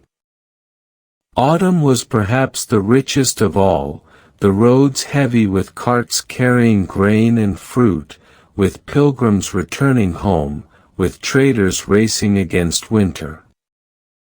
Let us picture, for a moment, a single day upon a medieval road. Dawn comes pale and hesitant, a mist rising from fields. Along the path, a group of peasants set out for the nearest market town, carrying baskets of vegetables, their voices low, their minds full of hope for a few coins of profit. An hour later, a mounted messenger gallops past them, his horse's hooves striking sparks against stone, a letter sealed with wax hidden beneath his cloak, its words destined to shape the fate of lords and kingdoms. By midday, a caravan of merchants arrives, their carts creaking under barrels of wine, bolts of cloth, and bundles of wool. They stop at a crossroads inn, where the smell of roasting meat and the sound of clinking mugs fills the air. Pilgrims sit among them, weary from the morning's walk, clutching their staves and praying before resuming the road toward a holy site. Outside, children run and laugh, begging for scraps or coins, curious about the strangers passing through. In the afternoon, soldiers appear, a small detachment escorting their captain, armor gleaming beneath the sun. Their discipline sets them apart from the wandering crowd, their eyes fixed forward, their swords bouncing against their sides. Behind them, a monk trudges, alone but steady, his sandals coated in dust, his lips murmuring prayers as he moves toward a distant monastery. By evening, the road quiets. Travelers seek shelter where they can, an inn, a barn, a monastery gate. Some light fires at the edge of fields, eating from their packs, lying upon cloaks to sleep beneath the stars. The road itself grows hushed, but it is never truly empty. For always there is someone upon it, always another set of footsteps joining the rhythm of passage. It is in this daily rhythm that we see how roads were threads of continuity, binding together the fabric of medieval life. Without them, there would have been no markets, no pilgrimages, no armies, no empires. They were the veins through which the lifeblood of society flowed. Yet there is also something humbler, more mysterious about them. Roads do not merely carry bodies, they carry imaginations. They invite questions. Who else has walked this way before me? Who will walk it after I am gone? What stories are being written upon this path, even as I take my steps? And so, even as the medieval world faded into the early modern age, its roads retained a kind of sanctity. Cobblestones worn smooth by centuries of feet. Crossroads where chapels were built, so travelers might pause to pray. Wayside shrines standing like watchful guardians over weary pilgrims.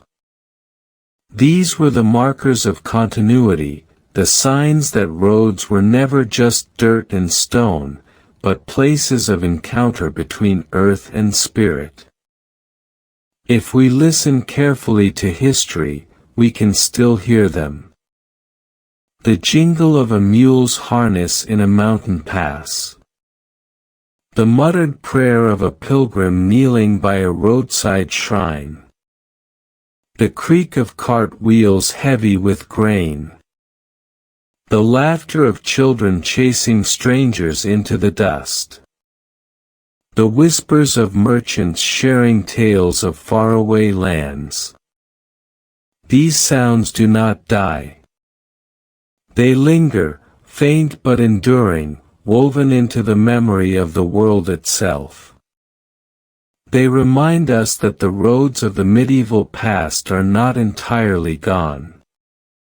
They live on not only in the highways and railways that followed them, but in the very way we understand movement and journey. For even today, to set out upon a journey is to reenact something ancient.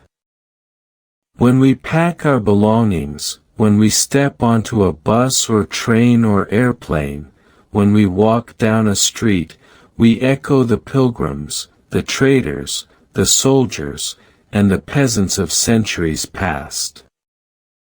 Our roads are smoother now, our journeys faster, but the essence is the same.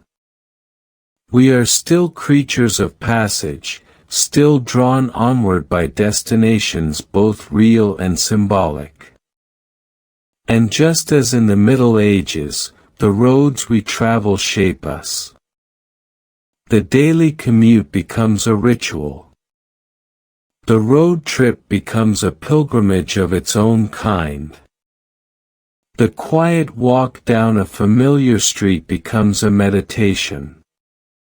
Every road offers more than movement, it offers transformation.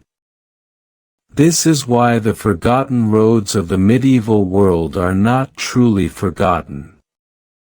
They live on in us, in the way we dream of travel, in the way we imagine that life itself is a road, with beginnings, trials, destinations, and an ultimate end.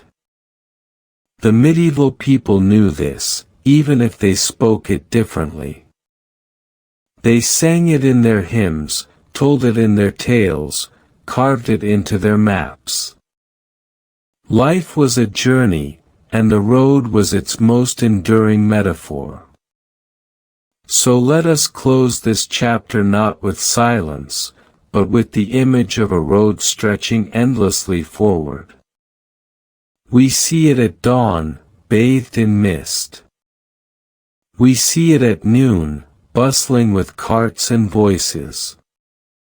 We see it at dusk, lined with shadows and firelight. And always it goes on, winding beyond the horizon, calling us forward. The medieval traveler would have known that feeling well, that tug of the unknown, that quiet awe before the journey, that sense of both danger and promise. We know it too, even if our roads look different. For the road, in the end, is eternal. It does not end in the Middle Ages. It does not end now. It will not end tomorrow. It is the great companion of humanity, stretching always before us, carrying us into mystery. And as we walk it, whether through mud, dust, stone, or asphalt, we are never truly alone. The footsteps of those who came before us are still there, faint but enduring, guiding us onward. The story of Mamasapano is not only the story of the marshes, nor only the footsteps of the men who marched into them. It is also the story of voices, voices that gave commands, voices that hesitated, voices that cracked over radios and carried across long distances. The battlefield was shaped not only by bullets and mud, but by the invisible lines of authority, the spoken words that bound men to action. And so, to understand the unfolding tragedy, we must follow those echoes of command, the way they rose, faltered, and ultimately dissolved into silence. From the very beginning, the operation was a tapestry woven of orders. Somewhere in the days before the crossing of the river, a pen scratched across a briefing document. Fingers traced the lines of a map. A commander spoke of targets and timings, of routes to take and contingencies to expect. In the quiet of planning rooms, voices were calm, measured, sure. They believed they held in their hands the means to bind chaos into order. They believed the words of command would flow downward like clear water, filling each level of the chain, reaching every man until the plan itself became flesh. But reality is less obedient. For orders, once spoken, live uncertain lives. They pass through ears clouded with fatigue, through minds shadowed with doubt, through radios distorted by static. What begins as clarity at the top often arrives as confusion at the bottom. The road of command, like the road of travel, is full of twists, broken bridges, and unseen turns. On that fateful day, as dawn broke over the marsh, the echoes of command were already fraying. The men on the ground radioed upward, their voices tense, asking for reinforcements, for support, for extraction. They spoke in bursts, interrupted by gunfire, words cut short by sudden explosions. And somewhere far away, in offices and headquarters, those words arrived, delayed, unclear, often contested. Who had the authority to act? Who was responsible for sending help? The chain of command became less a chain than a maze, each corner doubling back, each answer met with hesitation. In this chapter, let us move slowly, tracing those voices, listening to the echoes as though they still vibrate in the air. We will hear the measured tones of planners, the sharp urgency of commanders, the desperate pleas of men in the field. We will hear also the silence, the gaps where command should have been but was absent, the empty air that stretched too long between question and reply. The medieval roads we have just walked in the previous chapter were physical arteries of life. The chain of command is a road of words, unseen but no less powerful. It too can bear life or death. And on that day in Mamasapano, it bore both. Let us begin, then, with the highest voices, the ones who spoke with authority, believing their words would hold. And from there, let us descend, step by step, to the voices of the men whose lives hung upon those orders.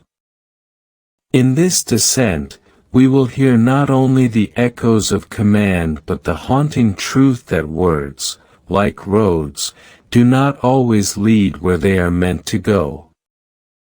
Command begins, always, in stillness.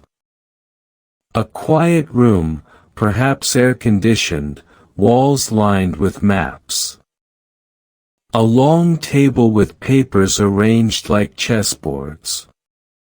Men and women seated, their posture upright, their voices calm. They point at routes, mark targets with ink, assign roles with the confidence of planners who see the whole picture. In this place, war is reduced to geometry, lines on maps, names on lists, times on clocks. Here, the chain of command feels unbroken. Orders flow like a river, steady, logical, inevitable. Every man and woman in the room trusts that what is said here will happen there, in the swamp, in the mud, in the smoke. But this is the first illusion of command, the belief that words carry unchanging power once they leave the lips of authority. For when the dawn comes, and boots strike wet soil, words begin to warp. A voice on a radio is never just a voice. It is vibration traveling through static, chopped into fragments by interference. A syllable lost here, a word drowned there. The sender imagines clarity, the receiver hears noise. Between those two experiences lies a gulf wide enough to swallow lives. Proceed to the target, a commander may say. What reaches the ear in the marsh might be only seed, target. The soldier fills in the gaps, sometimes rightly, sometimes wrongly. And in this act of filling, command is transformed. No longer a pure order, it becomes a collaboration between the intention of the speaker and the perception of the listener. Each relay down the chain introduces new distortions, subtle or fatal. So it was in Mamasapano. At headquarters, authority spoke. On the ground, fragments arrived. And between those two, time slipped away. Command is also the art of timing. To order too soon is to risk rashness, to order too late is to invite disaster. And hesitation is its own form of order, though unspoken. When the men on the ground cried for help, the headquarters was faced with choices. Send reinforcements. Commit artillery. Ask for support from allies.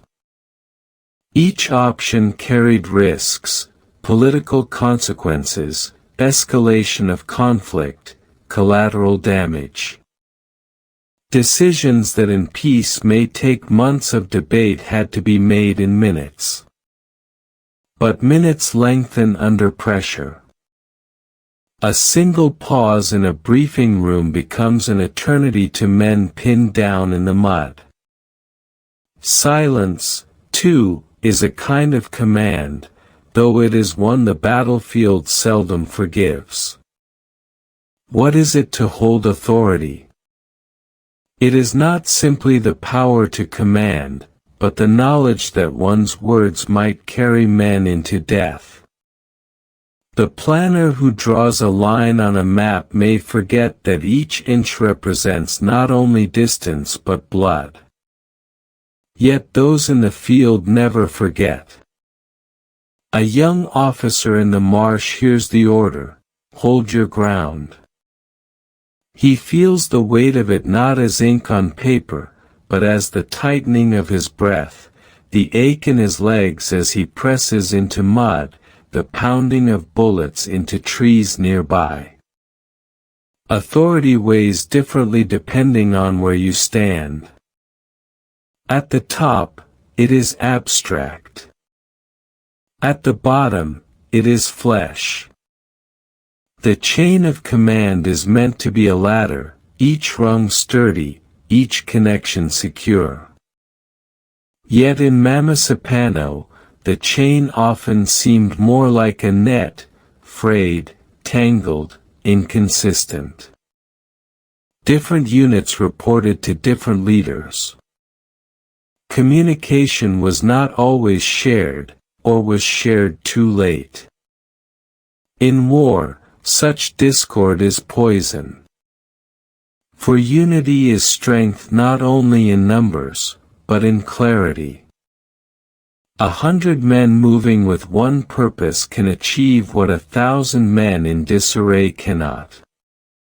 But in the marsh, the echoes of command produced not unity but contradiction. Some orders clashed with others. Some were delayed, others never arrived.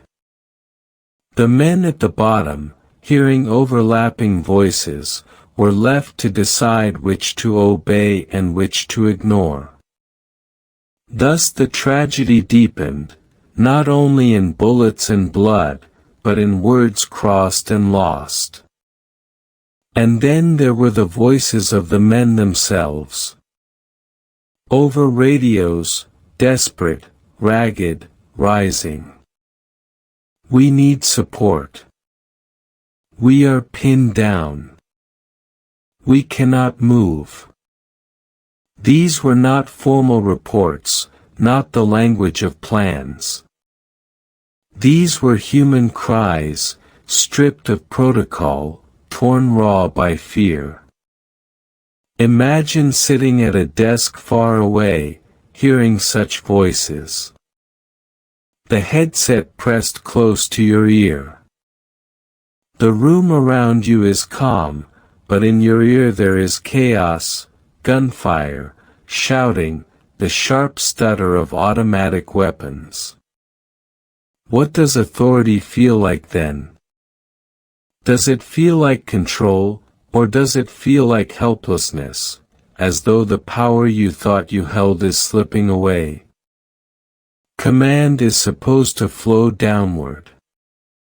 But in moments like these, it flows upward too, pleas becoming commands of their own, pressing upon leaders, demanding answers, demanding action. There are many kinds of silence in command. There is the silence of hesitation, when leaders weigh options. There is the silence of distance, when radios fail. And there is the silence of abandonment, when men feel that their cries have gone unheard, or worse, ignored. In Mamasapano, all three silences echoed at once. To the men under fire, every pause on the line was unbearable. Each second of silence was another bullet, another comrade bleeding. Silence was not neutral, it was deadly. What is the cost of silence in war? It is not measured in words but in lives. After the battle, in inquiries and hearings, responsibility was debated. Who gave the order? Who failed to give the order? Who withheld, who delayed, who miscommunicated? The chain of command, once meant to provide clarity, became instead a labyrinth of excuses. Each rung of the ladder pointed upward or downward. Each claimed they had done their part, that the fault lay elsewhere. But the dead had no voices in those rooms. Their silence was the truest silence of all. Here lies the bitter irony: command, meant to simplify responsibility, often disperses it instead. The higher the chain, the more hands touch the decision, the easier it becomes to blur blame. And yet, on the ground, there is no such diffusion. For the soldier, responsibility is immediate: survive, protect, obey. And if orders fail, he bears the consequence in his body. An order is a sentence of action, not words alone. Advance, and legs must carry weight. Hold, and hearts must steady against fear. Withdraw, and every muscle must strain to retreat without breaking. For the commanders, orders are tools. For the soldiers, they are burdens. Each one adds weight to the pack, to the rifle, to the lungs gasping for air. When orders fail, when reinforcements never arrive, when silence is the only reply, the burden becomes unbearable. It is easy to speak of units and forces, but each unit is made of faces, each force of fathers and sons, each with a voice, each with a name. Orders may be impersonal, but those who carry them are not. In Mamasapano, the collapse of the chain of command was not sudden but gradual. First, a delay in relaying reports. Then, a hesitation in sending reinforcements. Then, confusion over who had authority to act. Each failure alone might have been survivable. Together, they wove a net from which no one could escape. Command is fragile. It depends on trust, clarity, timeliness. Remove one, and it wavers. Remove two, and it shakes. Remove all three, and it collapses entirely. And when it collapses, the men at the bottom are left not with guidance but with chaos. So it was that day. Orders became noise, noise became silence, silence became death. Long after the gunfire ceased, the echoes of command remained. In the halls of inquiry, in the chambers of politics, in the press conferences broadcast to the nation, voices still rose, still argued, still sought to control the narrative. But for the men who had lived the silence, these words came too late. Words that should have been spoken on the battlefield were instead spoken in hindsight. Words that might have saved lives became words that only explained their loss.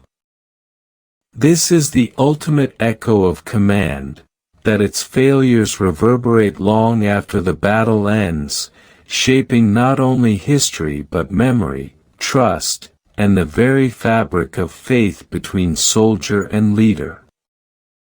The chain of command is not merely a military structure. It is a human covenant, the promise that those who give orders will care for those who obey them.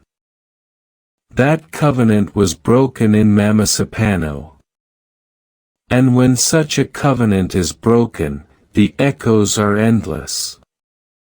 They linger in the minds of survivors, in the grief of families, in the doubts of future soldiers who wonder if their own cries will one day meet the same silence. Words, once spoken, cannot be reclaimed. Orders, once given, cannot be undone. The echoes of command stretch beyond the battlefield, into the future, into the conscience of a nation. Command is not only the giving of orders, it is also the promise of response. To command is to say to a soldier, if you obey, I will not abandon you. If you step forward, I will hold the line behind you. This promise is not written in any manual, not spoken in every briefing, yet it is understood, carried in the marrow of every man who wears a uniform. It is the quiet faith that binds the chain of command. But in Mamasapano, that faith cracked. And once a crack forms, it spreads like a fracture through glass. There is a strange elasticity to time when men are under fire. Minutes feel like hours, hours like days. The sun creeps through the sky, yet each beam of light seems fixed, unending. A soldier pinned behind roots or water waits, and waits, and waits. He measures time not by clocks, but by bursts of gunfire, by the rhythm of explosions, by the slowing breaths of a comrade bleeding nearby. For those far from the field, the same minutes pass swiftly.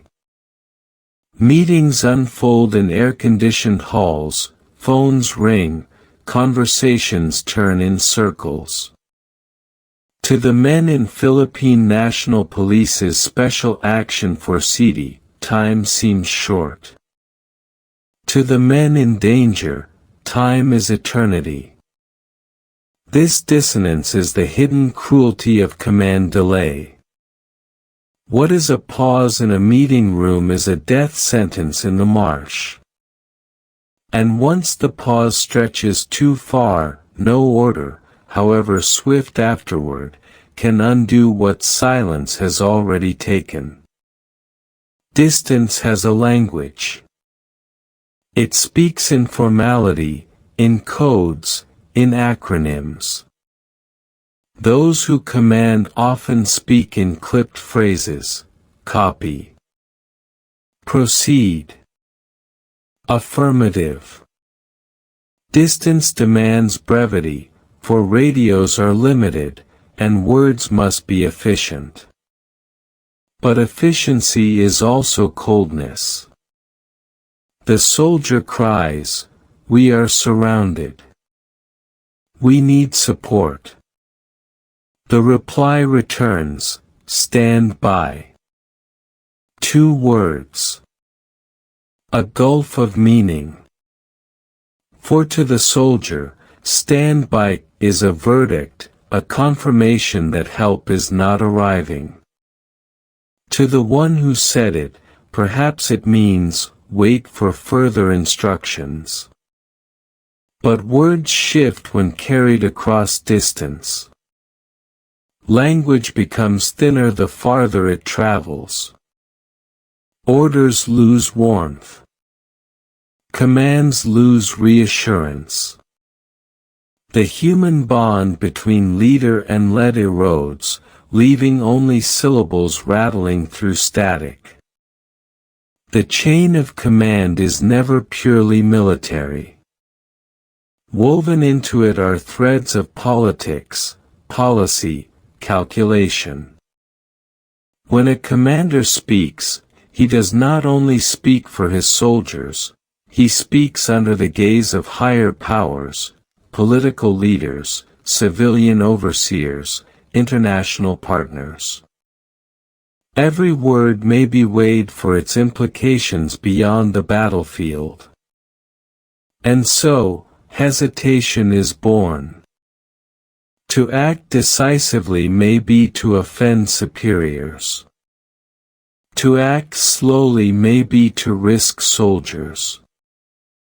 The commander sits between two fires, the fire of bullets on the ground, and the fire of politics above. In Mamasapano, this burden was immense. The men who needed answers were faceless voices over a radio. The men who might punish rash decisions were faces in government chambers. Which fire burned closer? Which could be endured? Such is the cruel truth of command. Sometimes the nearer fire is ignored, though it burns lives to ash. Trust is the spine of the chain of command. Soldiers trust leaders to lead, leaders trust soldiers to obey. But once broken, trust cannot easily be rebuilt. The survivors of Mamasapano carried with them not only scars but questions. Did their commanders do enough? Did they hear the cries?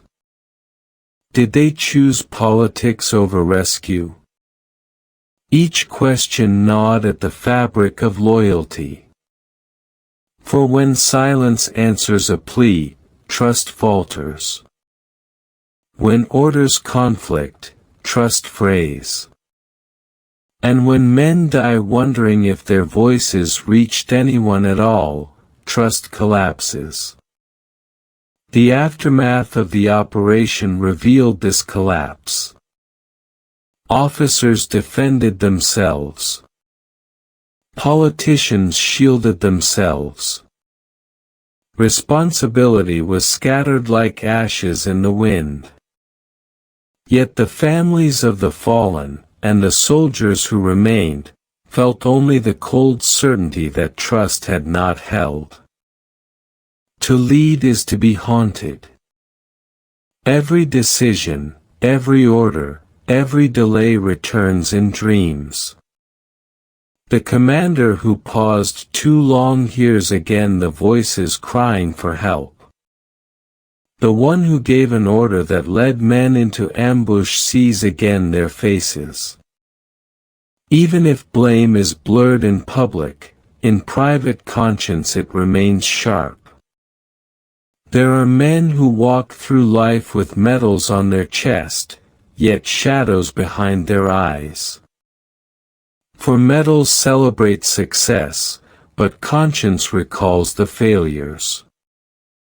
And in Mamasapano, the echoes of command became hauntings not only for those who died but for those who lived, who carried the burden of choices made or unmade. When the guns fell silent, another silence replaced them.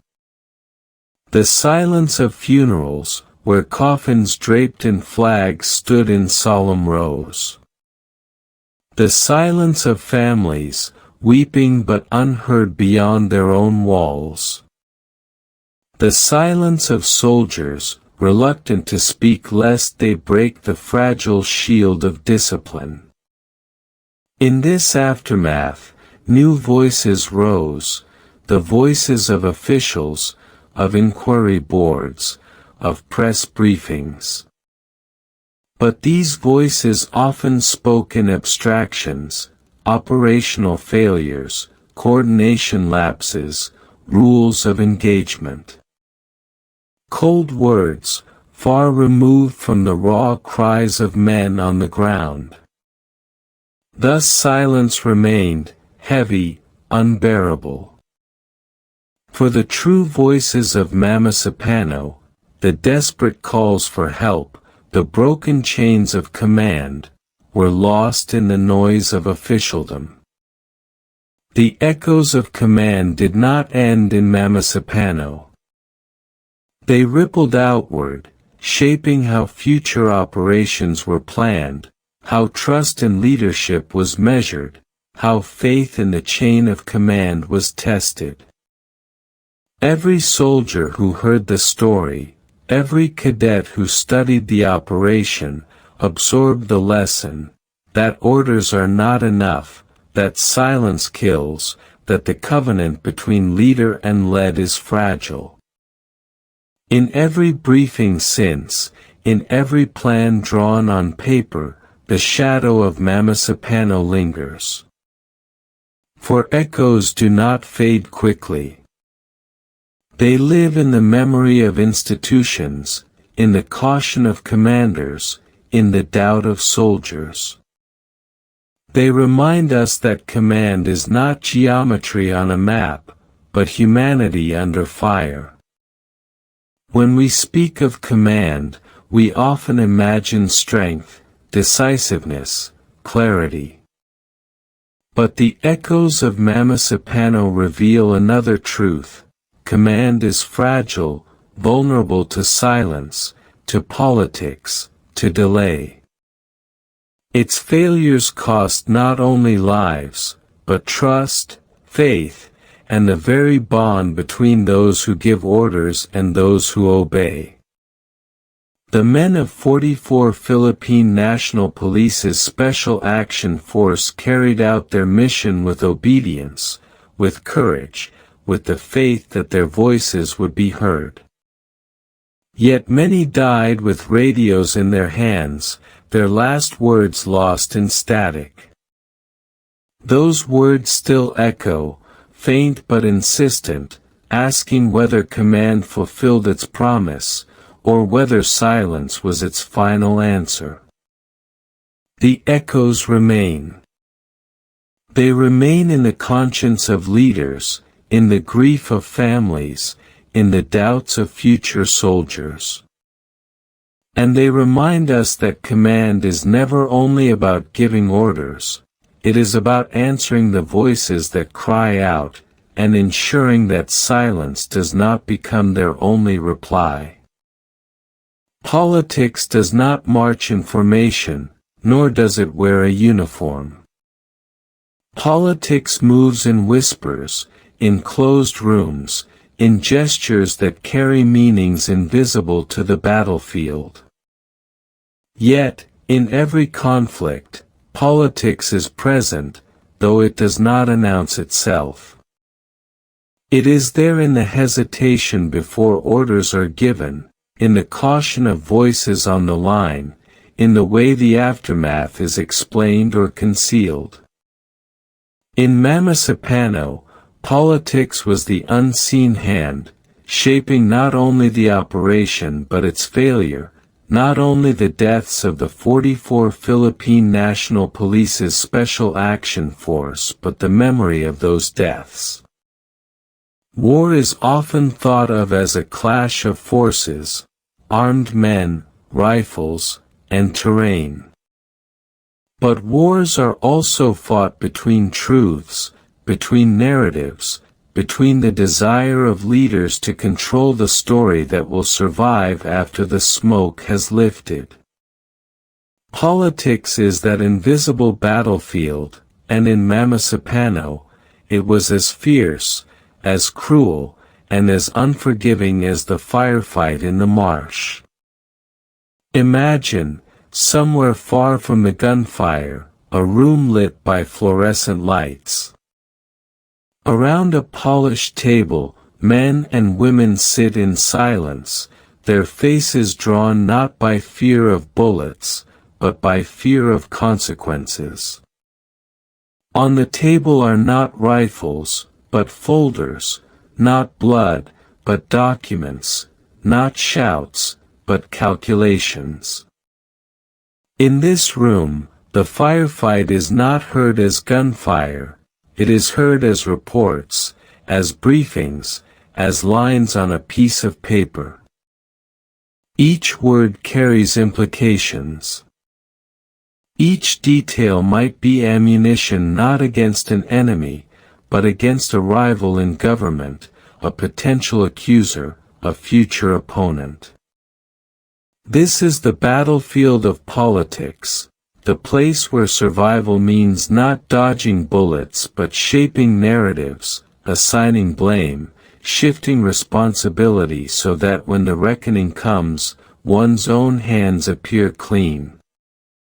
And so, as the 44 Philippine National Police's Special Action Force bled into the soil of Mamasapano, another kind of war was already beginning in that hidden room. Political language has its own cadence. It is precise yet slippery, firm yet vague. Words are chosen not to reveal but to obscure, not to clarify but to protect.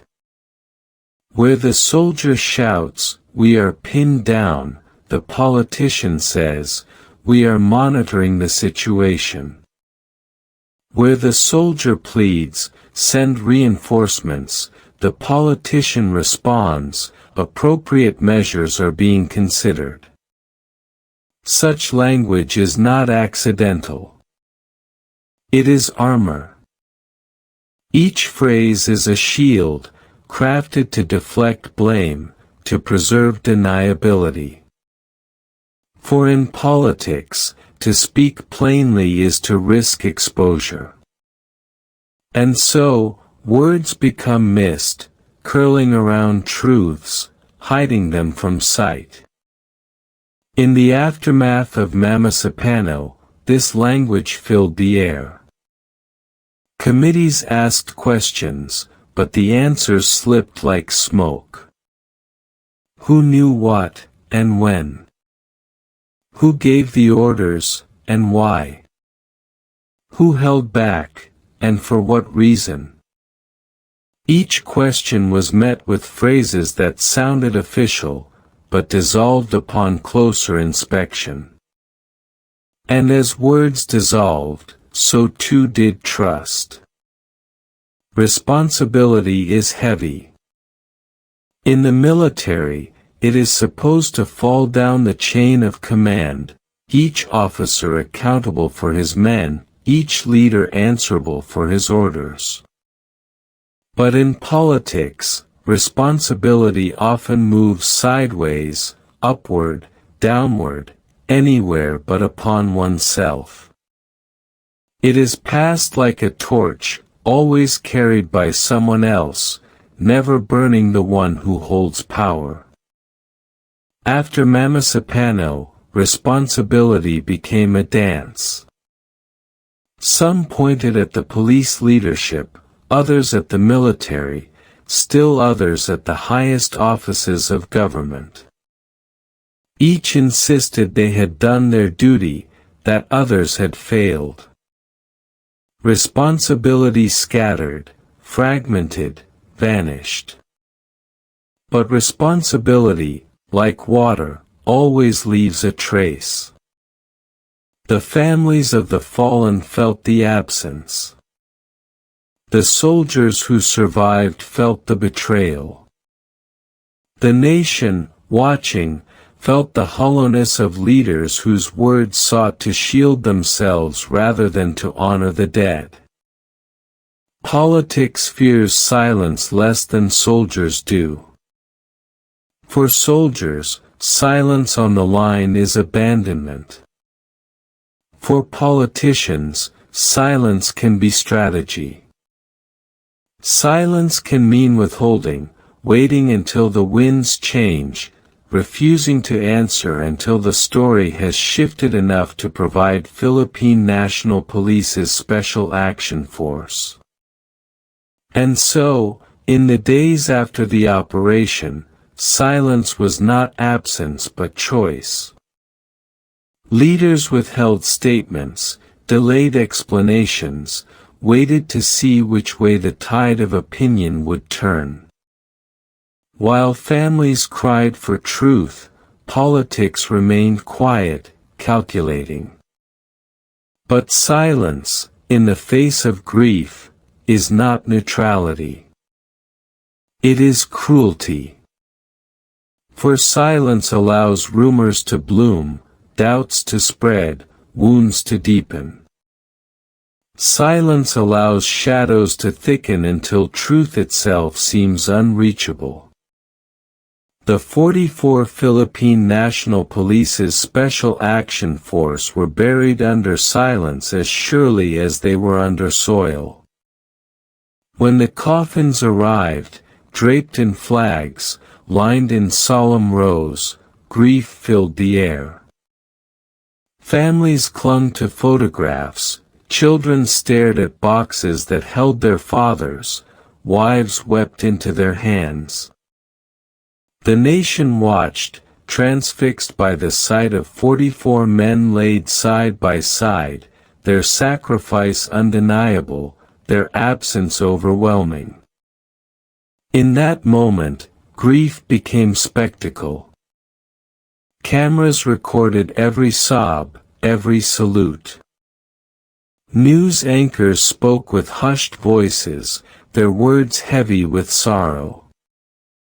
For a moment, the nation felt united, not in victory, but in mourning. But even grief can be politicized. Speeches were made, gestures calculated, appearances weighed. Some leaders stood before the coffins, others stayed away, their absence louder than any words. Every decision, to attend, to speak, to remain silent, was scrutinized, debated, judged. Grief, which should have been pure, became entangled with politics. And in this entanglement, sincerity was doubted, motives questioned, divisions sharpened. Behind every operation lies rivalry. Agencies compete for recognition, for funding, for power. Politicians compete for approval, for legacy, for survival. In Mamasapano, rivalries festered long before the first shot was fired. Rivalries between police and military, between leaders in uniform and leaders in office, between institutions meant to cooperate but often at odds. These rivalries did not end with the battle, they intensified. Each side sought to shape the narrative to its advantage. Each sought to appear competent, blameless, betrayed. And in this scramble, the truth was fractured into shards, each reflecting only part of the whole. For politics is not concerned with truth in its entirety. It is concerned with truths that serve, truths that protect, truths that can be wielded like weapons in the struggle for position. And so, the story of Mamasapano became not a single tale but a battlefield of narratives, each clashing with the others, each seeking dominance. The people who watched from afar, the ordinary citizens who did not wear uniforms, who did not sit in rooms of power, felt confusion. They heard too many stories, too many explanations, too many contradictions. Each day seemed to bring a new version of events. Each leader spoke as though his truth were final, yet the truths never aligned. Doubt spread, not only about the operation itself, but about the institutions meant to protect and govern. If the leaders could not explain, could not agree, could not take responsibility, what then did leadership mean? Trust, once broken, does not return quickly. And in the shadow of Mamasapano, trust in authority weakened. Soldiers doubted commanders, citizens doubted government, and even truth itself seemed elusive. The bullets of that day killed 44 men. But the politics that followed wounded faith in leadership, a wound that did not heal easily. Politics is the shadow that follows every war. It waits, patient, until the smoke clears, then emerges to claim what the battlefield has left behind. In Mamasapano, politics claimed the story, twisted it, shaped it, wielded it. The soldiers had fought with rifles, but the politicians fought with words, and words are wounds that bleed far longer. The 44 Philippine National Police's Special Action Force died in the marsh. But their memory was buried under layers of speeches, inquiries, evasions, silences. The shadows of politics linger still, a reminder that even in death, soldiers are not free from the games of power. And as long as those shadows remain, the truth of Mamasapano will never rest easily. The story of human civilization is, in many ways, the story of rivers. They carved valleys, carried silt to enrich farmlands, and served as highways for merchants, soldiers, and pilgrims alike. In the ancient world, rivers were not just sources of water, they were lifelines, mythic forces, and symbols of eternity. To linger on their banks is to listen to the heartbeat of civilizations that rose and fell beside them. Let us drift gently, as though on a raft, down one of these timeless currents. Imagine the wide, languid Nile, its waters glinting beneath the hot Egyptian sun. For millennia, it carried not only fertile soil but also ideas, prayers, and the rhythms of daily life. Every year, its inundation was more than a natural event, it was a miracle, a divine reassurance that life would continue. Priests studied the stars to predict its floods.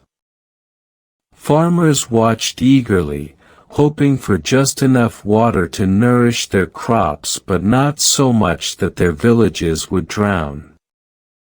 Pharaohs, in turn, erected temples, attributing the river's regularity to the benevolence of the gods. Close your eyes, if you like, and picture an Egyptian farmer standing at the river's edge during sunrise. He is barefoot, the damp soil cool beneath his feet. He casts his gaze across the water, where reeds sway gently in the breeze. He whispers a quiet thanks to Happy, the spirit of the Nile, for keeping his family alive. His life is simple, yet bound by a cosmic order, a belief that the balance between gods, earth, and water must be maintained. From Egypt, we glide eastward to Mesopotamia, the land between the Tigris and the Euphrates. Here the rivers were far less predictable. They could be generous, offering rich soil and abundant harvests. But they could also be violent, rising suddenly to destroy homes and scatter families. This volatility shaped the Mesopotamian worldview. Theirs was a cosmos filled with capricious gods who had to be appeased constantly. The Epic of Gilgamesh, among the earliest recorded tales, speaks of floods, divine anger, and humanity's struggle for meaning. If the Nile whispered comfort, the Mesopotamian rivers thundered warnings. And yet, it was here that writing itself was born. On soft clay tablets, scribes etched cuneiform symbols, recording harvests, transactions, and prayers. Imagine a temple scribe dipping his stylus into a fresh slab of clay, carefully pressing wedge-shaped marks to ensure that his city's memory would not vanish with the next flood. The rivers were destructive, yes, but they were also fertile with possibility, nourishing not only crops but also the roots of civilization itself. Farther east still, the Indus River wound its way through what is now Pakistan and northwest India. Along its banks rose mysterious cities, Harappa and Mohenjo-daro. Their streets were astonishingly well planned, straight, intersecting at right angles, with advanced drainage systems that suggest a concern for public health and order. Unlike Egypt or Mesopotamia, these people left behind few monuments to kings or gods. Instead, they bequeathed to us a sense of communal life, granaries, standardized weights, and carefully laid bricks. It is as though their greatness was not in towering palaces but in the quiet rhythm of shared living. The river, once again, provided both sustenance and a sense of continuity, though eventually, shifting waters and environmental changes would contribute to the civilization's decline. Traveling yet further, our raft might drift toward China, where the Yellow River, often called China's Sorrow, both nurtured and tormented its people. Its waters, heavy with silt, could transform fields into golden farmlands, yet its floods were devastating, sometimes wiping out entire villages. Out of this precarious balance emerged dynasties, philosophies, and technologies.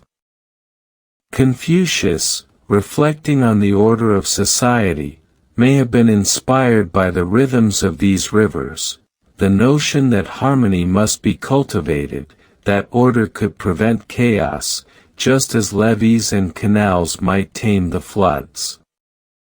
Now imagine yourself not as a traveler but as someone who has always lived beside one of these rivers. The sound of water would be the background to your childhood, the first thing you hear in the morning, the last thing before you fall asleep. When drought threatened, your prayers rose with your neighbors. When floods came, you clung together to rebuild. Your stories, your rituals, your very understanding of life would be shaped by the river's moods. It is perhaps no coincidence that so many myths of beginnings speak of water. The primordial oceans out of which creation emerges, the floods that cleanse and renew, the streams that separate worlds of life and death, all remind us of humanity's recognition that water is both giver and taker, destroyer and preserver. The rivers were not just physical realities, they were symbols of time, of the flow of existence itself. Let us pause for a moment and shift our gaze. What if, instead of rivers, we focused on mountains, those towering guardians of the earth? For just as rivers nurtured life, mountains inspired awe. They rose, immovable and eternal, reminding humanity of its smallness. The Himalayas, for instance, have long been seen as sacred. Pilgrims still trek their slopes to reach shrines nestled amid snow and stone. In Greek mythology, Mount Olympus was home to the gods. In Japan, Mount Fuji became both a symbol of endurance and a source of artistic inspiration. To ancient peoples, mountains were ladders between earth and sky. At their summits, one might glimpse the heavens or perhaps even touch the divine. To climb them was to approach mystery. To live in their shadow was to recognize a presence larger than oneself, a permanence that dwarfed the fragile span of human years. And yet, just like rivers, mountains also provided. They gave stone for building, minerals for tools, pastures for grazing animals. They shaped the climate, directing rains and winds that determined where crops might grow. Think, for a moment, of the Andes in South America. Here, high in the thin air, the Inca built terraces that clung to mountain slopes like steps toward the sky. They carved stone cities, such as Machu Picchu, that still puzzle and inspire visitors today. Without the mountains, their civilization would have looked very different. The peaks were not obstacles but companions, shaping the Inca understanding of order, balance, and the cosmos itself. Across the world, whether beside rivers or upon mountains, humanity wove the natural world into its fabric of meaning. Early societies did not see themselves as separate from nature. Rather, they understood themselves as part of a grand conversation, water and stone, wind and fire, all speaking in ways that shaped destiny.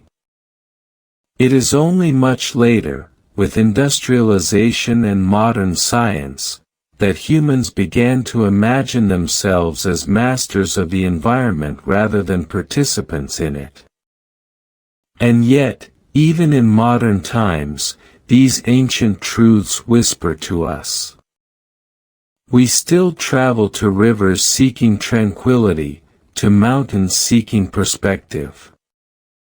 We stand by the ocean and feel humbled, as our ancestors once did. Something in us remembers that the world is vast, that we are brief, that nature sustains and transcends us. As night falls in this long journey through history, picture yourself lying beside one of those ancient rivers. The air is cool, insects hum softly, and the water flows steadily onward. Stars shimmer above, reflected in the ripples. You feel both small and infinite, part of a story older than kings or cities, older even than memory itself. You understand, in that stillness, why the ancients prayed to rivers, why they built their lives around them. They were not just water. They were life's first lullaby, the eternal song carrying humanity forward. As the rivers flow endlessly and the mountains stand immovably, humanity too sought continuity, something that might endure beyond the fragility of individual lives. It is here that memory becomes civilization's most delicate yet most powerful inheritance. Memory, preserved in stories, rituals, and symbols, binds generations together like threads in an infinite tapestry. Imagine, for a moment, a circle of people gathered around a fire thousands of years ago. The flames flicker against the walls of a cave, casting shadows that seem almost alive. An elder leans forward, voice steady yet hushed, recounting how the world began, how the animals learned to speak, how the first people came into being. Children listen with wide eyes, their imaginations painting worlds beyond the cave's stone walls. This scene, humble and ordinary, was in fact one of humanity's greatest achievements, the passing down of collective memory. Without writing, without books, without archives, the human voice was the first library. Over time, these stories crystallized into myths. Myths were not just entertainment, they were explanations, guides, warnings.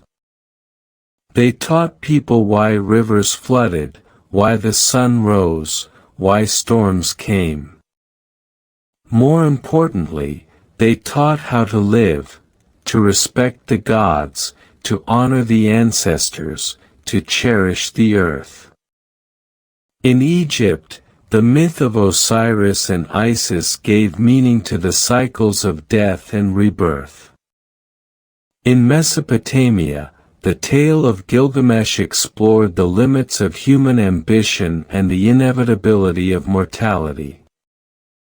In India, the Rigveda sang hymns that linked humanity with the vast cosmic order. Each story carried the wisdom of countless generations, distilled in words that could travel farther than armies and last longer than empires. Writing, when it finally emerged, did not replace memory but expanded it. Clay tablets, scrolls of papyrus, bamboo strips, silk, parchment, these became vessels of thought, carrying knowledge across space and time. Imagine the awe of a scribe who first realized that marks pressed into clay could preserve a transaction or a hymn for centuries. With writing, humanity had found a way to speak to the future. A message could be sent across generations, across millennia. Even today, when archaeologists unearth a tablet or decipher an inscription, it is as though the ancients are speaking directly to us, whispering across the ages, "We lived. We dreamed. We too sought meaning." But just as memory was preserved, so too was it contested. Who controls memory controls identity. Kings commissioned monumental inscriptions to proclaim their victories, even when defeat lurked beneath the surface.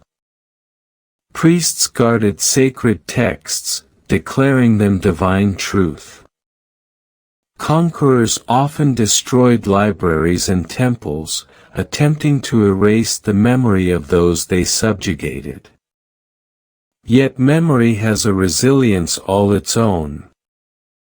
Stories survive in fragments, whispered by survivors, carried in the songs of wanderers. Even in ruins, memory endures, waiting for someone to listen. Let us pause here and drift into a quieter reflection. When you think of your own life, what memories surface first? Perhaps the laughter of childhood, the scent of rain on warm earth, the face of someone you loved deeply. These, too, are the rivers of your existence, flowing forward even as time carries you along. The ancients knew that to remember was to keep alive, not only people, but values, lessons, entire worlds. Memory was, and is, an act of defiance against oblivion. As civilizations grew more complex, so did their ways of remembering. Monuments rose from stone, pyramids, ziggurats, temples, built to last beyond a single lifetime.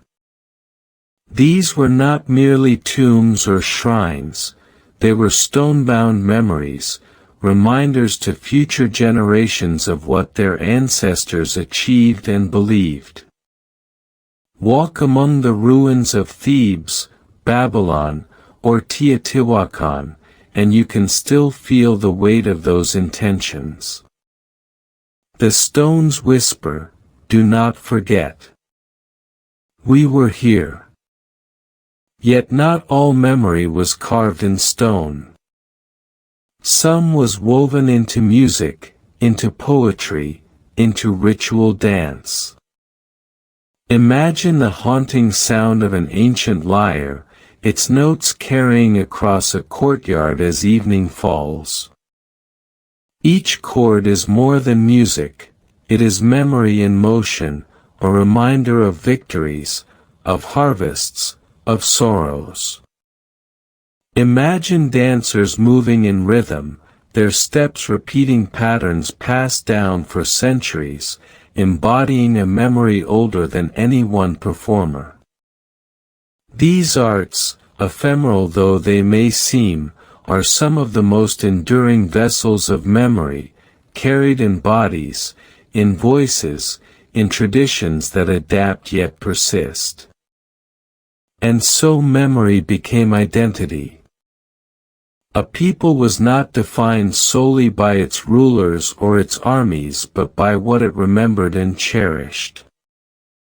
To forget was to risk dissolution. To remember was to endure. This is why even in exile, even in slavery, communities clung fiercely to their songs, their prayers, their languages. Memory could not be conquered, not entirely.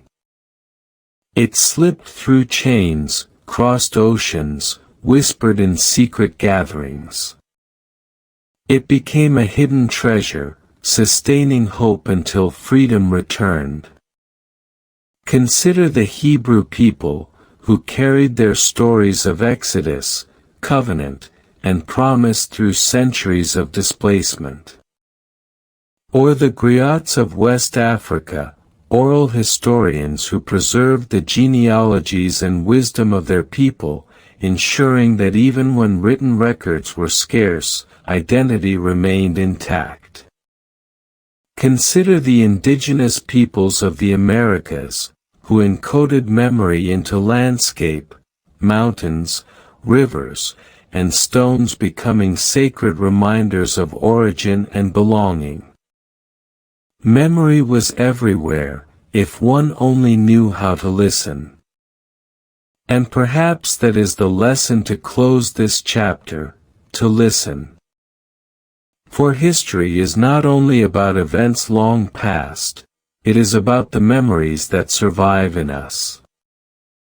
The rivers still flow, the mountains still stand, the stars still wheel overhead.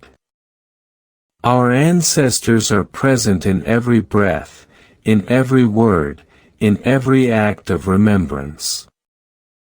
To close your eyes and recall them is to join the oldest of human traditions, the refusal to let time silence meaning. So, let us rest here, in the quiet company of memory. Imagine once more the circle of firelight, the elder's voice weaving stories that stretch beyond the flames into the night. You are both listener and participant, a thread in the same tapestry, a traveler in the same endless flow. The voices of the past murmur gently, not to overwhelm, but to soothe. We were here. We dreamed. We endured. And so will you. The fire burns low, the stars shimmer, the river whispers nearby. Slowly, the world softens into silence, carrying you into the vast embrace of time, where memory and dream are one. When the dust finally settles upon any battlefield, it is not the sound of victory that lingers, but the silence. A silence heavy with absence, filled with what will never return. The marshes of Mamasapano bore that silence long after the gunfire ceased. The reeds no longer trembled from explosions, but from the wind. The rivers no longer ran red, but their waters carried echoes of voices that would not be heard again. The silence after, the pause that follows catastrophe, is its own kind of story, quieter but no less haunting. We tend to think of endings as sudden, like a door closing, but in truth they unfold slowly. The last bullet is not the end. Nor is the last command, or even the last breath. After all these comes the silence, and within that silence lies the reckoning. Families would soon gather to grieve, leaders would soon speak to explain, critics would soon rise to question. Yet before words returned, there was a stretch of stillness, vast and almost unbearable, where time itself seemed reluctant to move forward. In this chapter, we will remain within that silence. Not to escape it, but to listen more deeply. For silence, too, has its lessons. Silence reveals what speech conceals. Silence forces us to confront what cannot easily be named. And so, as the soldiers' bodies lay where they had fallen, as comrades pulled back with eyes heavy from shock, as radios fell quiet except for static, the silence pressed down like a weight upon the land. Let us walk slowly into that quiet, step by step, as if afraid to disturb it. Imagine the battlefield at twilight, smoke drifting upward, mingling with the evening mist. Birds return hesitantly, their calls uncertain, breaking through the stillness with fragile courage.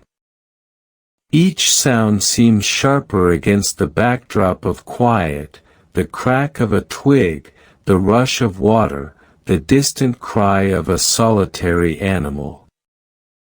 The land breathes again, yet within that breath is sorrow, unspoken yet undeniable. This silence is not empty. It is full of questions, of regrets, of memories replaying themselves endlessly in the minds of the survivors. It is in this silence that men recall what they saw, what they failed to do, what they wish had been different. It is here that doubts multiply, that guilt settles in, that the invisible wounds of war begin to cut deeper than the visible ones. It is here that history itself pauses, as if unsure how to proceed. And so we stand in that pause.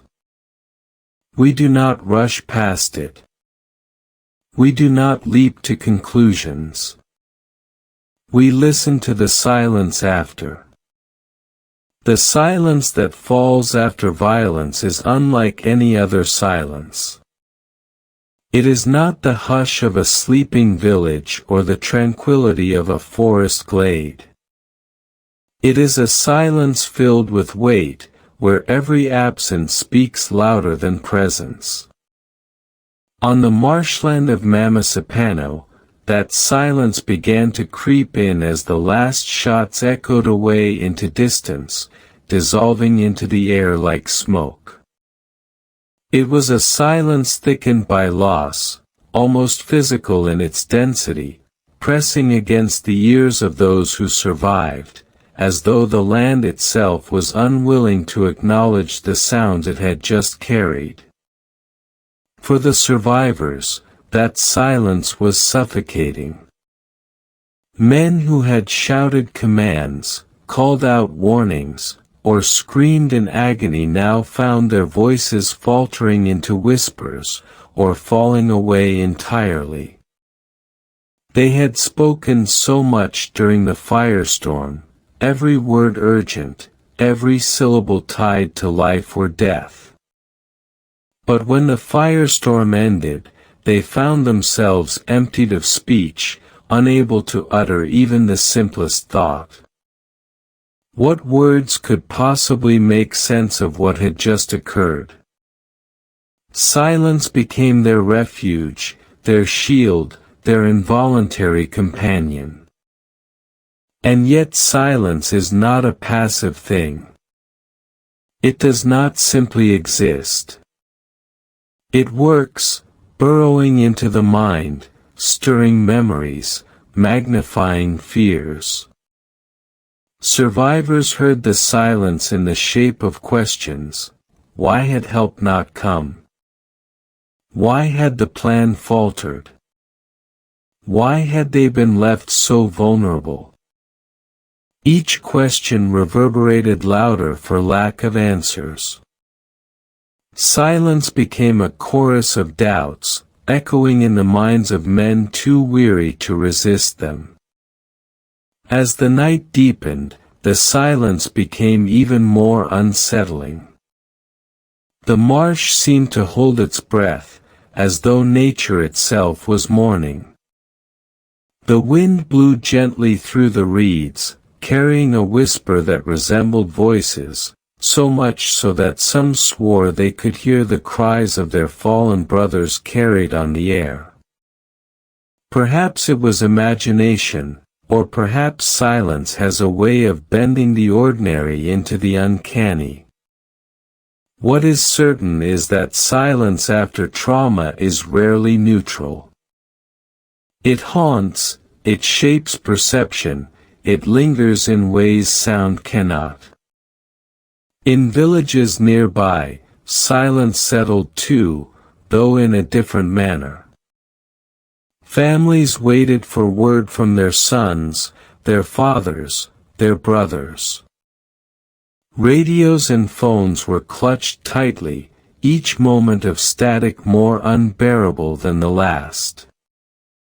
The absence of communication was itself a form of silence, one that spread outward like ripples on a pond, reaching mothers who stirred restlessly, wives who prayed quietly, children who sensed unease but did not understand it. For them, the silence was both shield and torment. It protected them from the truth for a little longer, but in doing so it twisted hope into fear. Silence also haunted the halls of power. Leaders who had been briefed, who had given consent or remained ambiguous, now faced a growing unease. Reports trickled in slowly, inconsistently. No one seemed to know the full truth of what had occurred. Some sat in rooms where conversations began and ended in broken phrases, unfinished thoughts. Others stared at documents or screens, trying to impose clarity on chaos.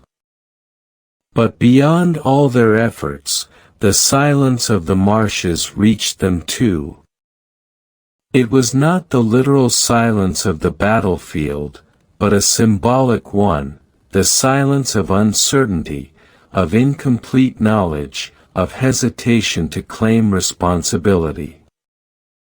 When silence expands like this, it becomes contagious.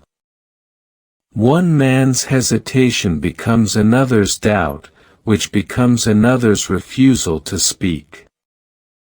Soon, entire chains of command found themselves paralyzed by silence, unable or unwilling to articulate what had gone wrong.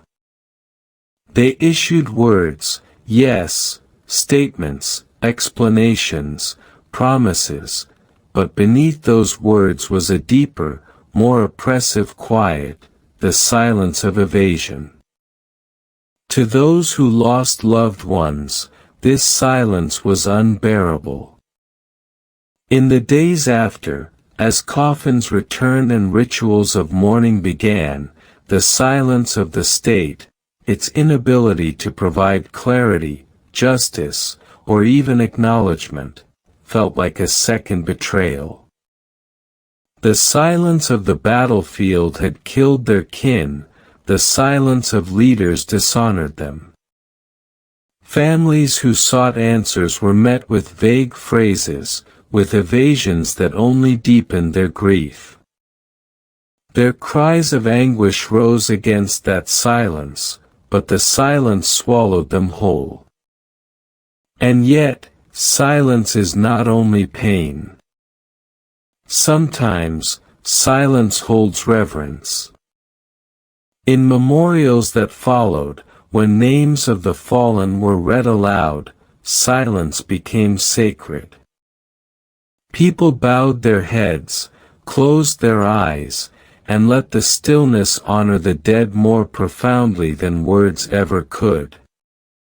In this form, silence transformed into remembrance, into a language of its own. Where speech might falter, silence spoke with dignity, acknowledging the depth of loss without attempting to fill it with shallow phrases. Here we find the paradox of silence.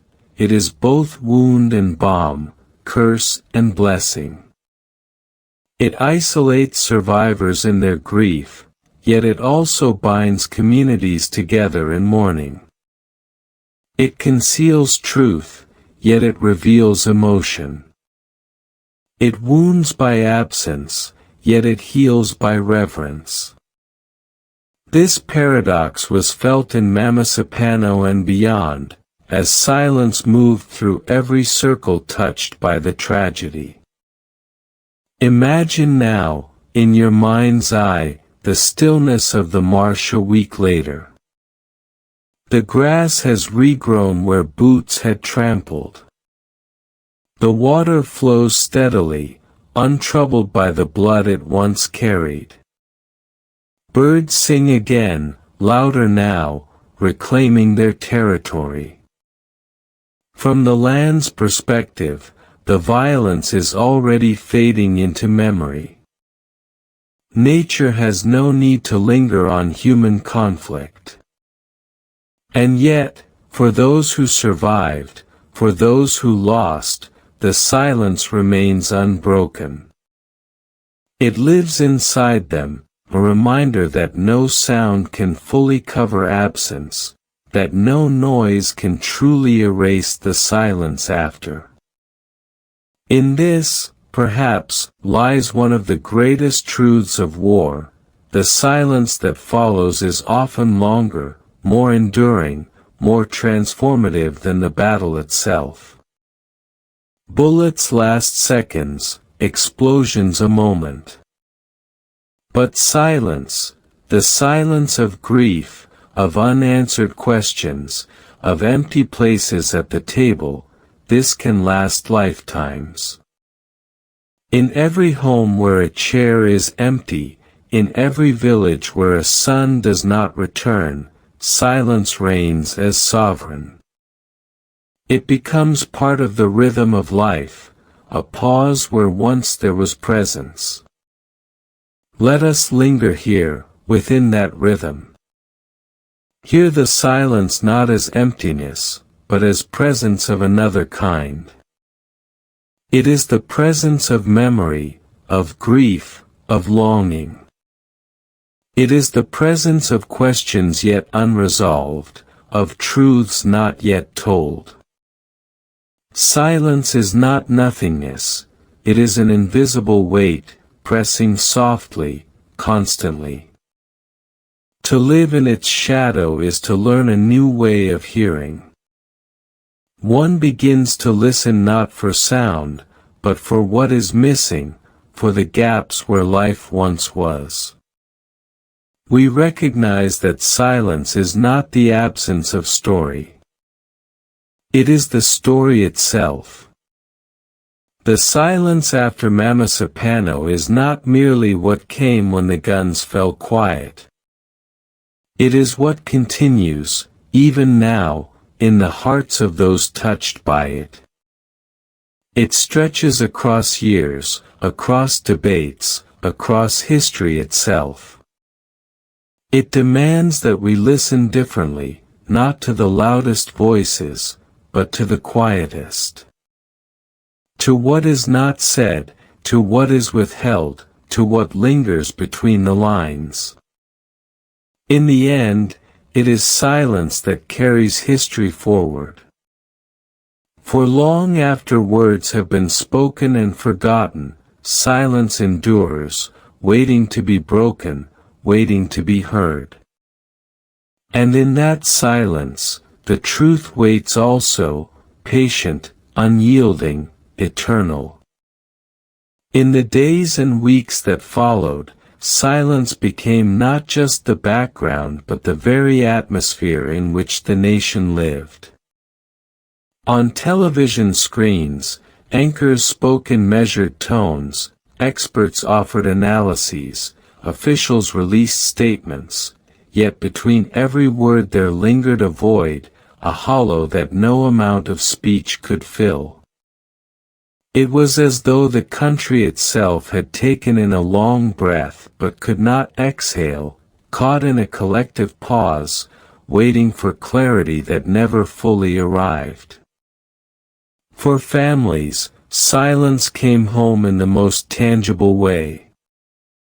Coffins draped with flags carried their loved ones back, and in the solemn halls where they lay in state, the sound of sobbing alternated with stretches of unbearable quiet.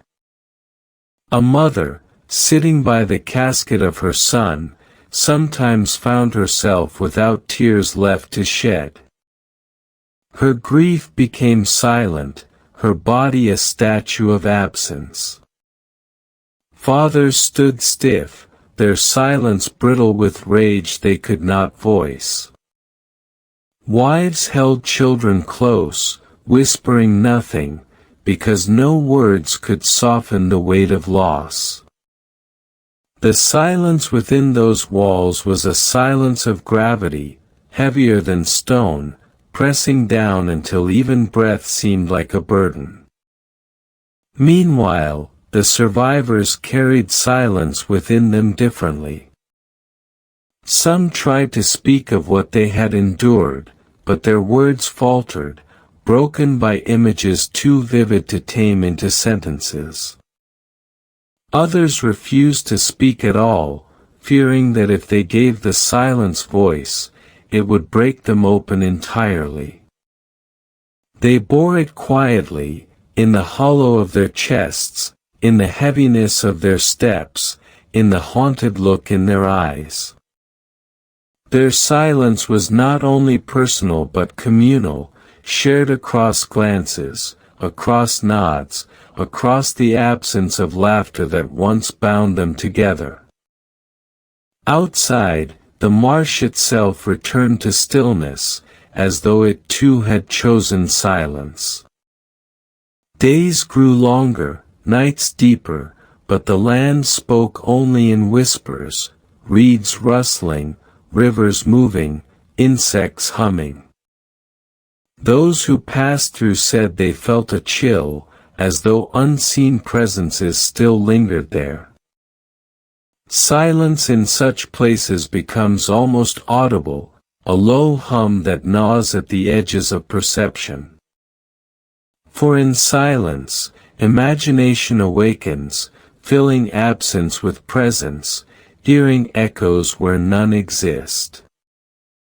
The land became both witness and participant, holding the silence as if unwilling to release it. And beyond the marshes, silence seeped into the corridors of governance. Meetings were held behind closed doors, conversations couched in euphemism. Officials spoke in careful phrases, guarding themselves against blame. Yet outside those doors, silence roared louder than any denial. For the people sensed it, the truths left unspoken, the accountability deferred. It was in what was not said that outrage grew, in the silences of explanation that stretched far too long. Silence, once again, revealed itself not as emptiness but as power, shaping perception through its very absence. But even as silence weighed heavily, there were moments when it shifted into something else, something almost sacred. During the rituals of remembrance, when names were recited, crowds bowed their heads, and for a long moment no one spoke. That silence was different, a silence of reverence, of respect, of shared mourning. It did not wound, but held. It was not absence, but presence of another kind, as though in that hush the fallen could be felt most vividly. It was silence not of abandonment but of honor, the silence that says, "We remember, we carry you still." Here we see the dual nature of silence most clearly. On one side, it isolates, divides, obscures. On the other, it unites, sanctifies, preserves. The same stillness that tortured families with unanswered questions also bound communities together in solidarity. The same silence that shielded leaders from accountability also gave dignity to mourning.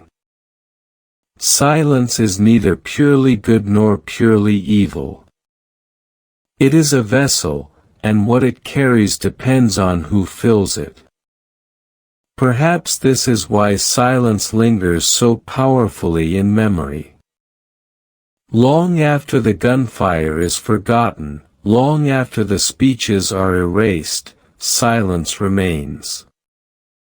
It is remembered not in words but in feelings, the heavy quiet of a funeral hall, the oppressive hush of a battlefield at dusk, the strange stillness in a room where truth is withheld. These silences shape history as much as action does, for they determine how events are remembered, how wounds are carried, how futures are imagined. If you close your eyes now, you can hear it still, not literal silence, but the echo of it, the weight it leaves behind. You may imagine yourself standing at the edge of the marsh, where water laps gently against reeds. The sky is wide and pale, a faint wind moving across your face. You strain your ears, but there are no voices, no engines, no shots, only the steady rhythm of nature reclaiming itself. Yet within that silence you feel the presence of everything that has passed, a silence that is full rather than empty, alive rather than dead. It is the silence of the after, and it speaks in ways words cannot. So we end this chapter as we began, listening. Listening not to noise but to what lingers after noise is gone. The silence after Mamasapano is not an interlude. It is part of the story, a chapter written in absence rather than presence. It is a silence that has stretched for years, echoing through investigations, through debates, through the quiet grief of families still waiting for answers. It is a silence that has become history itself, the final voice of an operation that ended not in victory or defeat, but in stillness. And perhaps the deepest truth is this: silence does not end. It remains, woven into the fabric of memory, waiting to be heard again each time the story is told. The guns may have fallen silent on that day, but the silence they left behind continues to speak, softly, insistently, unforgettably. The story drifts now toward its end, though endings in history are never clean, never certain, never truly final.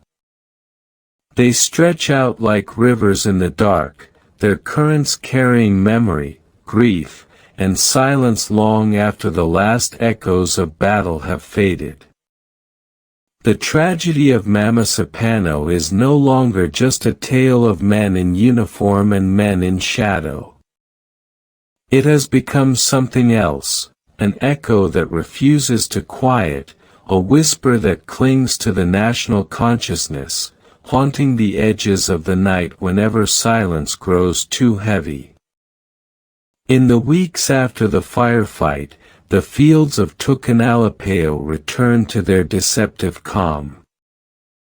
The marshland once again sang with the low hum of insects and the rustle of grass beneath the wind. The river carried its water downstream as it had done long before bullets churned its banks red. Children once more walked the dirt paths on their way to school, their bare feet tapping rhythms into the earth. Yet, beneath this return to ordinary life, something lingered.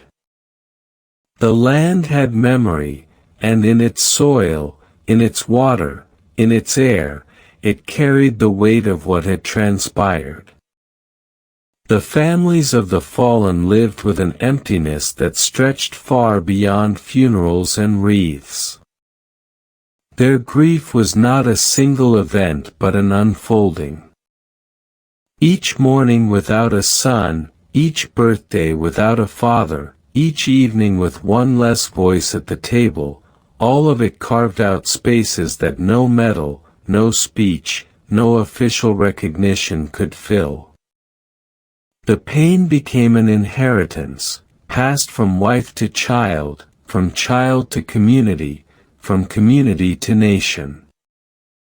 And in those inherited silences, the story of Mamasapano continued, not as a neat record of fact, but as a haunting presence, a question that resisted closure. For some, the tragedy was political.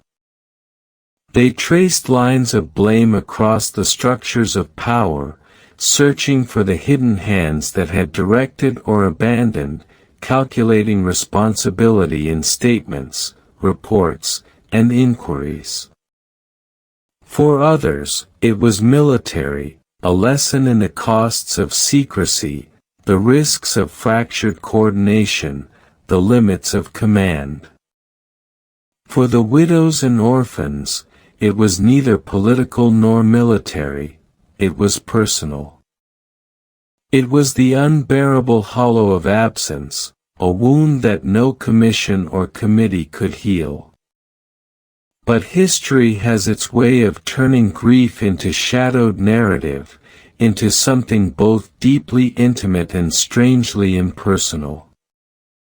The story of the 44 Philippine National Police's Special Action Force was lifted into myth and controversy, debated in the halls of power, dissected in newspapers, murmured about in barracks, and retold in whispers among families. Yet beneath the layers of noise, the simple truth remained. 44 men went into the field and never returned. They carried with them not only weapons and orders, but also the quiet dreams of ordinary lives, dreams that ended in mud, fire, and silence. And what of the others, the unseen, the unnamed?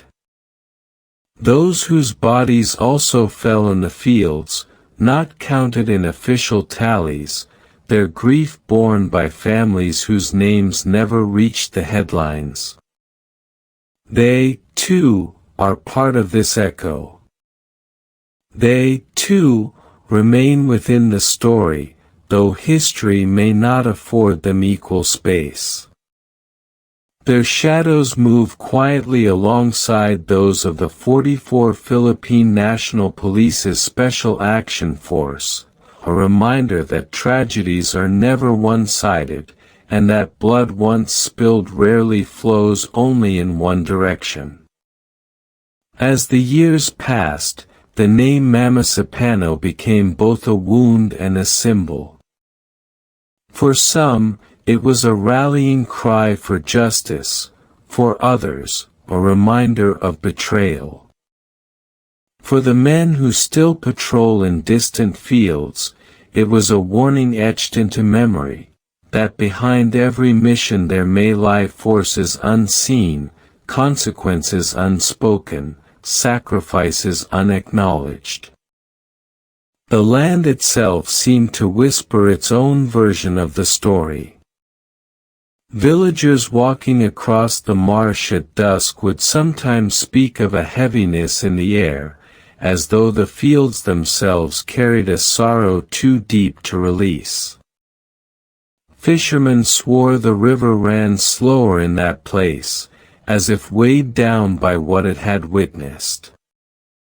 Children born in the years after were told stories in hushed tones, half history, half myth, of men who walked into the darkness and did not return. Thus, Mamasapano passed not only into the annals of government reports but into the folklore of the land itself, where memory and imagination intermingle in strange and unsettling ways. Time does not heal such wounds. It only teaches people how to carry them. And so the 44 Philippine National Police's Special Action Force, and those unnamed who fell with them, continue to be carried, by their families, by their comrades, by a nation that still searches for answers in the long silence left behind. Their story lingers not because it is fully known, but because it remains, in part, unknowable. Perhaps this is what unsettles us most about Mamasapano. It is not merely a story of loss, but of unfinished understanding. Questions persist: who knew what, and when? Who ordered, and who withheld? Who was sacrificed, and why? The answers shift like mist, never quite settling, always slipping just beyond reach. This uncertainty becomes its own kind of ghost, haunting not the fields of Maguindanao, but the minds of those who cannot let the questions rest. And so, as we close this long and winding journey into the heart of a tragedy, we are left not with resolution but with echo. The echo of gunfire in the distance. The echo of cries carried across marshland at dawn. The echo of grief that moves silently through the years, reshaping families, reshaping memory. The echo of a nation that continues to wrestle with its own shadows. For in the end, history is not a neat ledger of victories and defeats. It is a restless sea of memory, grief, silence, and story. Mamasapano reminds us that behind every official narrative lies a deeper, darker undercurrent, one that refuses to be silenced, one that continues to call out in the stillness of the night. The 44 Philippine National Police's Special Action Force are gone, yet they remain. In the silence of midnight. In the whispers of grass across the fields. In the quiet prayers of families who will never forget. In the unsettled conscience of a nation still seeking to understand what happened on that cold January morning. And so, the story does not end. It drifts onward, into memory, into silence, into the spaces between sleep and waking, where echoes linger and shadows remain. The fields of Maguindanao have always known blood. Long before the name Mamasapano carried its heavy weight, these marshlands had borne witness to countless conflicts. The soil itself is thick with memory, as though the roots of the grasses drank not only water, but also sorrow. When the winds sweep across the flatlands, they seem to carry whispers that are older than any one tragedy. And yet, in the aftermath of January 2015, a new echo was added to that chorus, an echo that has not faded with the turning of the years. For those who lost loved ones, time became elastic. Days stretched unbearably long, each sunrise another reminder that someone was missing. Nights became heavier, haunted by dreams that ended in abrupt silence. The widows spoke often of waking in the dark, convinced they had heard footsteps outside the door, only to find nothing but shadows. The children, too, felt this absence in ways they could not yet name.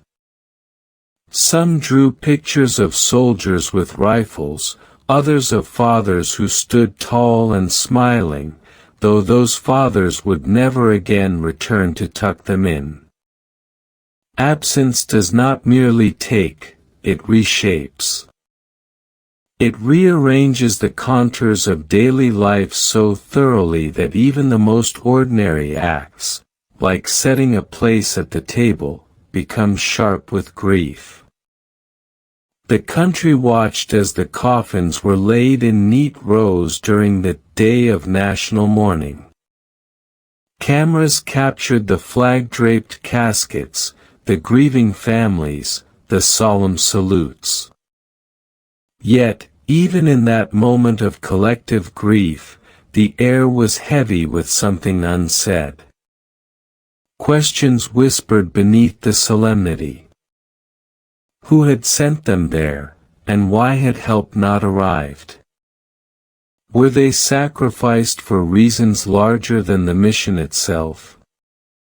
In the silence between speeches, those questions seemed louder than any words spoken into microphones.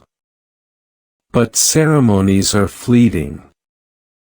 After the flowers withered, after the soldiers were buried, after the officials moved on to other crises, the silence remained. It is here, in this silence, that the real weight of Mamasapano lingers. For silence is not empty. It is filled with what cannot be spoken, with truths too dangerous to voice, with memories that resist neat narration. It is in silence that the nation carries its deepest wounds, and it is in silence that they resurface, years later, in unexpected moments. Consider the marshland at night. The insects hum in steady rhythm, the river glimmers faintly beneath the moon, and the grasses sway in an unseen current of air. Yet those who walk there after dark speak of an unease, as if the ground itself resists the weight of footsteps. Some villagers say the fields are restless, that the spirits of those who fell wander in confusion, unable to leave the place of their final breath. Fishermen tell of hearing faint voices over the water, as if the marsh is repeating words once shouted in desperation. These may be tales born of grief, of trauma, of memory transforming into myth, but even myths carry truth in their shadows. In the cities, far from the marsh, the story became abstract, refracted through politics and debate. Committees met, reports were drafted, accusations flew.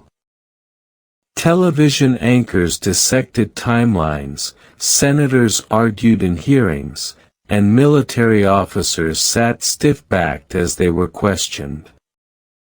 Yet, despite all the language poured into the public domain, clarity never emerged. The more people spoke, the more the core of the event seemed to recede, as though covered over by the very words meant to reveal it. In the end, what the nation was left with was not certainty, but layers of interpretation, each one contested, each one incomplete. And still, beneath the noise, the echo endured. It was present in the lowered voice of a widow who could not bring herself to describe her husband's last day. It was present in the distant stare of a child who no longer asked when his father would come home. It was present in the fatigue of a soldier who trained young recruits, repeating lessons about coordination, about backup, about never being left behind, while silently carrying the knowledge that sometimes, those lessons are not enough. This echo does not rest within the confines of one community. It seeps outward, touching the edges of the nation's identity. Mamasapano has become a mirror in which the Philippines sees its own contradictions. The bravery of those who fought, and the fragility of the institutions that sent them. The unity of grief, and the division of blame.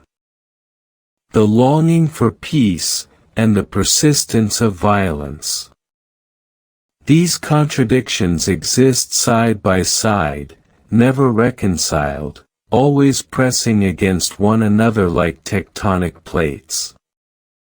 Each tremor of memory reopens the fractures. What makes Mamasapano linger so powerfully is not only the scale of the loss but the sense of incompleteness. Stories of heroism sit uneasily beside stories of abandonment. Official timelines clash with testimonies on the ground. Even the number of those who died, beyond the 44 Philippine National Police's Special Action Force, remains contested, blurred by the politics of recognition and erasure. When history cannot decide what is true, it becomes something else. It becomes haunted. And haunted history is not easily laid to rest. It enters the bloodstream of a nation, it returns in dreams, it surfaces in arguments long after the fact. It becomes a presence that lives not only in the minds of those who were there, but in the very fabric of national memory.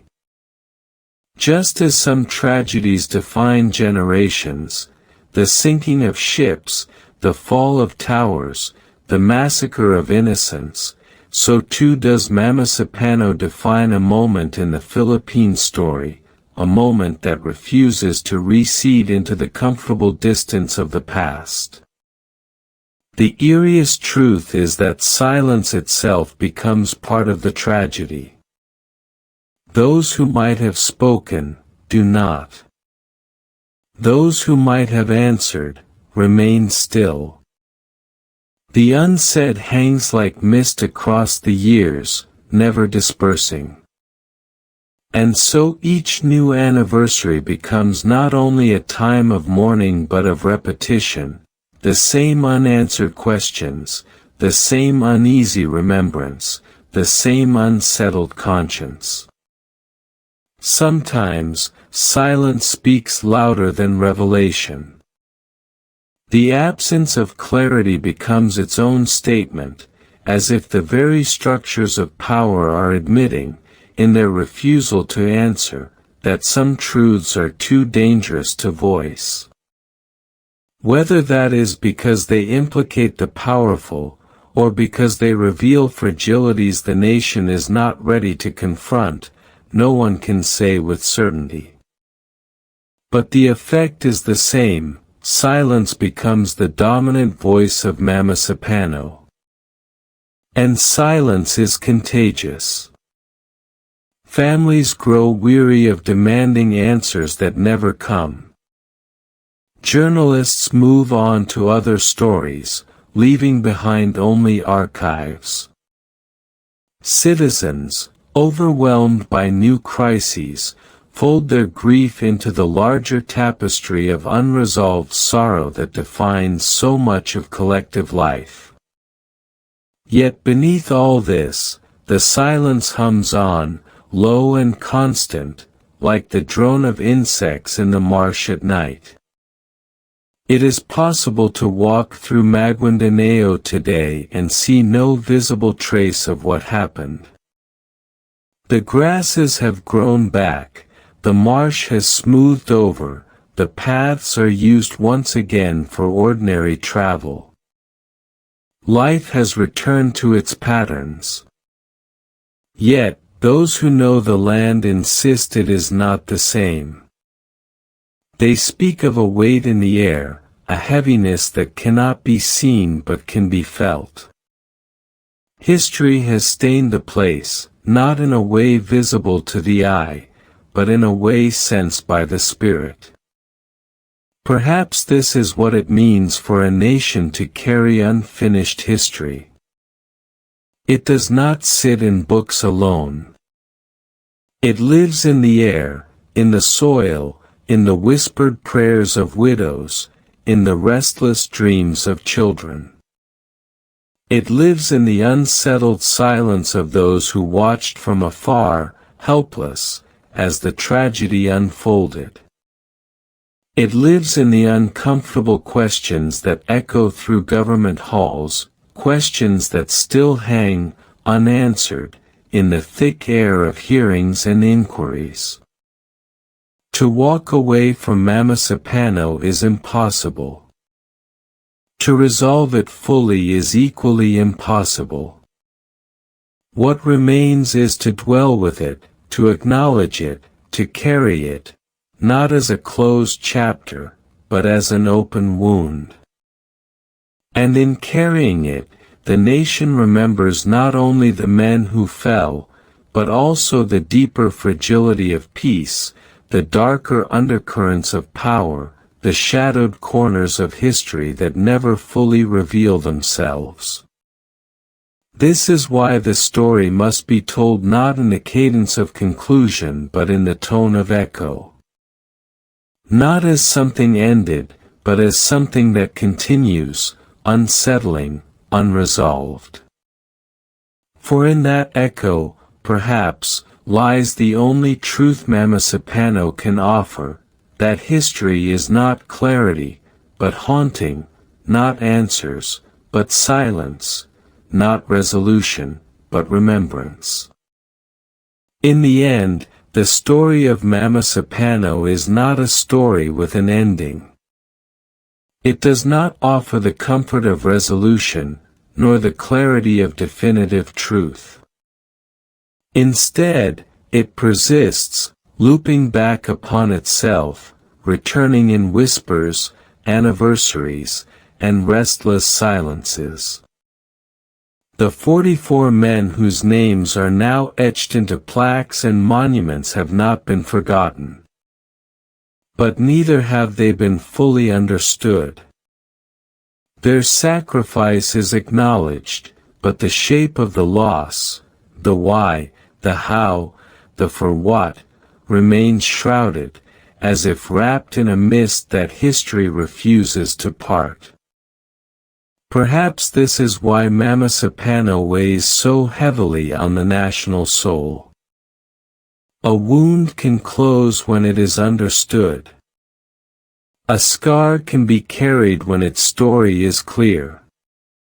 But a wound without explanation is harder to bear, for it festers in uncertainty. The families of the fallen live with this daily. They carry framed photographs, folded flags, medals placed carefully in boxes, and memories that refuse to fade. Yet alongside their grief runs a current of confusion, of unfinished questions. Was their loss inevitable? Could it have been prevented? Was it the price of politics, or of miscalculation, or of forces hidden beyond view? No answer has come that can quiet those questions, and so the wound remains raw.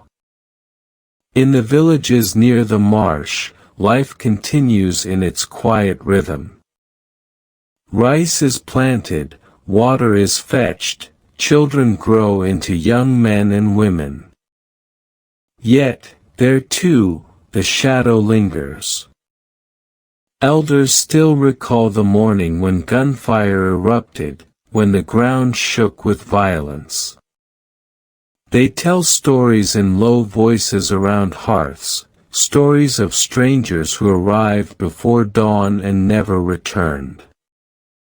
These stories take on the texture of myth, shaped by time, colored by memory. In some tellings, the marsh is cursed, in others it is simply a place where the dead are restless. Children listen with wide eyes, unsure of where fact ends and imagination begins. And perhaps that is fitting, for Mamasapano itself lives in that space between fact and imagination, between history and haunting.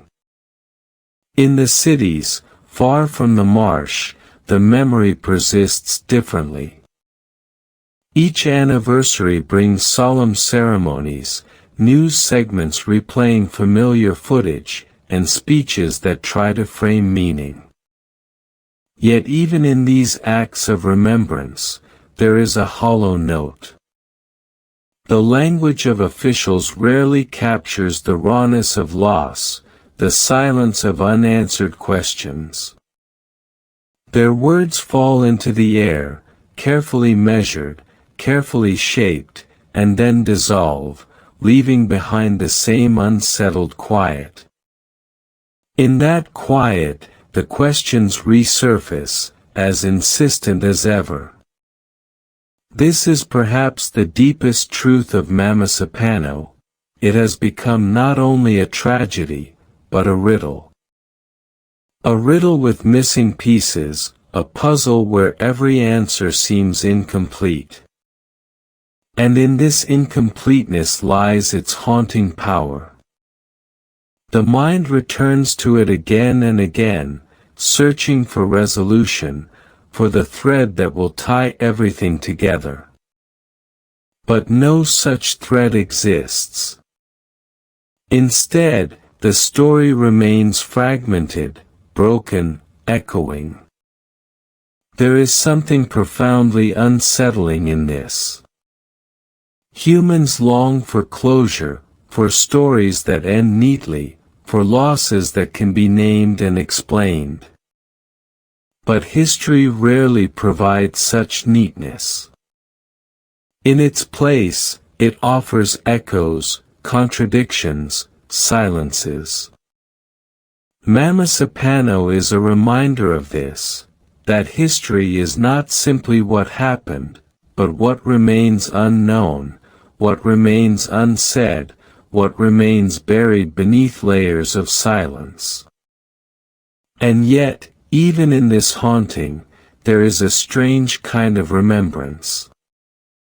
The 44 Philippine National Police's Special Action Force are remembered not only in official accounts, but in whispers, in restless dreams, in stories told at night.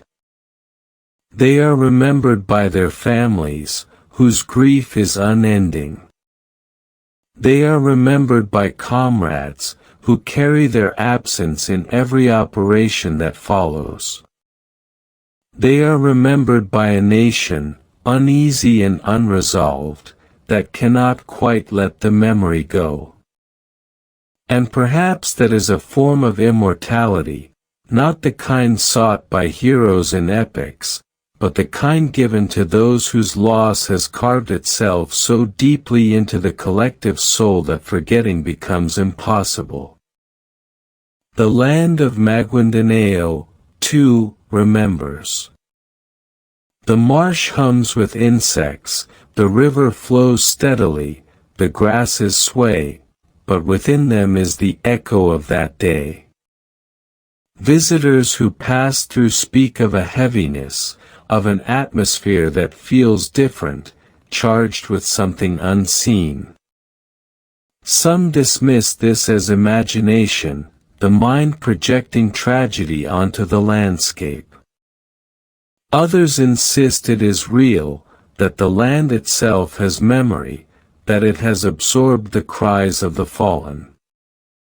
Whether one believes or not, the feeling remains, like a quiet pressure in the air. In the long stretch of history, tragedies like Mamasapano take on new shapes. They are retold, reinterpreted, reframed by new generations. Details are forgotten, embellished, transformed. Yet the core remains, the sense of something unresolved, something that resists silence. In this way, Mamasapano will not fade.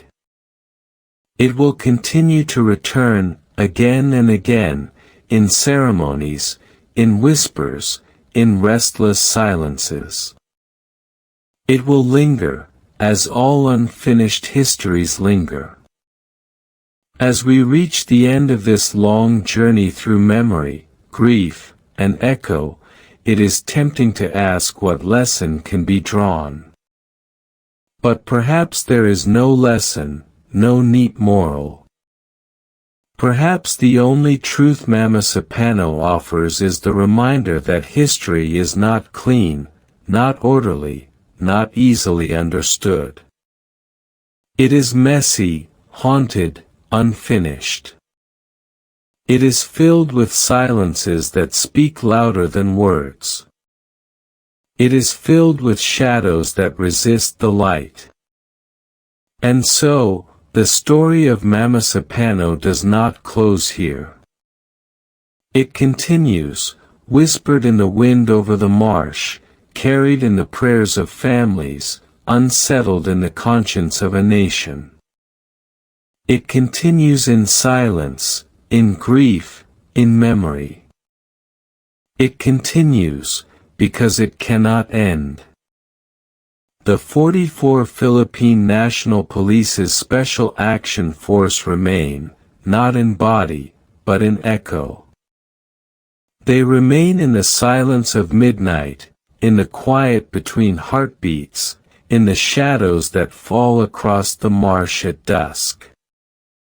They remain in the unanswered questions, in the grief that does not fade, in the national soul that cannot let them go. They remain, because history has bound them to us, not as a closed chapter, but as an unfinished story, one that will echo on, long after the last words have been spoken. And in that echo, in that silence, in that haunting, they endure.